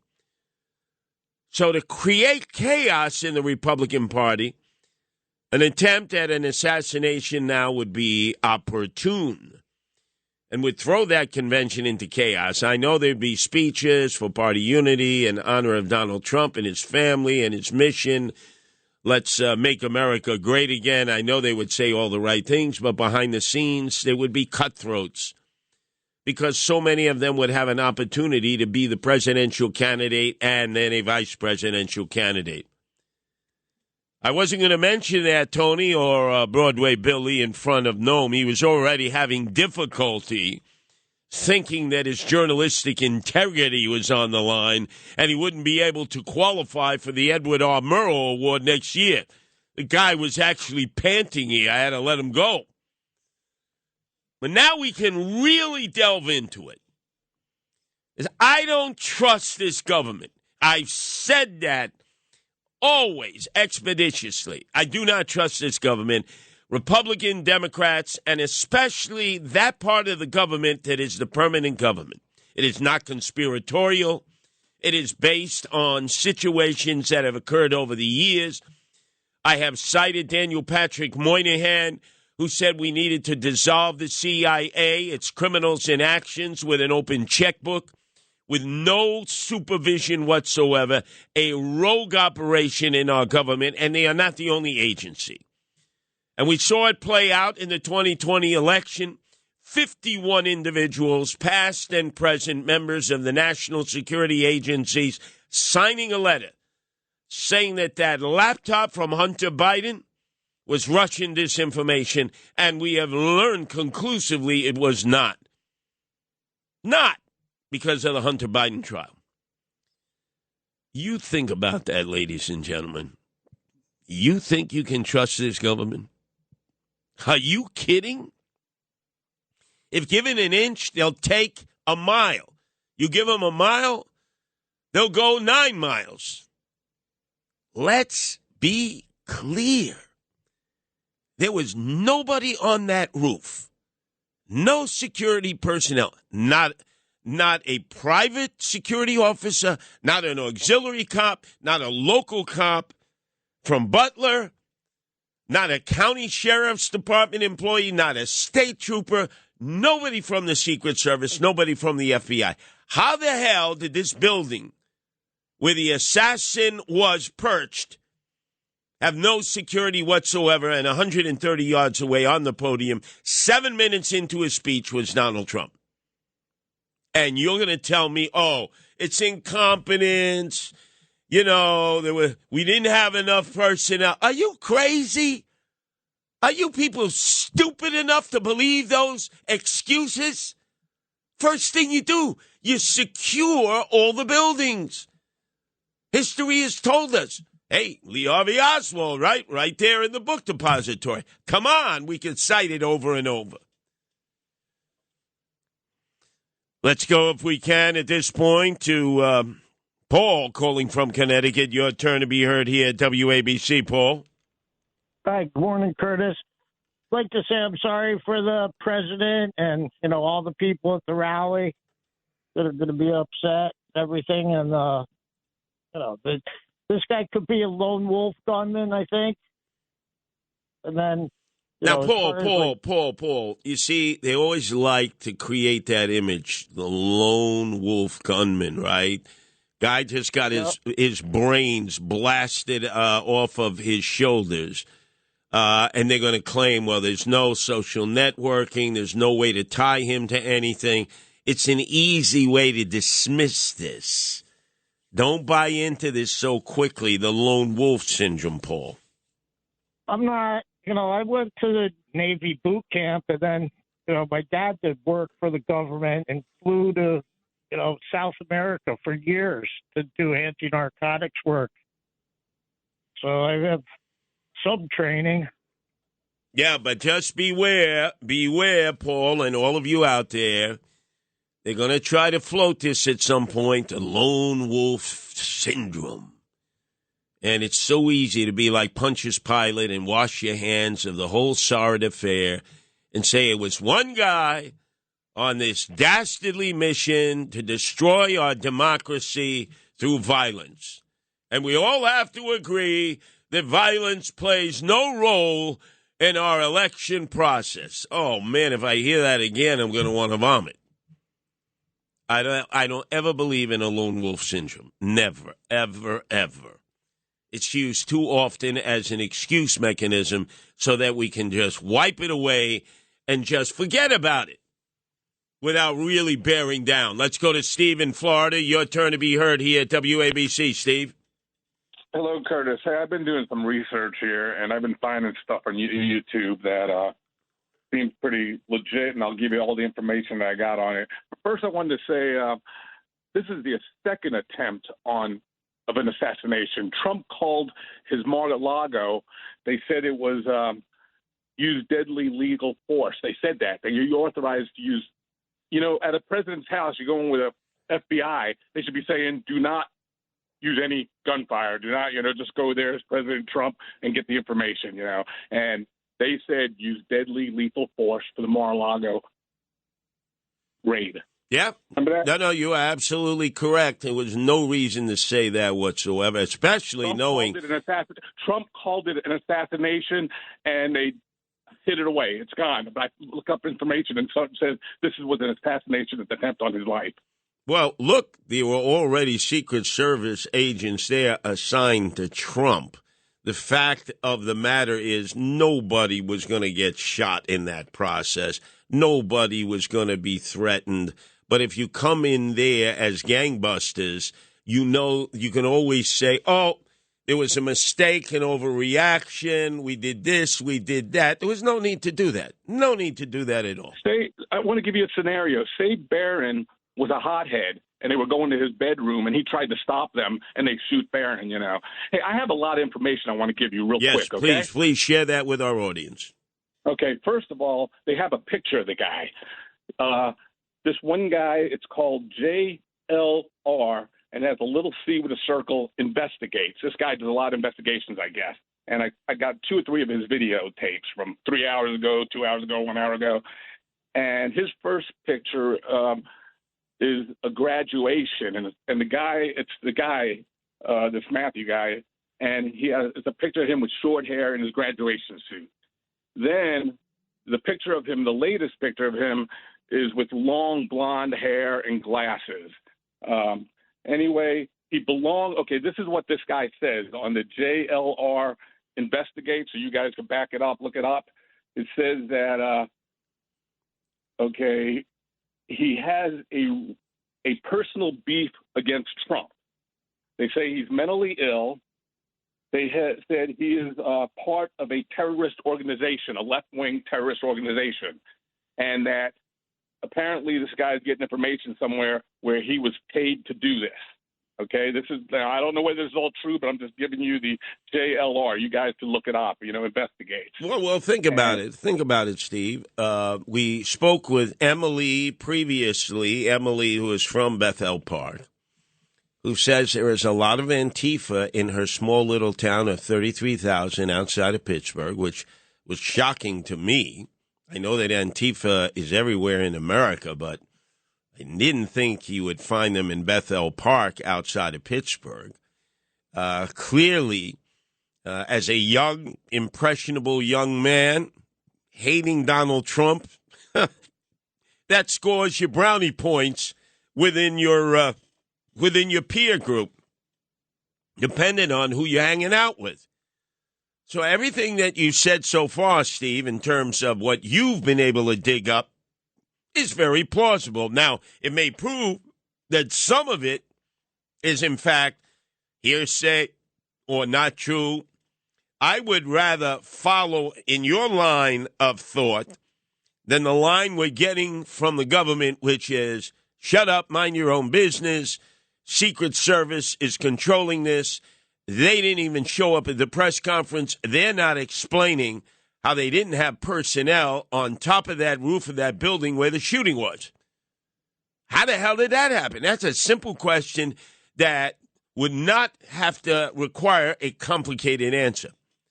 Let's go, if we can, to Pete in New Jersey. Your turn to be heard here at WABC, Pete. Hi, Curtis. Pope John Paul II, before, during, and after his assassination attempt, he wanted everybody in the world to hear what happened at Fatima, Portugal, in the mountains. It happened right at the height of World War I and the Communist Revolution in Russia. Now, 70,000 European scientists and skeptics traveled up there to the mountains. 70,000 saw this with their own face and eyes, where the sun traveled all around the sky by itself. It had been raining hard for days like a torrent. The sun dried it all up in 2 minutes, and 70,000 skeptics and scientists saw it, and the newspapers of Europe buried the story, wouldn't report it. And Pope John Paul II wanted everyone in the world to know about this. These were the prophecies from heaven. And he was shot on the May 13th, the feast of Our Lady of Fatima. She appeared 7 times on the 13th of each month, and he was shot right by the heart, and it hit his miraculous medal that he was wearing on his chest, and he took that bullet out and he put it in the crown, a statue of the Our Lady of Fatima. But Our Lady of Fatima's message was very, very severe, having to do with World War I and the Communist Revolution. The third secret of Fatima, because that was being obscured also by members inside the church. So the real third secret occurred in the year 1960 in Spain, Garabandal, Spain, and they have it on black and white film. And if you see this thing yourself from Garabandal, Spain, it will absolutely make your hair crawl. Well, I'll tell you this much, Pete. You did take us through those 3 levels of Fatima, which was connected by the date, the 64th anniversary. You're absolutely correct, to when John Paul II was shot and almost killed in St. Peter's Square in Vatican City in 1981 by the Turk, who many believe was prepared by the Bulgarian Communist Secret Service to eliminate the Pope, who had been so helpful and so in the forefront of the solidarity movement with Lech Walesa to help break the back of communism in Poland, which then caused the descent of communism throughout Eastern Europe. I remember seeing people in Red Square when I visited Moscow that claimed that Turk attempted assassination of the Pope was by him, a member of the Grey Wolves, which was actually a fascist organization. So it just shows you how they always attribute different causes in different places to these assassins. Like, all of a sudden we would have believed that the assassin of JFK, well, he went to the Soviet Union, right? Lee Harvey Oswald. And then he went to, he was affiliated with the Cubans. Then he went to Mexico. Then all of a sudden he was working with Alpha 66, who wanted to take back Cuba from Fidel Castro. And we were told, he was involved with all those organizations. Just like we were told that the attempted assassination of John Paul II, it was created by the Bulgarian Secret Service, communists at that time, and that it was an attempt to take care of John Paul II for helping tear down the Iron Curtain in his home country of Poland at that time on behalf of Solidarity and Lech Walesa and those workers in the shipyards of Gdansk up in the north. And then I was being told that he was part of the Grey Wolves, a fascist organization, a Nazi-supporting organization, when I went to Moscow. 2 different stories about the same person meant to give disinformation, to cover up the tracks. It's really what it's all about. Let's go, if we can, to Joe in Queens. Your turn to be heard here, WABC, Giuseppe. Yeah, I want to get to RFK and his lack of protection. Before that, this guy wouldn't have been paid. You know, like you said previously, he had to know he wasn't going to get out of this. And I wonder if he was a hunter, because then he could see the violence. If he shot deer, he would see, him getting shot like a deer. And then as far as scrubbing the stuff, I would be concerned if I was just like a high school girl that knew this guy. They might disappear, if they know something. They might be at risk. I think they would stay away from that. But getting to RFK, Curtis, it's obviously that the deep state doesn't care if this guy gets assassinated.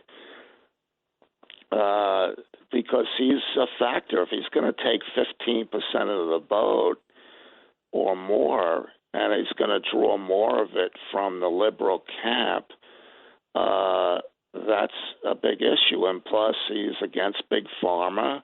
He's against the military-industrial complex. There's a lot at risk for RFK, rather, And it says volumes that he's not being given even a modicum of protection. Well, also, he disagrees with the whole theory about Sirhan assassinating his father after his victory in the California Democratic primary against Eugene McCarthy. Very close race. He does not accept the premise that Sirhan was doing that, to try to establish the fact that, RFK Sr. supported Israel, which was anti-Palestinian. I don't know about you, Joe. At that time in 1968, that was the last thing on my mind. Last thing on my mind. Who the hell is this Sirhan Sirhan? Why would he be trying to assassinate RFK Sr. To establish the premise that the Palestinians were being oppressed by Israel? At that time, was that an issue? There's almost no way that in that guy's head that was what he was thinking, because he's been alive since then, and there's no indication from him that that's what he was thinking since then from jail. Correct. And so when the son, who is now a major candidate for the presidency, you know, if you're a 1% guy, that was Ralph Nader, and he was a major candidate. He deprived Al Gore his opportunity to be president against Bush 43. But we're talking about a guy here who, as you mentioned, depending on the poll, has anywhere from 15% to 8% to 6% of the vote. Significant. He does not believe the story that was told about his father's assassination. He is a contrarian. He questions a lot of things. And I think, especially for Joe Biden, who is upset that he even dared think he would be in the race. Not only did he get all of his family together, and if you remember in Philadelphia, had them speaking out against their own relative, I could understand them saying, well, we're going to support Joe Biden and not RFK Jr. But they were like vicious. They were like, whoa. Whatever happened to loyalty to your family? You may not want to back RFK over Joe Biden. You could say, hey, we know Joe Biden. We've worked with him longer. You know, we wish the best to our relative RFK Jr. But they viciously attacked him, especially Caroline. No, not Caroline. I forget which one was married to Andrew Evil Eyes Cuomo. Man, she took the lead on that. I'd say, oh, my God. She's out there campaigning against her relative in the most vicious of ways.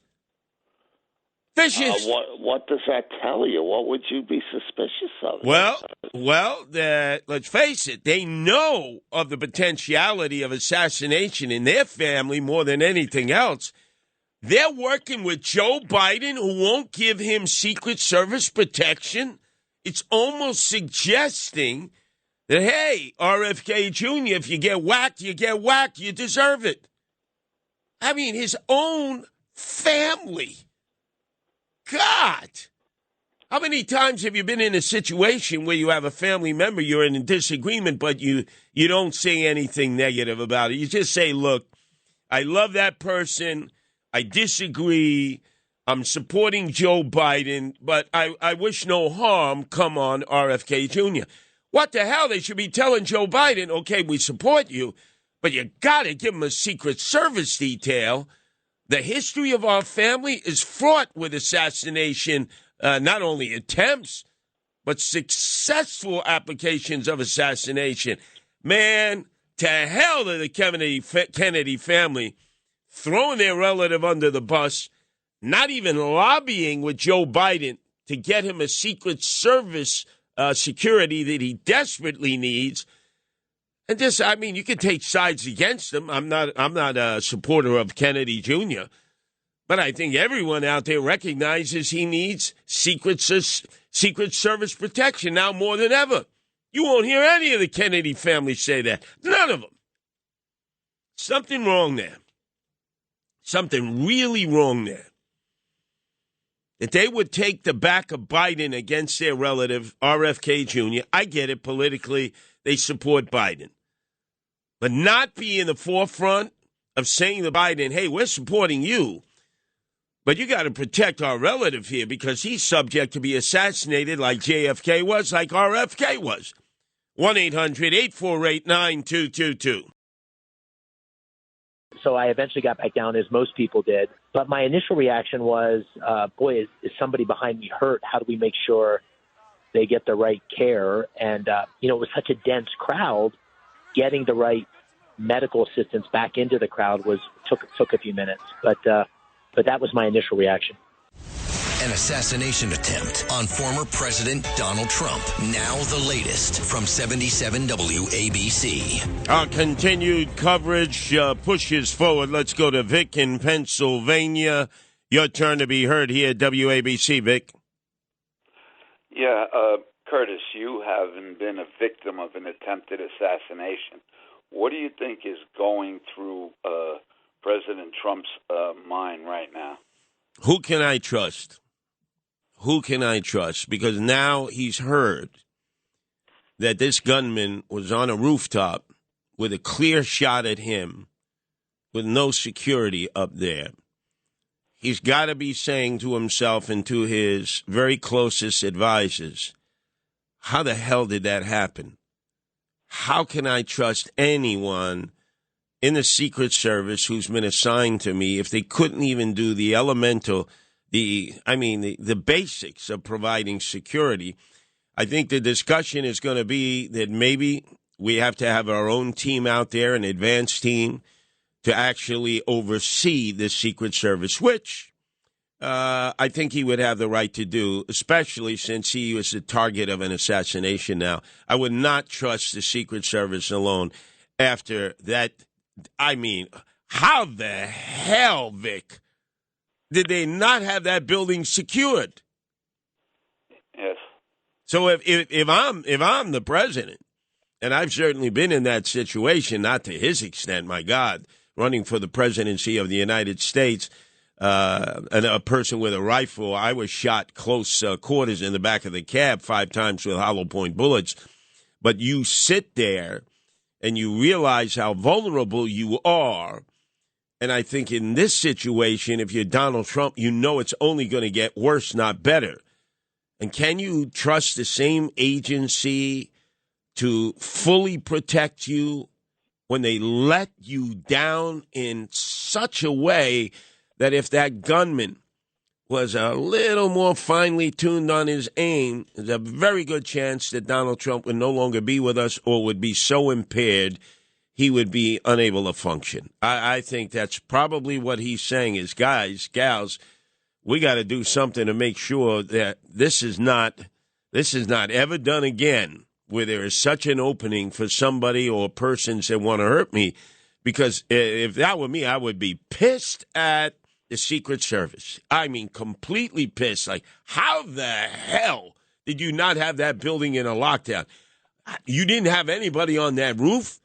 What are you, setting me up? Are you working with somebody to have me executed? I'd be going crazy, Vic. Yeah.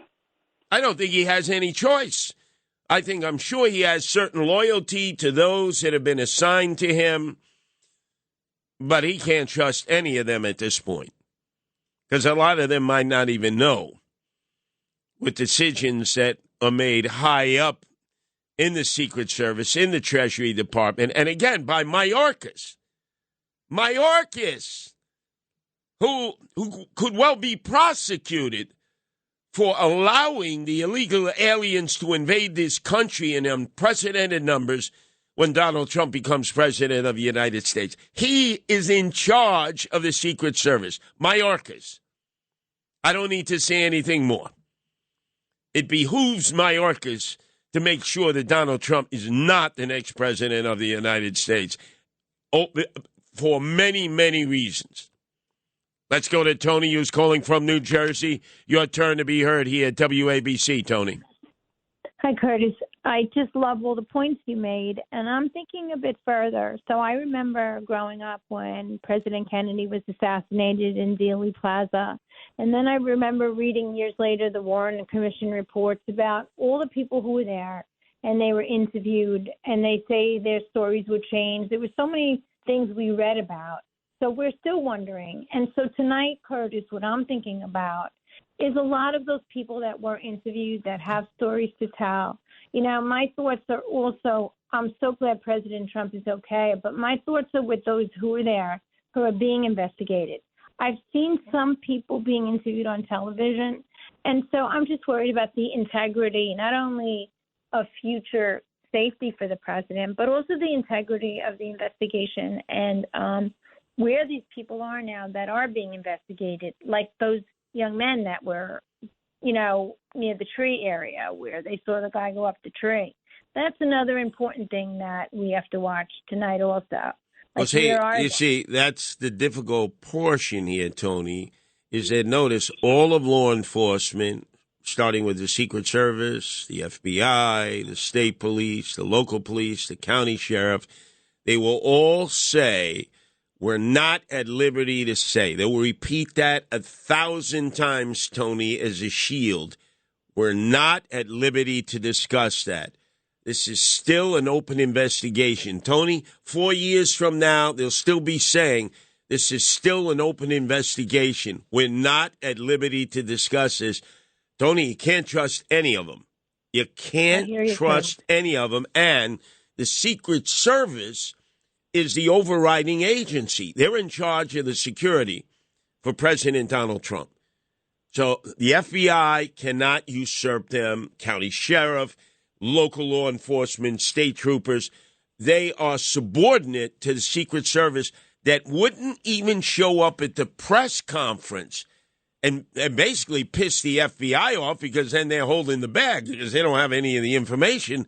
They basically had to say at that press conference, Tony, we don't have any information. It's the Secret Service that knows everything, and they ain't sharing it, Tony. Imagine, they're not even sharing it interagency. They cannot be trusted. Let's go to Paolo in Colorado. Your turn to be heard here at WABC, Paolo. Yeah, you were just talking about this investigation to go on and on. Remember the Vegas shooting where he shot up all these people? We still don't know what happened with that guy. That's right. And you would say to yourself, well, there had to be a motivation, right? Remember, we don't even know what the hell this guy's motivation was. Well, they first said he had a Filipino wife, and then all of a sudden there was some little comments about and then you don't know what's going on, and that's why I'm recording a lot of this stuff that's going on right now because they'll scrub this crap. I was on YouTube and I saw a picture of the guy. And they said they blew his head off, and they show a picture of his face after he got shot. I don't know how they did it. I don't think it's real, but they showed him, and he's got blood all over him, but his head's not blown off. I mean, and then you got these guys with these tripods with these 50 caliber sniper rifles. How did they get that all set up in a few minutes to shoot the guy? I mean, where were they? Where were these guys? I mean, it doesn't make any sense. Well, not only that, but the Secret Service will not come forward and even give us minute details. They're basically saying, mind your own business. It's our job to protect the president and the candidates running for the presidency. Trust us. And, Paulo, you can't trust any of them. You can't trust any of them.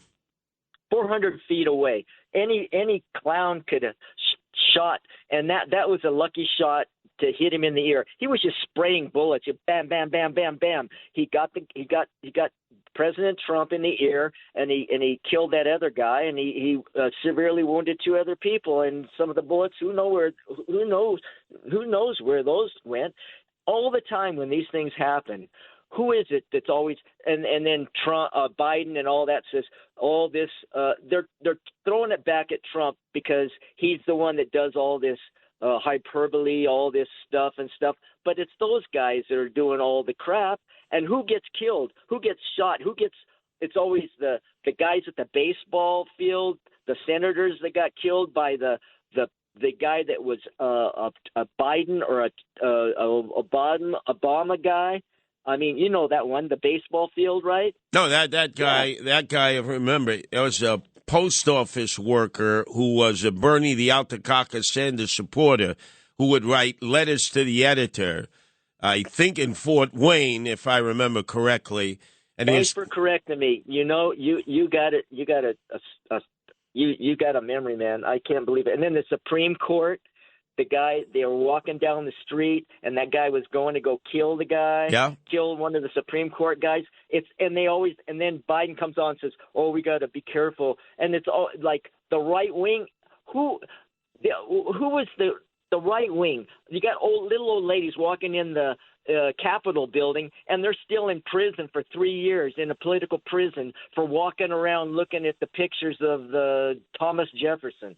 Well, I will tell you this, Paulo. You got to take a jaundiced point of view to all of government. If you give them an inch, they will take a mile. If you give them a mile, they'll go the whole 9 yards. And they will lie. They will continue to lie. They have been programmed to believe that all of you out there are sheep, both Democrats and Republicans. They've told me this on a continuous basis. Curtis, don't knock yourself out. These people, they're sheep. They won't remember what was said 5 seconds ago, 5 minutes ago, 5 days ago, 5 weeks ago, 5 months ago, 5 years ago. They're stuna. They need sheep herders. Doesn't matter. They need us. No, we don't. No, we don't need to hear their bull crap, and we don't need to be treated like little children. We have a right. We have a need to know because of how many times in the past our government has lied to us. There needs to be transparency. You got a dead gunman. Don't tell me that, all of a sudden, we can't be telling you people this information because you can't handle it. We're still trying to find out what the hell was in that manifesto of that transgender gunman in Nashville. Remember, went in to that private school and shot it all up and then ended up getting killed by the police. And we were told, you can't handle it. We can't let you know what was in that manifesto of that transgender because it'll cause problems. Really? We can't handle it? We don't have a right to know. We have the need to know. All these months later, transgender gunman goes into that school, shoots it up, gets shot and killed by the police. There's a manifesto. We don't have a right to know. You can't even get that. How come? How come? Think about that, ladies and gentlemen. They're basically telling you we don't trust you, the people. Well, guess what? I don't trust the politicians.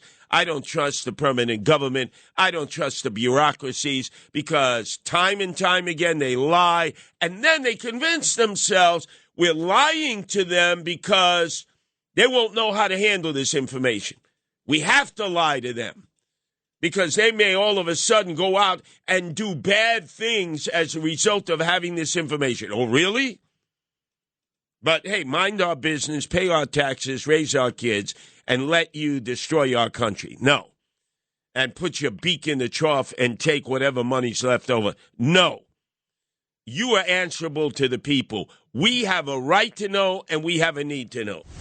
An assassination attempt on former President Donald Trump. Now the latest from 77 WABC. In the next hour, as we continue to the break of dawn, I will play what I have played continuously each hour, the only accurate report of the movements of the assassin who fired 5 shots at President Donald Trump 7 minutes into his presentation in Butler, Pennsylvania, earlier on Saturday before a crowd of 50,000 MAGA fans. The only accurate information.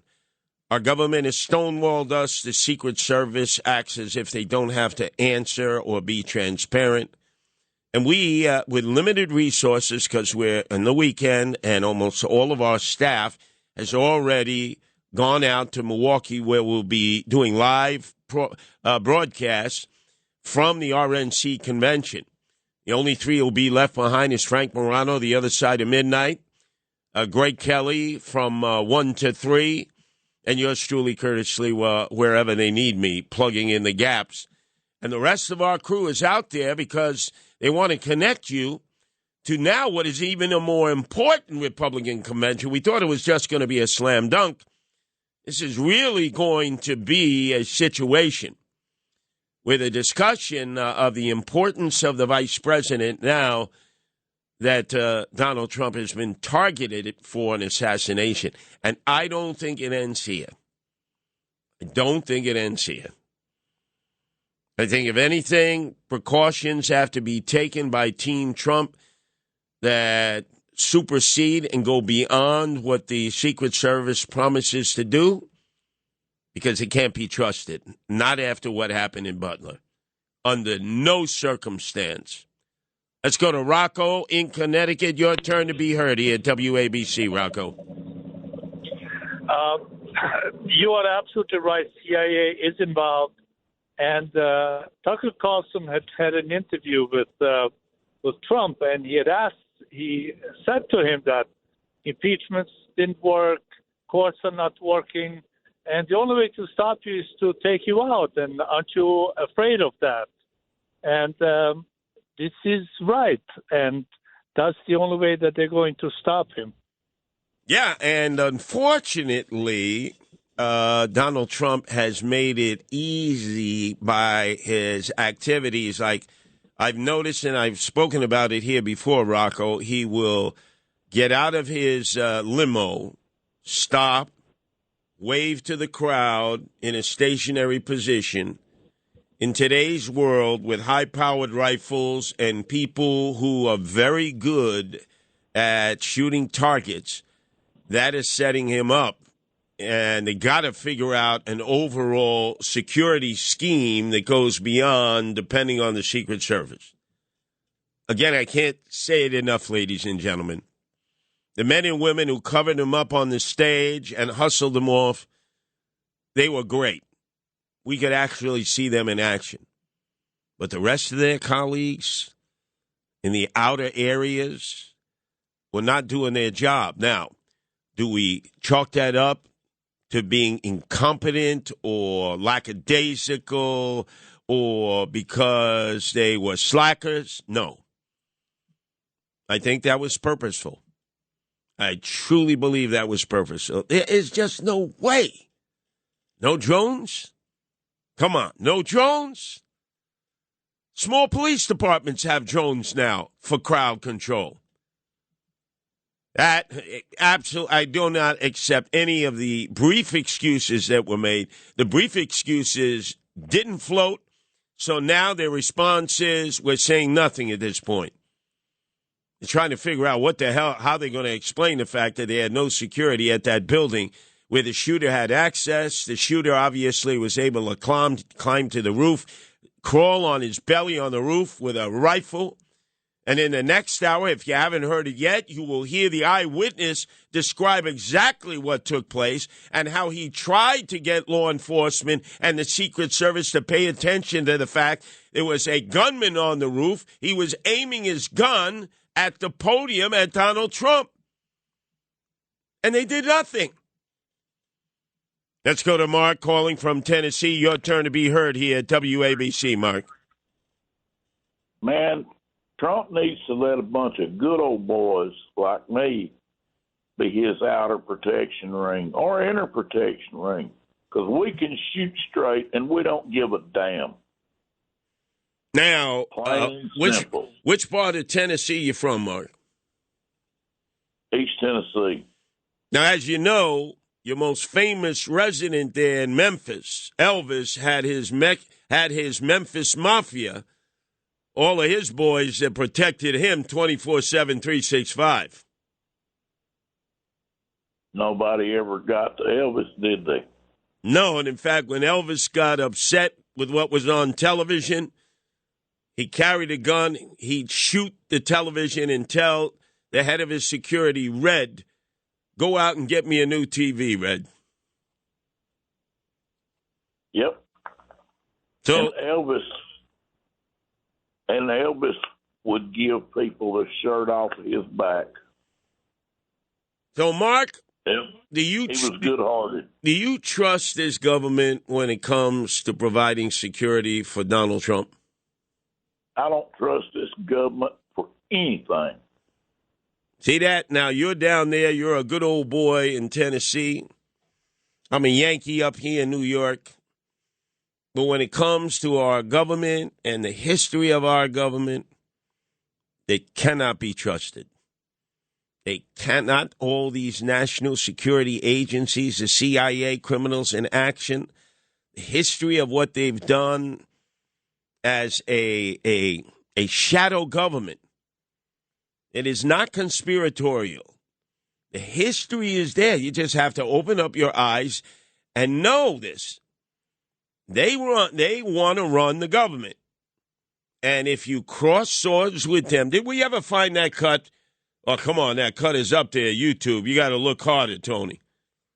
I mean, that cut has been played 10,957 times where Schumer, the schmuck to putz, acknowledged how if you cross the national security agencies, they'll get over on you 50,000 different ways, and it's why he's never done it, and others don't even challenge it.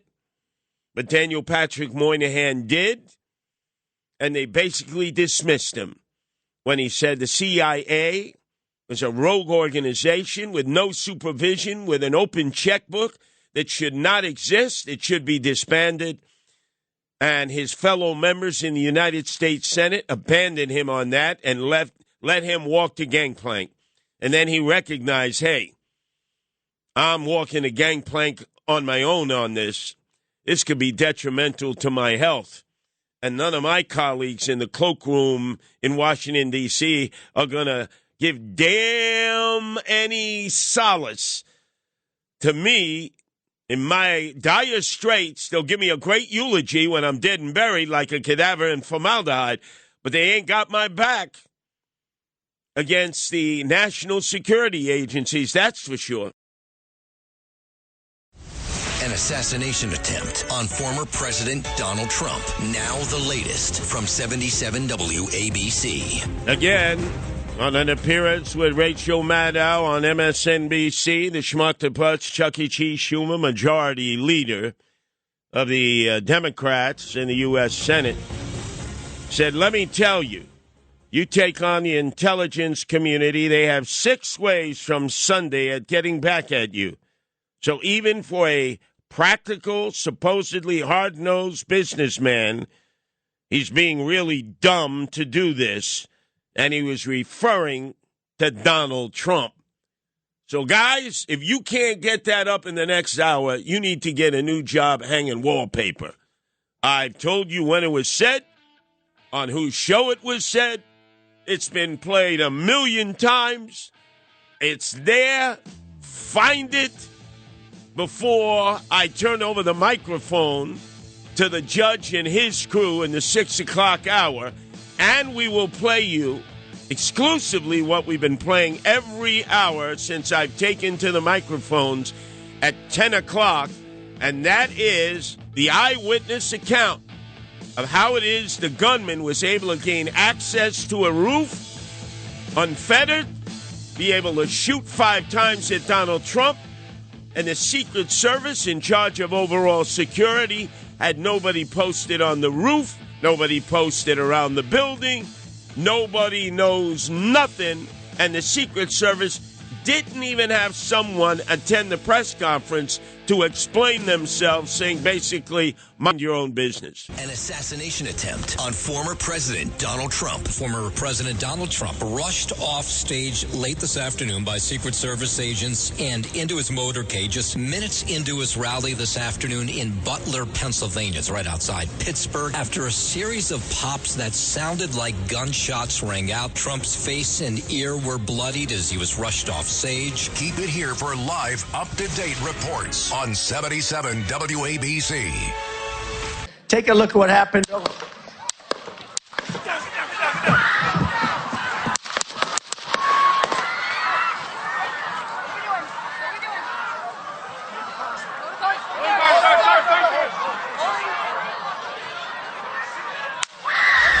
assassination attempt on former President Donald Trump. Now the latest from 77 WABC. Actually, to be more accurate, Cousin Brucey was gracious enough to give up his weekly show time starting at 9:30.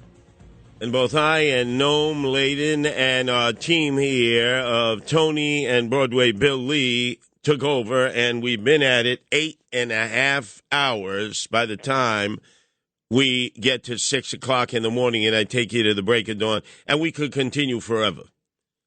We can continue forever. And I mean this because our government the Secret Service that is to be protecting Donald Trump has basically dropped the ball in a way that is so glaring that if I were part of Team Trump, I would say we cannot trust these men and women solely. We have to have our own alternative means because, man, they left the president out to dry today, not securing a building nearby 130 yards out where a gunman gained access to the roof, 50,000 people down there. Forget not just Trump. There are other people who were shot. They're in critical condition in a hospital. And to give this guy a free shot at Trump on the podium, pop, pop, pop, pop, pop, pop. You heard that.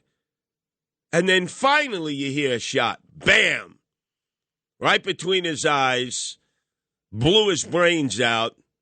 Dead on that rooftop by the Secret Service snipers that were positioned on a building immediately across the field on the other side. Yet you mean to tell me that with binoculars, they couldn't see that there were no security personnel that had locked down that building that was across from the other two buildings behind a fence? Nonsense. No drones? Nonsense. And now they're going to say the FBI is going to look into it. Well, great. The FBI is going to look into it, but who is in charge of the overall security? That was the Secret Service, who has said nothing, who did not attend a press conference involving the FBI, local law enforcement, and the state police. And they left the state police, local law enforcement, and FBI to basically have to say, we're not at liberty to talk about anything because the Secret Service knows it and they're not here. They're not here. Really? You couldn't find a spokesperson to at least say what they always say? It's an open investigation. We're not at liberty to discuss the facts of this. They didn't even bother to show up. Basically, an F you to all of you. You don't have a right to know. Just pay your taxes and mind your business. Wow. How callous, how indifferent. But let's go to the one tape that I played all night, all morning long. It is significant in that there is an eyewitness here who is so concise in his description of what he saw on that rooftop, how he had warned with his friends, law enforcement, and the Secret Service, and they chose, that's right, they chose to do nothing. And you got to ask yourself, hold on a second. You mean the media outlet that got this was the BBC, not CBS, NBC, ABC, or any American media outlet? You know it's sounding uber conspiratorial, but it's not. Listen to the concise description as this young man takes us through his timeline of when they arrived to listen to Trump in Butler, where they decided to go to get a better vantage point in terms of the heat, and then what transpired. Someone who was here, you weren't inside the event, nope, but you were just outside. Tell us what you saw. So we had a party here all day. You can see behind us at the Brinkles Farming Greenhouse here. We had a party, and we all decided, hey, you know, when we hear Trump up there, we're going to walk up through the field, stand by the trees up there under the shade, and watch and listen to the rally. Right? We couldn't see him, but we could hear him. So we walked up, and probably 5 to 7 minutes of Trump speaking. I'm estimating here. I have no idea, you know, but we noticed a guy crawling, bear crawling up the roof of the building beside us, 50 feet away from us. So we're standing there, you know, we're pointing at the guy crawling up the roof. And he had a gun, right? He had a rifle. We could clearly see him with a rifle. Absolutely. We're pointing at him. The police are down there running around on the ground. We're like, hey, man, there's a guy on the roof with a rifle. And the police were like, huh, what? You know, like they didn't know what was going on. You know, we're like, hey, right here on the roof. We can see him from right here. We see him. You know, he's crawling. And next thing you know, I'm thinking to myself, I'm like, why is Trump still speaking? Why have they not pulled him off the stage? I'm standing there pointing at him for, 2 or 3 minutes. Secret Service is looking at us from the top of the barn. I'm pointing at that roof, just standing there like this. And next thing you know, 5 shots rang out. So you're certain that the shots came from that guy on the roof? 100%. 100%. And he was up there for a couple of minutes. He was up there. You saw him up there for a couple of minutes. Absolutely. At least 3 to 4 minutes. And you were telling the police and the Secret Service? We were telling the police. We were pointing at them for the Secret Service, who were looking at us from the top of the barn. They were looking at us the whole time when we were standing by that tree. Could they see binoculars? Could they see him? Probably not, because the roof, the way the slope went, he was behind where they could see. But why is there not Secret Service on all of these roofs here? I mean, this is not a big place. Did you see, obviously everyone, when the shooting started, everyone was very panicked. Did you see what happened to him at all? Oh yeah, they blew his head off. Okay, sorry. Secret Service blew his head off. Okay, just be careful because we don't quite know who's watching, but you're pretty sure they shot the guy? Absolutely, 100%. Okay. Yep. You saw that happen? Yep. Okay. Yep. And did you see them go up to him afterwards, or? They crawled up on the roof. They had their guns pointed at him, make sure he was dead. He was dead, and that was it. It was over. It's incredibly shocking. The guy was on the roof right there. You can see the white roof right there. Did you get a look at him? Could you? No, other than he was in muted colors, tan type clothing. We saw the rifle flinging around as he was trying to crawl. We saw the rifle, 100%. Do you know about guns? Do you know what kind of weapon it was? Oh, I absolutely know about guns, for sure. It was a rifle of some sort. I wouldn't know, I wasn't close enough to read the label on it, but sure. But it was a rifle of some sort. Yeah, absolutely. So how do you process what you've just seen? I don't know what to say, man. All I'll tell you is, if I walked up close to there with anything that Secret Service considered a problem, I wouldn't be standing here talking to you right now. But I don't know why a guy who we're standing there pointing out to police and Secret Service is crawling up the roof. Were you outside the security perimeter? Yes, right there by that tree. We were outside the security perimeter. But my question is, there's only a few buildings around here. Why is Secret Service not on every building here? Well, there's a whole bunch of questions, I think, that are going to come. There's a whole bunch of questions. Yeah. Trump flag on the horse? Yes, she was right in front of me. She kept going back and forth right in front of me. Yes. Tell us about her. Nice horse, nice lady running with a flag. Seemed very, patriotic. But what's the significance of her? No, he asked me if I saw a horse. Okay. All right, well, listen, I'm sorry you had to witness that. That was a terrible thing. And you just stay safe with your family and look after yourself. Thanks for your time. Man. That is the most concise explanation of what transpired in the attempted assassination of President Donald Trump. There's been nothing said to contradict that. And all that's been said by law enforcement and the Secret Service, who was overall in charge of the president's security, is basically mind your own business. It's an open investigation. We'll get back to you with further information. And so far, ugats, nothing. Now, let's take you to Chuck Schumer, who,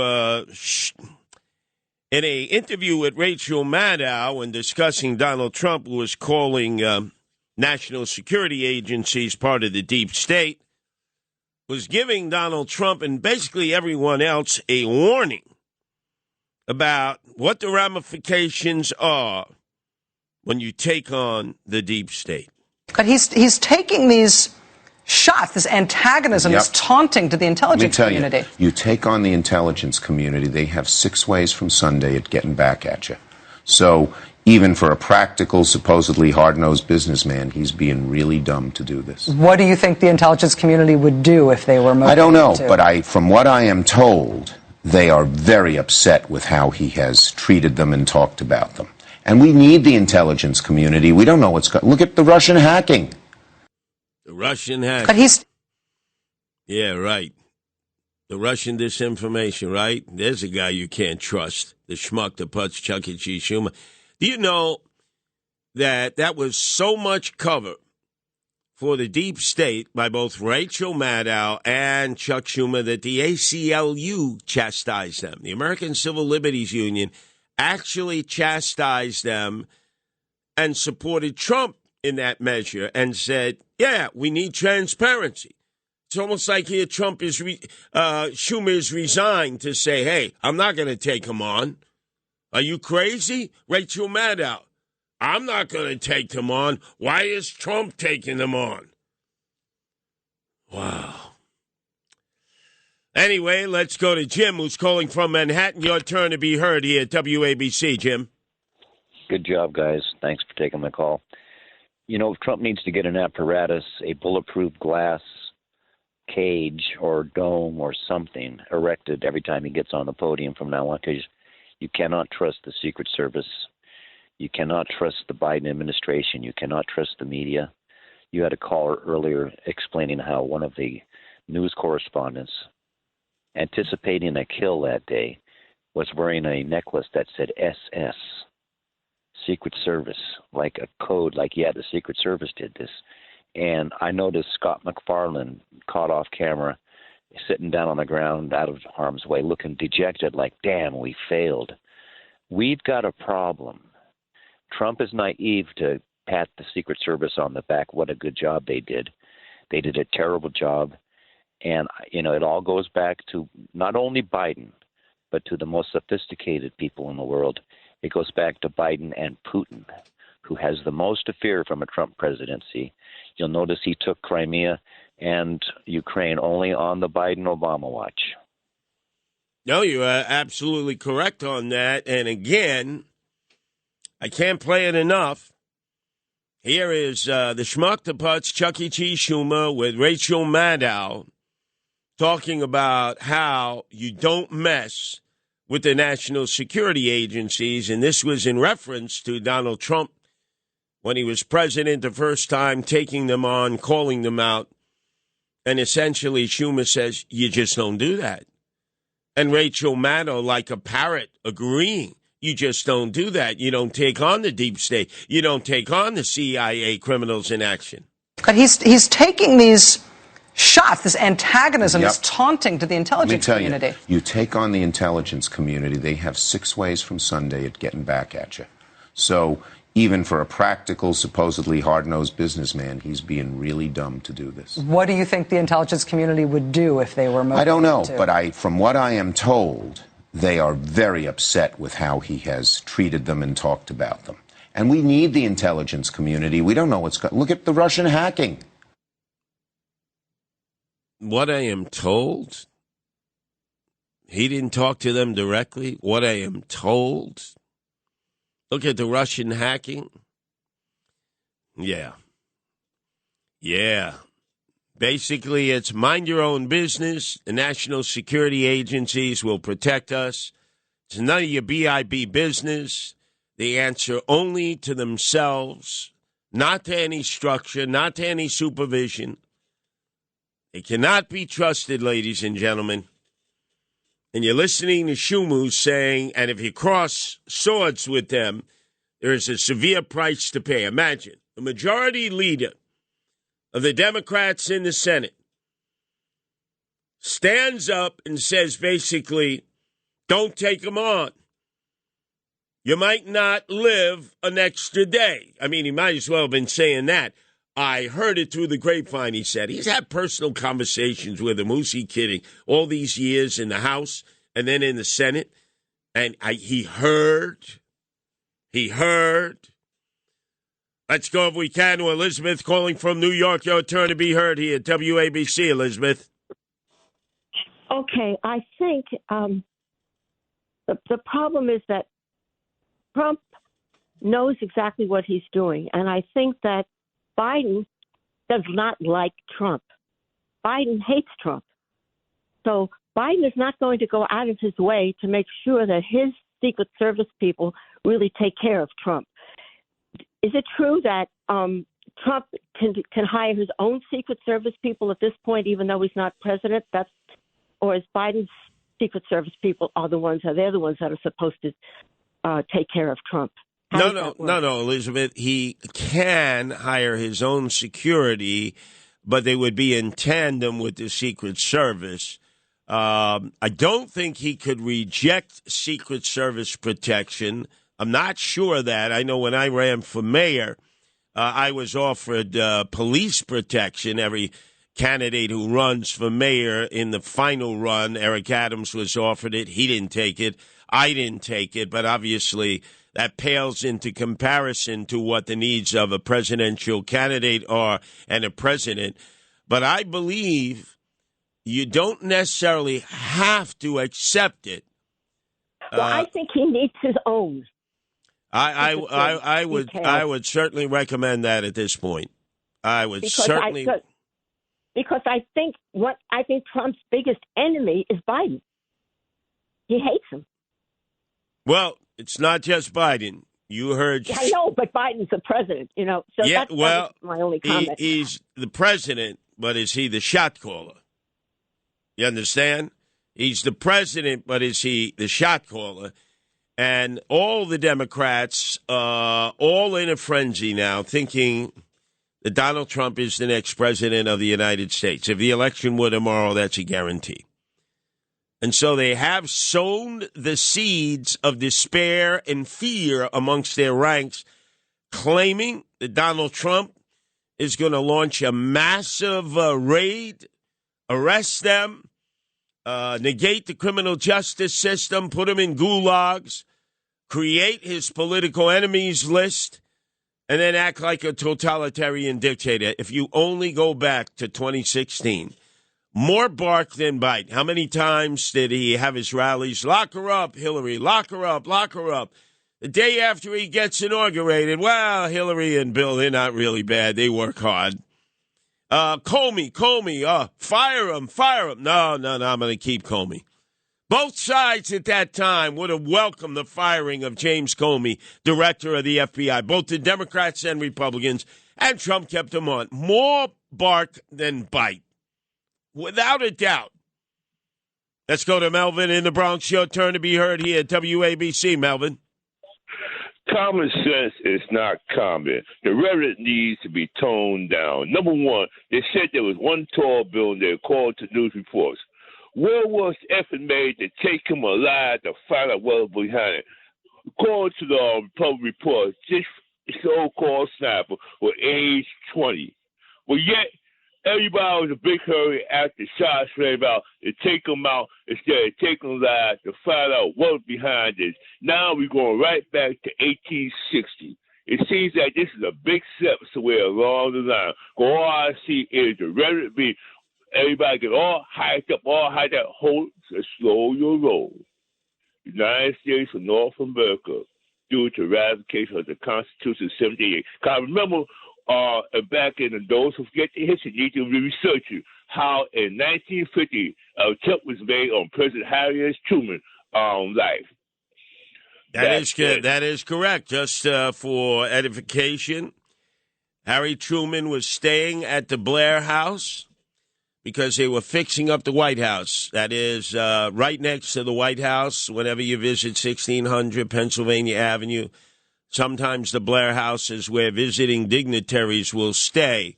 That's where Yeltsin was staying when he was visiting Bill Clinton. So he's staying in the Blair House, and an assassin shows up who is part of the Machateros, part of those who are seeking independence for the Commonwealth of Puerto Rico. At that time, there was a group. They claimed that they had been motivated by Albizu Campos, who they consider to be the George Washington of the liberation revolutionary movement of Puerto Rico. And LeBron, a woman, headed the group. If not for a Washington, D.C. police officer who was doing security at Blair House, who ended up getting killed in the firefight, they would have had access into the Blair House. They would have killed and assassinated Harry Truman at that point. Eventually, they went into the gallery, a different group, into the House of Representatives and shot up the House of Representatives. those who are seeking the independence for the Commonwealth of Puerto Rico, they love to refer to themselves as machateros. And many of them, as you know, were freed by President Bill Clinton when Hillary decided to pack up the hillbillies and racketeers in the pickup truck in Little Rock, Arkansas, and drive to the Love Shack that she had located in Chappaqua, the biggest and the richest white suburb in America, where even the lawn jockeys are white, to run for the seat that was being vacated by Daniel Patrick Moynihan, go on a listening tour for an hour. And she basically told Bill, in order for me to be elected U.S. Senator, I need you to secure for me the Puerto Rican vote, and they want the FALN terrorists released from jail. And what did Bill do? He released them from jail. Machateros, viva libre Puerto Rico. Oofa. Anyway, let's go, if we can, to Robert calling from Connecticut. Your turn to be heard here at WABC, Robert. Thank you, Curtis. I didn't hear about this till later. We were at the stock car races upstate New York, and I got a message from my daughter, and this just went through my mind. You know, naturally, I'm just sick over the whole thing. Now, is this? I want your opinion. If he gets in as president, and I'm praying he gets in, would this make people less likely to vote for him for fear that this could happen again? And if he was killed or maimed where he couldn't be president, it would throw the country in such a mess? Or will it make people rally around him more now? Which do you think will happen? Well, I think, number one, it points out the importance of having a really good vice president, because that's always a possibility now more than ever. Mm-hmm. So remember, he hasn't divulged to us who he wants as his vice president. Now that he has survived this ordeal, the convention will move on. He'll have his vice president, and they can continue to campaign, hopefully with much better security for both him and his vice president candidate, and for Robert F. Kennedy Jr., who has not been afforded any Secret Service security at all, even though he qualifies for it. That's an FU from the Biden administration for even running. But number two, I think this will be a slam dunk in terms of him being elected president of the United States. The problem is that it will jeopardize him even more, because they've already tried every measure to stop him. Impeachment, indictment, federal court, state court, local court. None of it's worked. So in the minds of those who are really warped and really off the beam, they're going to say the only way to stop this guy is to assassinate him. And if he chooses somebody who is not necessarily Trump-like that would carry on his agenda, then they'll say, I'd rather have this guy than Donald Trump. That's why it's very important that he picks somebody. Do you have a thought on who it would be? Not really. I think when all is said and done, he's probably not even going to pick anybody that he's mentioned, because he always likes to float different ideas, and then he loves the shock and awe that comes with him basically saying, well, at the last second, I decided to choose XYZ, when in reality, that was his choice all along. And by the way, he told Sid a long time ago, our colleague, who's broadcasting from Milwaukee this coming week, starting in the morning, 6 to 10, all 5 days, live from the RNC convention, told Sid a long time ago that there's no point in having a vice presidential appointee, because it's insignificant to attracting a vote or losing a vote. It's basically, it neuters itself out. Well, it's not the case now that he has been a victim of an assassination attempt. 1-800-848-9222. An assassination attempt on former President Donald Trump. Former President Donald Trump rushed off stage late this afternoon by Secret Service agents and into his motorcade just minutes into his rally this afternoon in Butler, Pennsylvania. It's right outside Pittsburgh. After a series of pops that sounded like gunshots rang out, Trump's face and ear were bloodied as he was rushed off stage. Keep it here for live, up-to-date reports on 77 WABC. An assassination attempt on former President Donald Trump. Now the latest from 77 WABC. Back to the phones we go until the break of dawn. Let's go, if we can, to Dan calling from Key West, Florida. Your turn to be heard here at WABC. Dan? Yes, good morning, Curtis. My question is this. Why were there no helicopters flying overhead? They have it for the marathon. They have it for other political events. So my thing is somebody messed up big time. Now, did they mess up on purpose? That's to the people to decide. Well, Dan, I think you have to come to the conclusion. We had callers earlier when we started at 9:30 giving round-the-clock coverage here who said they had been to the Wildwood MAGA rally hosted by Donald Trump. 100,000 showed up to the beach. They not only had helicopters, they had drones overhead to guarantee everybody's security, and obviously Trump's. No helicopters, no drones here. We're not talking incompetency here. That, Dan, without a doubt in my mind, was done on purpose. Done on purpose. Clear the way. Then no security on the building, on the roof. The gunman somehow gets to the rooftop, crawls on his belly with a gun, as you heard the eyewitness describe, who gave that interview to the BBC, and then fires 5 shots in the direction at Trump at the podium. And then you hear the delay in the shot, and then finally a shot from a sniper that basically blows his head off of his shoulders. Really, really? I mean, how many areas of security were you incompetent in?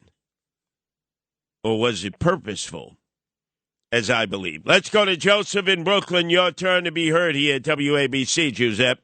Hi, Curtis. It's a pleasure to talk to you. I met you many times. You know me, but I'm not going to extend on that.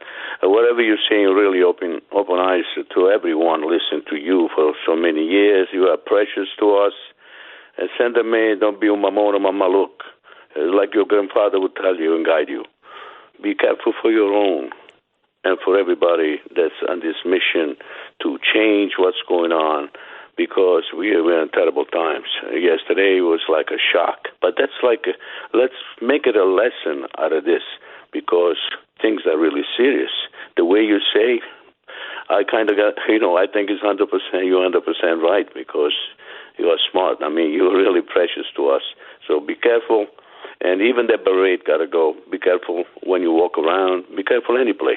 I tell you what, Joseph, the moment I got to take my beret off my head because I'm in fear or fright is the day I pack it up and head to the 6th borough of the city of New York, Boca Raton in Florida. Nope. Can't. It's just not my nature. I'm a street guy. And the moment I hesitate, the moment I blink, the moment I think twice about what I have to do, it's over. It's over, and I'll know it. But I'll make sure it ain't ever going to happen, because I ain't going to blink. I ain't going to buck. I ain't going to bow. I'm not going to retreat. I'm not going to surrender, because the moment you do it, it's over. It's over. Let's go to Joe in New Jersey. Your turn to be heard here at WABC, Giuseppe. Curtis, I want to commend you and the crew for such a fantastic job. I'm learning more from listening to you than I am watching TV. I also share your distrust for the government. Dan Bongino has been talking about this this Miss Cheadle, who's the director of the Secret Service. You've got the cocaine incident where nobody has been identified as the who placed it there. That's been, he swears they know who it is, but you're not hearing it. You also have the incident at Mar-a-Lago with the FBI going in. Where was the Secret Service? That's supposed to be a secured federal building, considering the fact that there's the Secret Service. They're protecting a party. You're also, remember Lisa Strzok and Peter Strzok and Lisa Page with the insurance policy. And then you have the CIA, who said that they withheld intelligence from Trump because they thought he was a fool. You got the 51 guys that signed that letter. He better have Mike Flynn and Kash Patel at his side when he gets elected president, because there's a total mistrust for the intelligence community. Oh, yeah. Look, if there's one resonating theme in the 8.5 hours that we've done so far in the aftermath of the attempted assassination of President Donald Trump in Butler, Pennsylvania, in about the 6 o'clock hour on Saturday, it's that there is a massive distrust of the government, especially all the security agencies, Secret Service, FBI, CIA, and I don't have any hesitation in not trusting them. I have no hesitation in not trusting them at all. Let's go, if we can, to Jimmy in Staten Island. Your turn to be heard here at WABC, Jimmy. Hey, Curtis, how are you on this very sad next day of what happened to our president? But let me just say something. If you remember me, I was at number one at all your rallies on Staten Island, and I couldn't believe that in that crowd we had the drones, and I think they got 2 8x10s of me. They were hovering over our crowd like crazy. And here, such a rally of mammoth size, they don't have drones. They don't have helicopters. They don't have a building secured, every building, and they put this president's life at risk. You know why, Curtis? You're right, 1,000%. But they are trying to get rid of this president, and it's not going to work because he's protected by God, I feel. And number two is that I feel it was done intentional. And your Barack Hussein and your Mamaluk of Joe Biden and all of them could care less. Their plan didn't work. So now we're back to square one.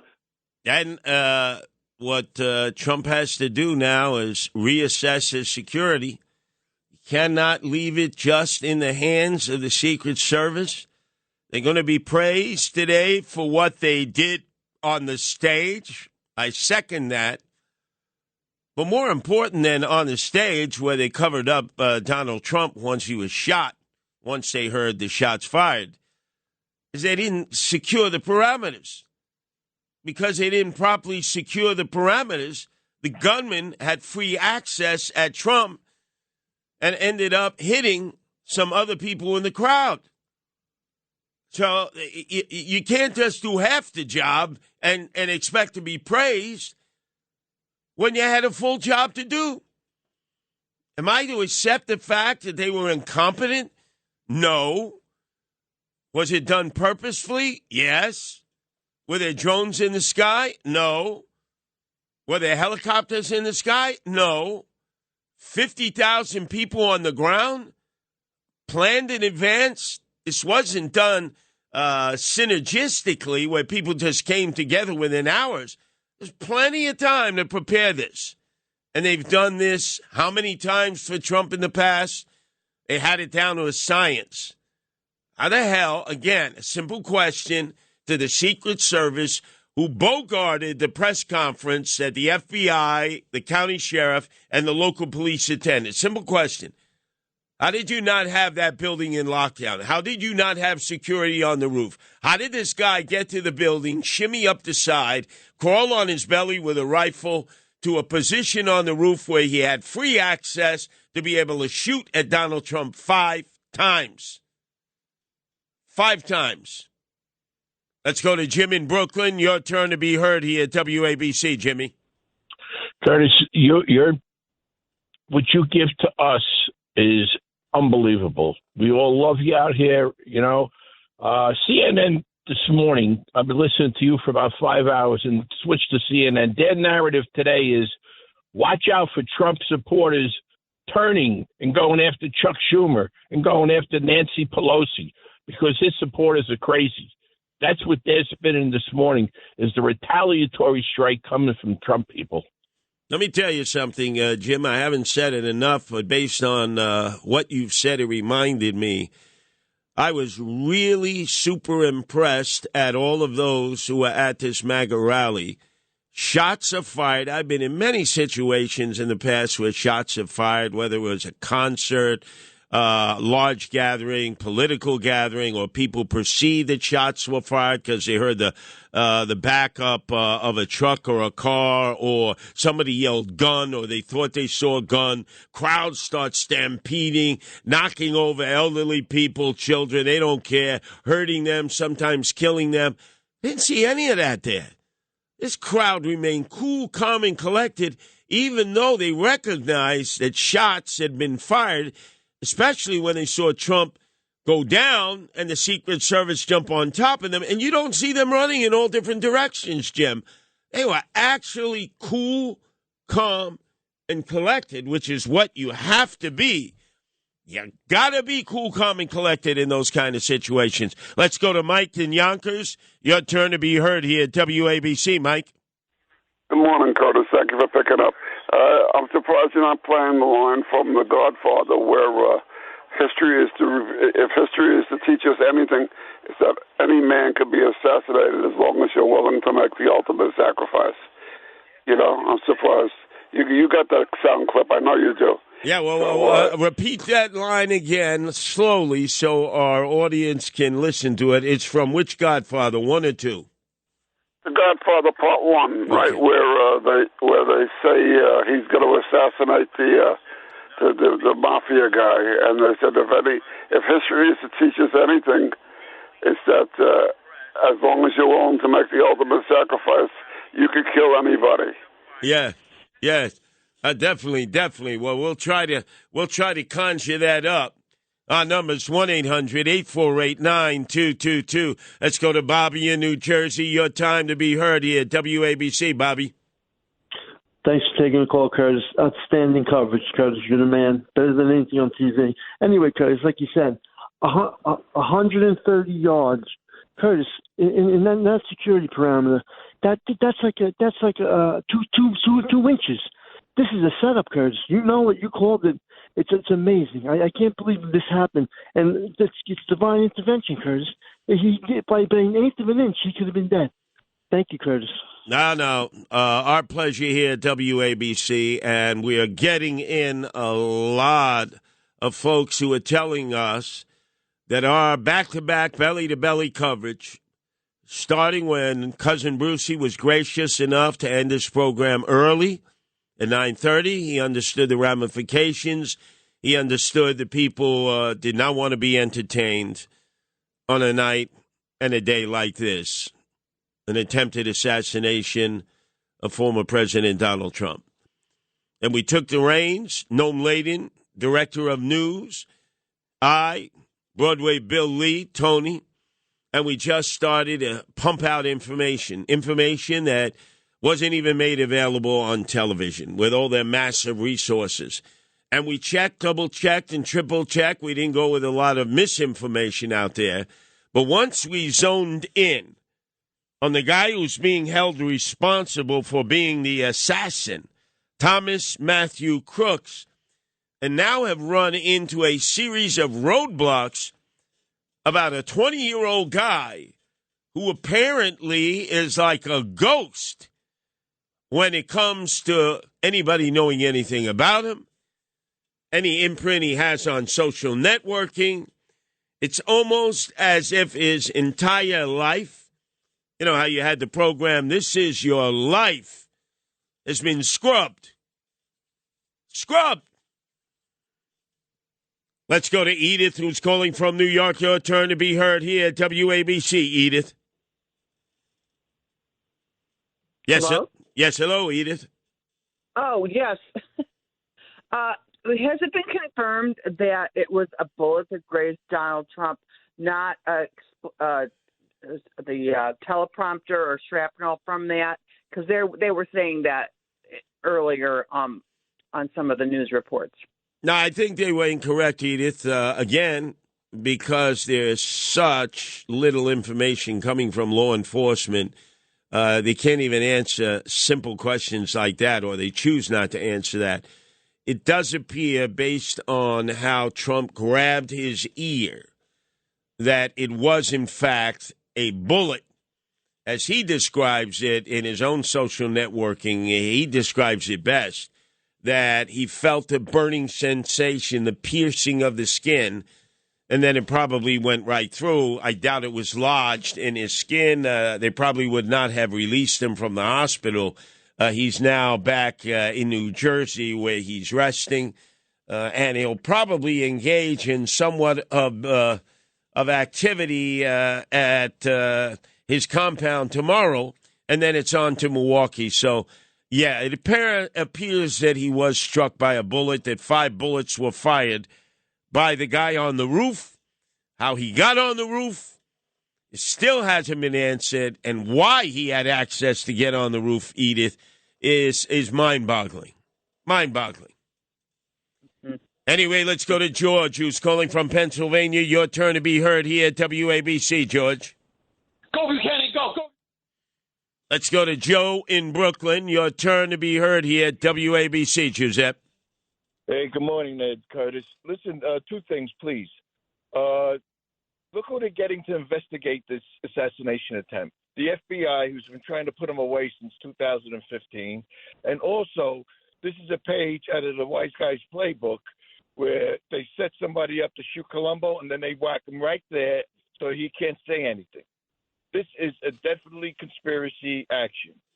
No doubt. And notice, I'm glad you brought up Joe Colombo at the annual Italian-American Civil Rights League gathering at Columbus Circle on Columbus Day. Over 100,000 people gathered there, mostly Italian, and they convinced this black guy to pretend to be a photographer for Associated Press. He got close, said, "Can I take your picture, Joe?" Joe posed, pulls out a gun, shoots Joe Colombo in the head. Then about 10 of the Colombo guys shoot him about 64 times. He had no opportunity to escape, and he had to know that going in. Just like this guy who went onto the roof had to know that the moment he began to shoot at Donald Trump, there was no way he was going to live, survive, escape, or surrender without having his head blown off of his shoulders, which is exactly what the Secret Service snipers did. An assassination attempt on former President Donald Trump. Now the latest from 77 WABC. Our audience, vast as it is, now that dawn is upon us, we are the largest radio station in the nation from coast to coast, but once it's dark, the largest in the world. And ever since we took to the airwaves, courtesy of Cousin Brucey, vacating his spot, knowing the seriousness of this attempted assassination of Donald Trump in Butler in about the 6 o'clock hour on Saturday, I was able to play over and over a cut from the BBC of the eyewitness who talked about the ineptness of not only law enforcement, but especially the Secret Service. Someone who was here. You weren't inside the event, nope, but you were just outside. Tell us what you saw. So we had a party here all day. You can see behind us at the Brinkles Farming Greenhouse here. We had a party, and we all decided, hey, when we hear Trump up there, we're going to walk up through the field, stand by the trees up there under the shade, and watch and listen to the rally. Right? We couldn't see him, but we could hear him.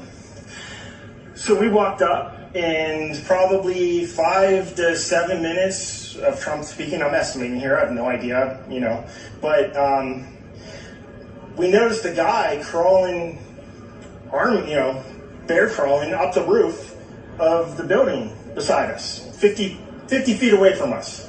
So we're standing there, and we're pointing at the guy crawling up the roof. And he had a gun, right? He had a rifle. We could clearly see him with a rifle. Absolutely. We're pointing at him. The police are down there running around on the ground. We're like, hey man, there's a guy on the roof with a rifle.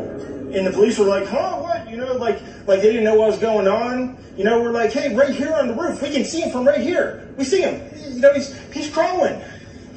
And next thing you know, I'm thinking to myself, why is Trump still speaking? Why have they not pulled him off the stage? I'm standing there pointing at him for 2 or 3 minutes. Secret Service is looking at us from the top of the barn. I'm pointing at that roof, just standing there like this. And next thing you know, 5 shots rang out. So you're certain that the shots came from that guy on the roof? 100%.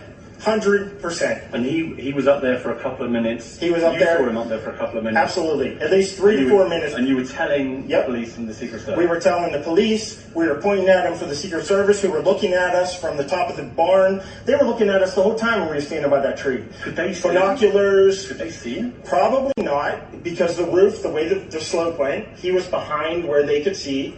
But why is there not Secret Service on all of these roofs here? This is not a big place. Did you see, obviously everyone, when the shooting started, everyone was very panicked. Did you see what happened to him at all? Oh yeah, they blew his head off. Okay, sorry. Secret Service blew his head off. Okay, just be careful because we don't quite know who's watching, but you're pretty sure they shot the guy? Absolutely, 100%. Okay. Yep. You saw that happen? Yep. Okay. Yep. And did you see them go up to him afterwards, or? They crawled up on the roof. They had their guns pointed at him, make sure he was dead. He was dead, and that was it. It was over. It's incredibly shocking. The guy was on the roof right there. You can see the white roof right there. Did you get a look at him? Could you?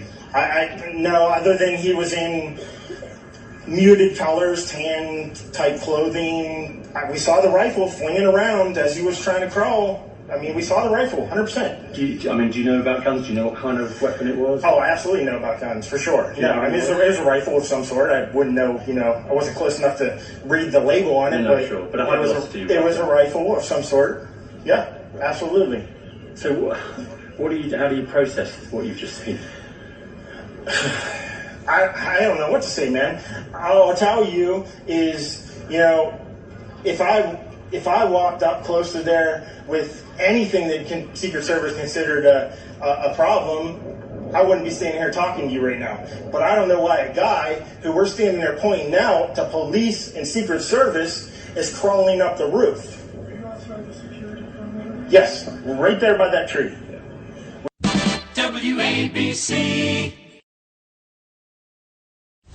An assassination attempt on former President Donald Trump. Now the latest from 77 WABC. We just wrapped up 8.5 straight hours of coverage, but we will be back. I will be back with Nancy to do the extended deep dive tonight, 8 to 10. Oh boy, on the Rip and Read, and we're going to come up with information that the TV stations and other media forms have not dug up on this incident, in which they have basically closed us off to everything behind the lack of security that was provided for Donald Trump at his rally earlier on Saturday. At Baker's Pharmacy, care is what's most convenient for you. Care is being here when you need us. We're open evenings and weekends. Care is helping you save more. Most insurance plans and discount cards are accepted at your local Baker's Pharmacy. Care is saving you time by managing your prescriptions online. You can request refills, check order status, and more. Care is convenience that works for everyone. Baker's, a world of care is in store. Services and availability vary by location. Age and other restrictions may apply. For coverage, consult your health insurance company. Visit the pharmacy or our site for details.